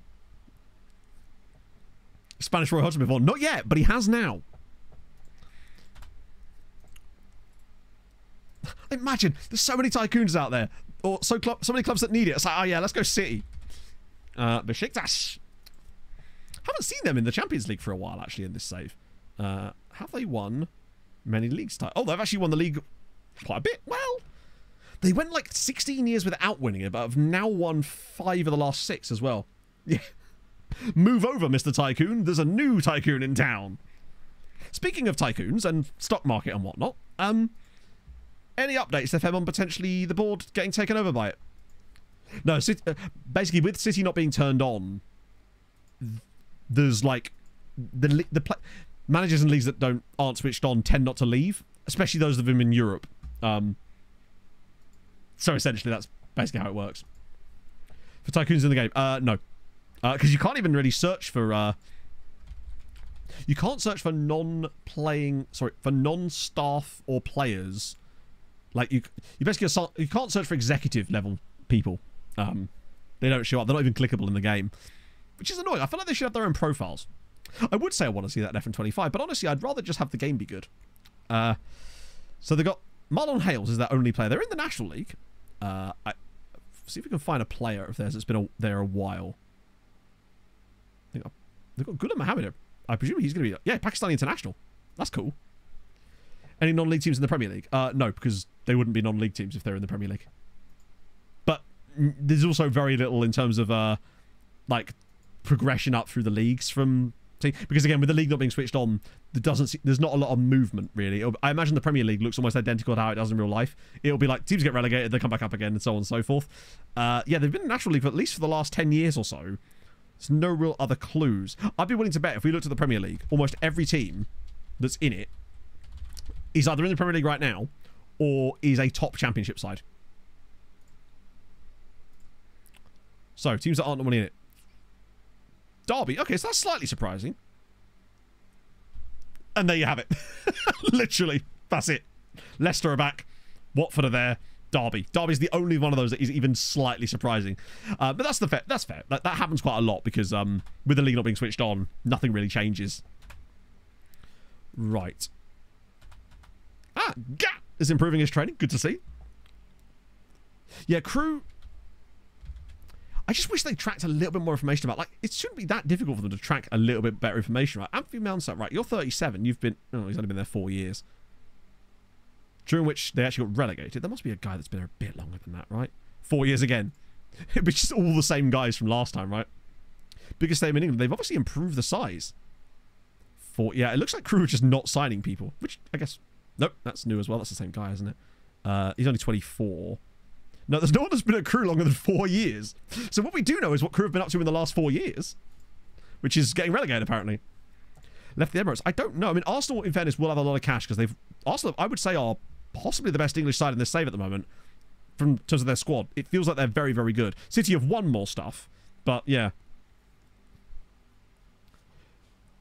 Which about the job centre. To be fair, the under-19s and under-21s are going to be full of lots of youth players from like the players that we're bringing in essentially as well. So then they're going to be not a lot of them are actually Maltese. I mean, some of them will be. So let's just have a look at Arsenal. What stadium are they playing in? They are playing it. No, they're playing in the Emirates. It's just wait, 60,000. Maybe that was just a lie. A guy called Euros Darlington. Oh yeah, there is Euros Darlington, who's Welsh from Liverpool. He's on loan from Everton. He's called Euro. I know it's Urosh, but it's Euros Darlington. You heard it here first, chat. The new host city. Just what you knew you needed. Oh, I'm still so gutted that we lost out in the Champions League, man. That really has irked me. But 18.7. Like, That's pretty peng. At least in the recap video, we get to talk about Malta. The actual national team doing bits. Oh, God. Nashar have won again. In fact, Sweetie... Hang on. Birkikara did win too, though. Oh, that final day is going to be tense, man. This is Swati Middlesbrough. Right. I guess I could just play the same exact team. Going to run them into the ground a little bit to finish off the season. Yeah, I had someone say earlier, I think they must have been talking about Valmir, that we need to improve from his position. The fact is we're not going to. There is no way that we find a player who is better in this position than Valmir. Certainly not that he's affordable to us. When you actually look at him as a Segunda Volante, he ticks every possible box that we could ask for. There's just no way that we find a better player than him in that position. The only thing I could think of is maybe trying Pebbles there more next year, who is also very, very good as that Segunda Volante, but maybe slightly worse defensively. And in actuality, given that he's right-footed, he might actually suit the role slightly better, potentially. So it might be worth switching back to trying Pebbles next time. Eurotruck Sim instead. Yeah, I know. It's just... better luck next year, eh? It really do be like that. Right, here's the result. Let's go. Is this the cup final? Oh, no, wait. What happens when I do that? Does it just cut off the last 3 guys there? I don't really want to find out. Let's pick a proper team. I'll pick positions only. There we go. Cool. So should do. Depends. I don't know what save you want to do. But if you're looking for like random save suggestions, then the best place to look is !perchance, which will give you some interesting random save ideas. Some of them are very random, I warn you. So Hammer are in third, obviously. It's what they do. They're a bit of a one-trick pony these days, Hamron. Come third, get to the knockouts of the Europa League or something. Jesus Christ, we really are just incapable of finishing a chance, aren't we? At least Tarshin lost. We've only got 63 points this year. This feels quite bad for us. Last year was, to be fair, 67, 71. Yeah, usually we get like 70 odd. Goal scoring has been down a little bit this year, but I think this little tweak I've made to the tactic is actually going to allow us to score more goals in the long run, because it allows us to dominate teams a little bit more. Not every game, but clearly Hamron actually knew what they were doing there. I think our morale is just absolutely toilet because of that Milan game. 150, oh my god. Wait, do we seriously not get any more bids? Wait. Hang on. Brief update from the book. Wait, was there a takeover in the middle of that? Oh no. I thought we just got a takeover in the middle of all that. That could have fallen through for all I know. No, rumours of a potential... I don't think the takeover's happening. Yet again, it has taken more than about a week, which is unlikely for us to get the win. Multi-qualify in Europe. What do you mean? As in, we're at the same... No one's still in Europe now. No one's going to the final, if that's what you mean. But obviously, multi-sides will qualify for Europe because of the league. But that's for next season. Right, we need a Sweetie win. We need... Actually, to be fair, whatever happens with the other ones, I just need Sweetie to win. Lads, it's Zabar. Maybe. Right, let's go. Oh, we move. It's at least a little bit more cash. God, thank God for that. So Sweetie now are in with a good chance. We just need Birkikara to finish above Nashar on deadline on the last day. That's all we need. Who are they playing? Nashar play Hamron at home. That's great. That's superb news. And Hibernian, I believe, are playing Valletta on the not Hibernian, sorry. Birkikara are playing Hibernian. No, playing Valletta. There's a chance. I think it could still happen. Who are you? Oh, is that really good? He's actually very solid for his age. Didn't win the league. Season 3 was the last time we didn't win the league. So we obviously didn't win the league first season because it was the first season of the save. We then did win it second season and then lost it again the third year, which doesn't normally happen, actually. Although if I was going to lose the league title in a season of this save, I'm glad it was early on like that, rather than like what happened with Norway, where we randomly lost it in like season 22 when Malta went on... Was it Malta? Yeah, sorry. I think it was Malta, wasn't it? When they went on an absolute tear, overperformed their expected points by like 19 and won the league. So Matthew Side is leaving. 29 years old. He has been on loan at Goodyear for the past 12 years, but he is firmly going to become a Goodyear United player full-time. My hope is that we get a bounce back in values in the summer. I was hoping that the success, in brackets, would have helped us do that in Europe if we would have been able to, but Yeah. Such is life. Alberto's injured again. This is the last time we're going to see Alberto as well. It's a shame that Anna isn't going to be here to see it. Everything will not win the league. I very much doubt it. Although there is an opportunity maybe later in the save, not that how much was left, but like where if the other sides get even better and we still have to be rotating our squads against them, there is a chance. But we're not winning the league by as much as we were, but I still don't think we don't win the league for the rest of the save, unless we have a truly awful season of just bad luck, which notably never seems to afflict us in the league because we've got higher rep. Send a person multis other colours. I don't believe that the price drops had any effect on that. I think, bear in mind, we only started doing this trick with the offering players out that summer with the price drop, and so we don't really have any like data to compare it to. But I think they'd still be putting bids in. They'd just be slightly larger, and I'd just be like dropping them down again. How is Henry getting on these days over in at Al Hilal on this £350,000 a week? I love that Kamga's earning 600 grand a week. I keep hoping that we're going to get an offer to buy one of their clauses out, just to get us a little bit of extra cash. But we've only lost 5 million this year, which is not too bad, because that means our FFP hole is going to be 12 million next year, which is doable. Like, if we get desperate, we can certainly make it, I think. Even if we have had to be extremely frugal over the course of the last 2 seasons. But I feel like this is the last time we're going to see a value drop, because I don't see us going past season 30 in this save, because I just don't think there'll be enough time left in the cycle to get past season 30. So I don't believe we'll have to suffer the fate of another value drop, because I would be willing to bet there's probably another one in 2052. Postponed retirement? Wait, what? Hang on, postponed your retirement? When did you announce your retirement? That scared the shit out of me. So Vida has postponed a retirement that we didn't know was happening, but he is retiring this summer. Well, worries come to life there. Isn't it just as well Malta qualify for the tournament this year? That's good, though. I'm pleased that he's not retiring. That would be very, very shit if he retired right before the Euros.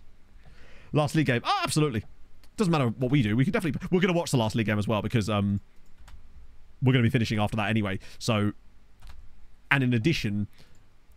I want to keep an eye on the other results in that game too. It'll be quite fun to see what happens on the final day. We'll just... Honestly, I'm just going to play the same lineup. And then the next game I'll just bring... I know they're a bit knackered, but we kind of make sure we win this as well. I could totally see him getting injured, yeah. It would suck. Lost with 150... It could have been, actually. Which is why I was worried about the takeover one being in there. Is that the Euros friendlies prior? That'll be the friendlies prior, which they must have scheduled now. All 4 of English teams. I'd be willing to bet that... Just as well we went to the Champions League final, isn't it? Yes, we have. The only downside to the cheap domestic release clause is that it has this effect where it sets your players' values to 0, and it means that foreign clubs will also bid less money on them. And it seems to prevent their values from going through the roof. Next year, more TV money? Not as far as I know. I think we only got our new TV money deal. Not that it was any useful.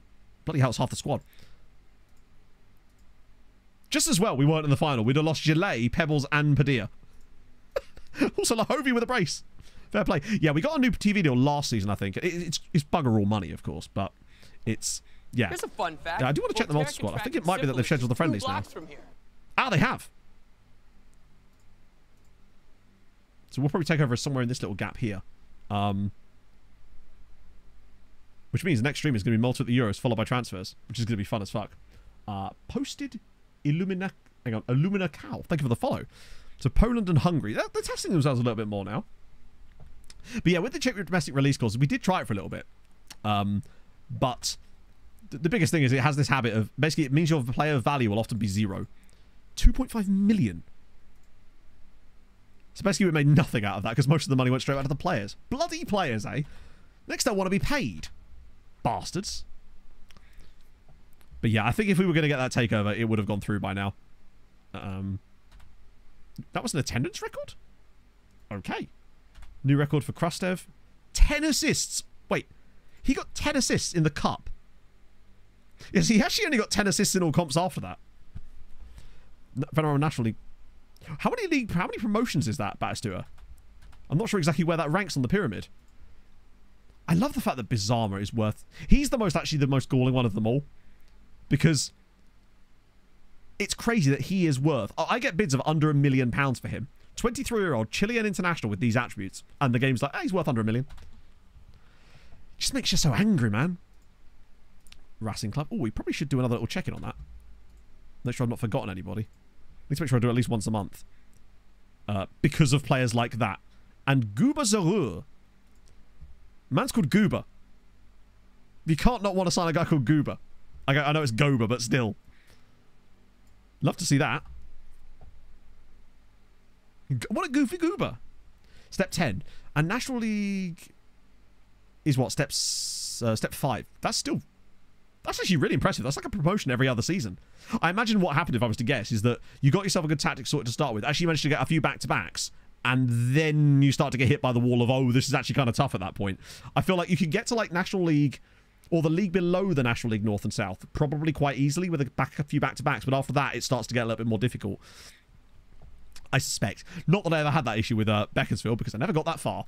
Didn't ever get them out of the league they were in to start with. Sverison. Oh, was there? Try again then. Why not? CS7. Yeah. Sverison.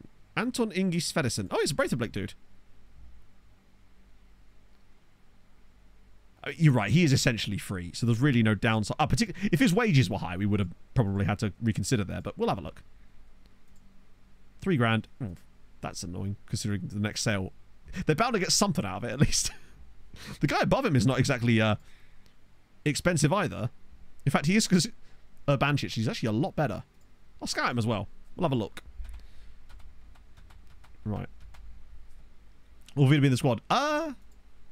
We might well do call-ups for the squad. I don't know what to make of it. Because I don't know when the squad call-up date would be. That's the problem. But what I might just do actually then is take over as Malta manager after stream. That way I am then in charge of it. So I'll figure out when it is and I'll just start next stream on the squad call-up date or something, right? That might be the best plan. That way we don't miss it. Maybe we should do the squad call-up just to make sure we don't get... We need players that are actually going to suit the tactic. I'm just not going to convince anyone that isn't Maltese to become Maltese at that point. I'm going to leave that organic, but we'll do the squad. But it might be quite difficult anyway because when we join, we won't have the scouting knowledge of the players, even though we should do. So that's going to be quite tough. He was called up for it, but you just never can tell with FM, right? Because I do believe Vida has been dropped out of the squad a couple of times in the past. And the last thing we'd want is for that the same thing to happen again. Wait, wasn't Fjellheim Vik considered really good? Oh, no, it was a different guy. Good name, though. It's a Kuyate there. Not as good as we thought, perhaps. But he's free. I mean, probably should have just taken that. I like the fact that the Kenyan-Belgian guy is actually still on this list. Right, what does that do for us? 29 players. Are there any stupidly expensive ones in here? Why does he keep coming up? Stop telling me about players I can't afford, damn it. Oh, 5-star now. I think we've got to go after Miguel Nazareno in the summer. He's so good. Only 6 foot. Does like a little bit of height there, but great work rate, great technique, really good tackling, marking, positioning. And he's 17. He's very tasty. He's way out of our price range. Why is he even on my shortlist? Oh, it's because I asked his agent, didn't I?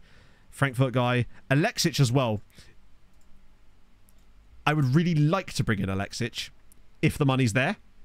Was he another centre? Yeah, there's just so many good centre-backs. Cheap guy at Levante. Big old Pabilo. Could be useful. Might shortlist him as well. Uzanovic back up potentially, yeah. They're awful. Yeah. It's such a crapshoot when it comes to signing those guys. These guys are all on the shortlist already. So's Timothy Shittle, who doesn't... I think he was the first guy that Scott Donnelly found, wasn't he? Eric Janssen. I think that what's going to let him down long term there is his physicals. Because we saw what happened when we had a player that was really good except for the physicals, and now he plays as a DM for Milan, ironically. Kim Andre Boy! Actually, what might I do with these guys? Although you're... Wait, who are you? Transfer listed? Wait, why are you being transfer listed? I guess... No, stop it, could you? Don't sell him, let alone for that price. I'll just send all these guys around again for the time being. So we can get into that final game. I think a lot of our success over the coming years is going to depend on whether we get the value bump back in for this season. I guess if he's played no games, then I guess why not sell him, right? They can make a bit of cash. But like, hold on a little bit longer, Goodyear, and you get way more money. All of the awards. Cummy's got an award there. Good to see. Gutierrez is happy to stay. Not what I wanted to hear. I was kind of hoping he would continue to be unhappy to stay. Right, so Valletta hosting Birkirkara, Nashar hosting Hamrun. We need, and technically we also need Sweetie to win, but they're playing Tarshin, so that actually could still, oh no, Tarshin can't finish above them. We need Sweetie to just get a point, most likely. We need Birkirkara to win, and Nashar to lose. What could possibly go wrong? Wow, that team is dead. Just see what he actually wants to do here. Bamba? Are we really doing Bamba there? Might try Pebbles, if he's available. Oh, he's injured, isn't he? Of course, yeah. Along with everybody else. Both the fullbacks are absolutely dead, but I wouldn't mind playing... Oh, no, Blaz is in the team. Okay, cool. I'll have to start Balmain then. Oh, yeah, Vida. Of course it's Vida. Hubanov. There's no point. It's the final game of the season. I kind of just want to go out there and put Vida in. There he is. Potentially Vida's last ever game. It's just, the worst thing as well is that means that Vida's missed out on a chance to play in the Champions League final in the final season as a player, potentially. I just see the point in playing Hubanov for this game in particular. Actually, we might as well... you know what? Fuck it. Why not? We do kind of need to get him some more game time. Because he hasn't had he still had 9 starts, but it's not enough. Inside forward. But that's not a good role for him. Can I win anything? No. Well, you could win the division you're playing in, but you won't be allowed to be promoted. Unless you're not in the second tier, which I believe Barca are, right? So no, you can't... do the B teams in Spain play in the Cup? I'm not sure. Reynoso, Bamba. Do I want to play Bamba here? No, this feels like a... Oh, no. It's so annoying that Pigeon is not available, because he would have been perfect for this one. We'll whack Vida on penalties once we get into the match. I might actually have to be Bamba. If Alberto was fit too, I'd play him as well. But all the players I want to play are injured. Right, let's go. But yeah, I don't believe you can win anything with Barcelona B. Other than the second tier, which you will then... I don't know if you still get credit for that or not. JCM, thank you for the 15 months. Sick Matt Jam, Sick Matt Jam, Sick Matt Jam, Sick Harold, Sick Harold, Sick Harold, Sick Matt Jam, Sick Harold, Sick Matt Jam, Sick Harold, Sick Matt Jam. Oh, playing against a hot prospect. Are we? Oh yeah, we are. We'll get a chance to see if he's any good or not, I guess. Right, now that we're actually in game, hopefully this actually counts enough as in game. Or might not even... Can I even make changes here? I can! How bad is Vida at this? Pretty. Afternoon. Lepicto, thank you for the 21 months. How is your Sunday going, friend? Right. Let's go. Hang on, aren't you a wing-back? Tell you what, he's not a bad prospect either. Good God, he actually looks really good. Considering he was a freebie from the Finnish second tier. Because Zira have got quite some fun players. Those two. They've got Andreas Brink as well. And John Dominguez. They're like low-key building quite a nice little core. Right. Let's get latest score. Where's the... There it is. Okay. Moment of truth, friends. Can Birkirkara do what we need to do, or are the NASCAR Lions about to ruin our dreams and qualify for Europe? I don't see... Oh, God, they're already winning. Hamrun, I swear to God, if you let NASCAR into Europe, I will never forgive you. Sweet, you're at least winning. See you later, JCM. Oh. Oh. At least I guess they take a lot of loans from us, but... Disaster at the moment. Particularly as Birkirkara aren't even winning. Built over the French car park, it's true. And we've got the Whelan series. That is going to be a complicated summer trying to get NASCAR to qualify. We're just going to have to hope that they get... Oh, God. This is the worst idea. At least Sweetie are back in Europe, I guess. And one bonus is that Sweetie will be, I believe, most likely end up in the Conference League, which would be very interesting. Because they're always, for the last few years, have been a Europa League team. And I think their squad is arguably better now than it was before. So them in the Conference League could be quite a coup for us next year. Though I'd much rather have Birkirkara there as well. Goodyear and Hamrun in the... Well, actually, no. I suppose technically Sweetie could still qualify for the Europa. Vida, fucking scores. Sirens 1, Gazira United 0. Vida, his first goal of the season and most likely his last ever goal as a Sirens player. What a way to say goodbye to the fans. Puts us in front from the spot. Club legend in my eyes. I'm so glad that we've actually won a penalty in this and Vida's actually scored. That's great news. Oh, Bikikara lead. So now we just need we need a hammer and equaliser. Bik have got the lead. Is Mate up top? Doesn't need to. He can score from anywhere. Bro is eternal. Just you watch. Right. Oh, good. Van der Ven. Manager. I'd say it's certainly up there. Vida has certainly done a lot to earn that love. It's a shame that he's never won a Champions League with us. That's the one thing that maybe lets him down.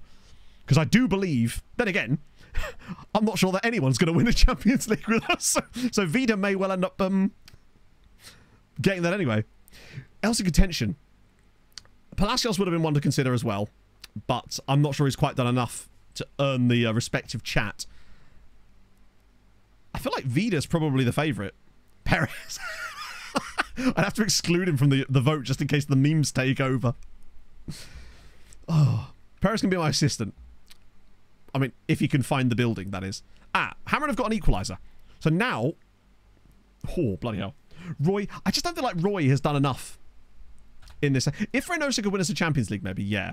But, like, Roy's not really done anything for us, per se. He's been a fine player for them, but he's not actually won anything there either. What am I doing there? Why was I about to... I'll move Kral there and then bring on...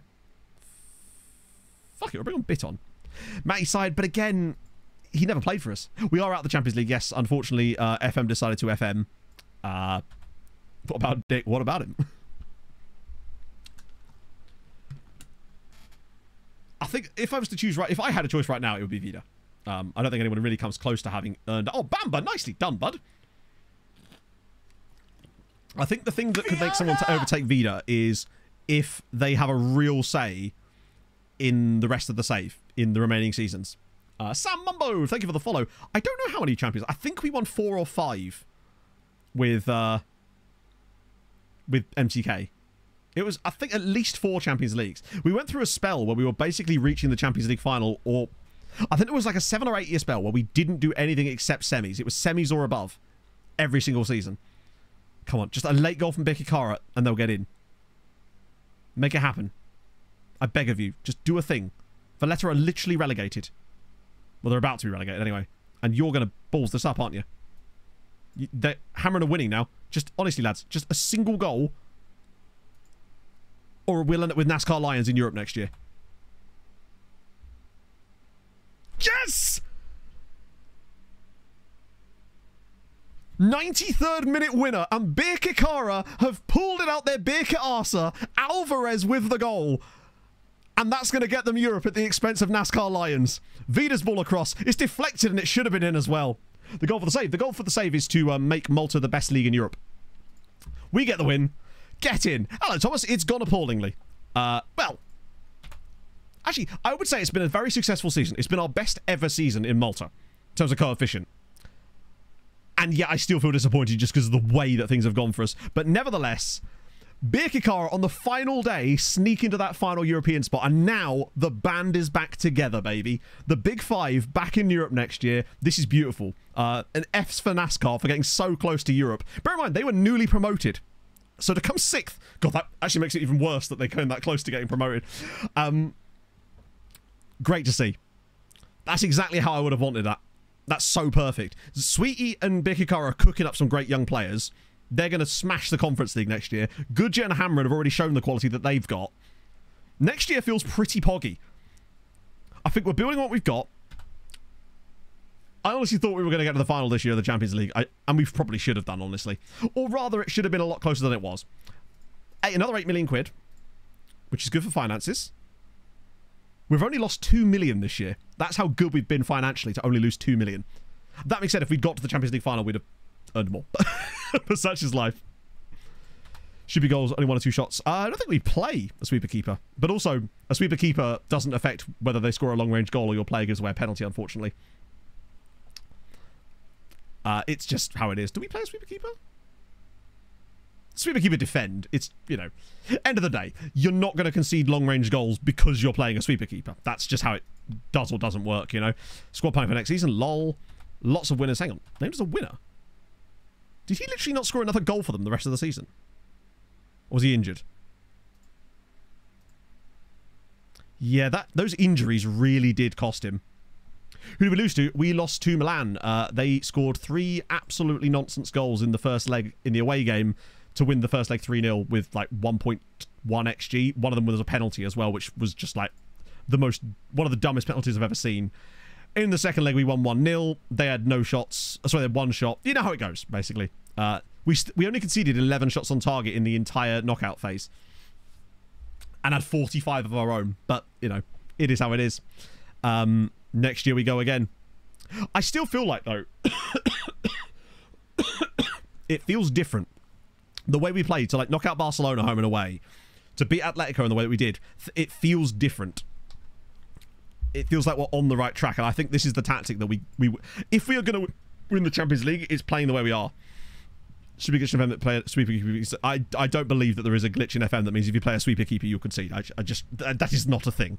That, as much as I criticise SI, that would have got picked up in testing. That right there, because that would affect a Man City player. So that would definitely have got picked up in testing. So 18.7 points. It's been good, just not as good as it could have been. The sucky thing is, right, if we'd managed to get to the final, we could have been looking at close to 20 points this season, which would have been insane. And we probably would have got second on the year. Actually, we probably wouldn't have done, would we? Because... No, we probably wouldn't have done, because Germany have got Eintracht Frankfurt in the final, so we would have had to... Even if we'd won it, it would have been pretty close. But 18.7 in the end, it's third on the year. We're above France. Oh, we're dead on 80 points as well. And look at the gap to Portugal as well. Like, we're only 3 points behind Portugal. Next season, we could be looking at the battle for 5th. Because we're going to gain 2 more points on them, which brings them right into our wheelhouse. I try to be Bruins, right? I know that I get frustrated at the game, but I'm frustrated at things that I see and have a long-term pattern of things, rather than just going, there's a button in the game that makes you lose, you know? I just feel like, unfortunately, there are certain things in the game that are a little bit... presumably to make things difficult. Happens when, yeah, they kind of absolutely fucked it. You'll notice that they've not had a really good season in a while now. Hammarby are the only team that are really performing well for Sweden. It's actually Norway. You'll see here. They had a 14-point year there. Or is it Serbia? It was someone that's had 2 back-to-back absolute wallopingly good years. Yeah, Serbia, look. Serbia had a 14, and a 10 this year. They are... Serbia are above Scotland and Belgium now in the ratings. Same again, literally, if we can put up another year like this next year, and I think we've got a better chance of doing it when you look at the teams we got in Europe next year, I think we can get to like 17 points again at least. Maybe 17.7, although, maybe even further, right? I think we get Portugal next year. Look, we're going 6th, so the following year, not this year coming, but the year after that, we're going to have 6 teams in Europe, including group stage here. I believe that we could go to 7, not long after that. And I think that I think the Hibernian are ready to be that team. It's pretty high, isn't it? I mean, it's crazy high. The most I've ever seen, I think, was 29, but 27 is legitimately ridiculous. Like, you basically have to win every single European competition and have, like, the other ones of your teams being in, like, the quarterfinals, or at least to get there. It's very England-coded. Anyway, what I'm probably going to do is take over as Malta manager now, because we're obviously going to be starting off next stream with Malta at the Euros before we get into some transfer business as well. That way we can do the squad selection. So I'll basically get us to the squad selection screen for next stream for that. It sucks that we didn't get to the Champions League final, but news next year. We're going to gain 2 points on them at the start. So who are we rating this today? Cooper, take off. Wow, things are a bit... Oh, wait, no, I think Gareth has just started. Got to take my chance. Jakey, thank you very much for the follow. I really do appreciate that. Yeah, again, I always apologize for when I get frustrated at the game and like start getting a bit ranty. I try to keep it to like a couple of minutes when it happens and then kind of get over it and move on, you know? I feel like that's the best way. You kind of get the catharsis and then you just move on with things, right? But hopefully it wasn't too annoying.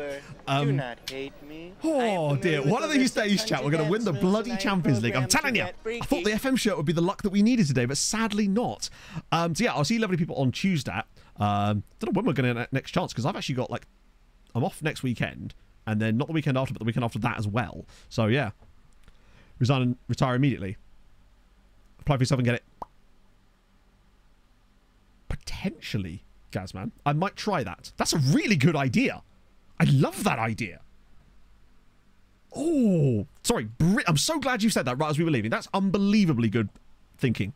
I'll try it. If it doesn't work, I can just reset. So that's a great idea. So yeah, I'll see you guys on Tuesday for Malta at the Euros, transfer business. Hopefully, values will be returning.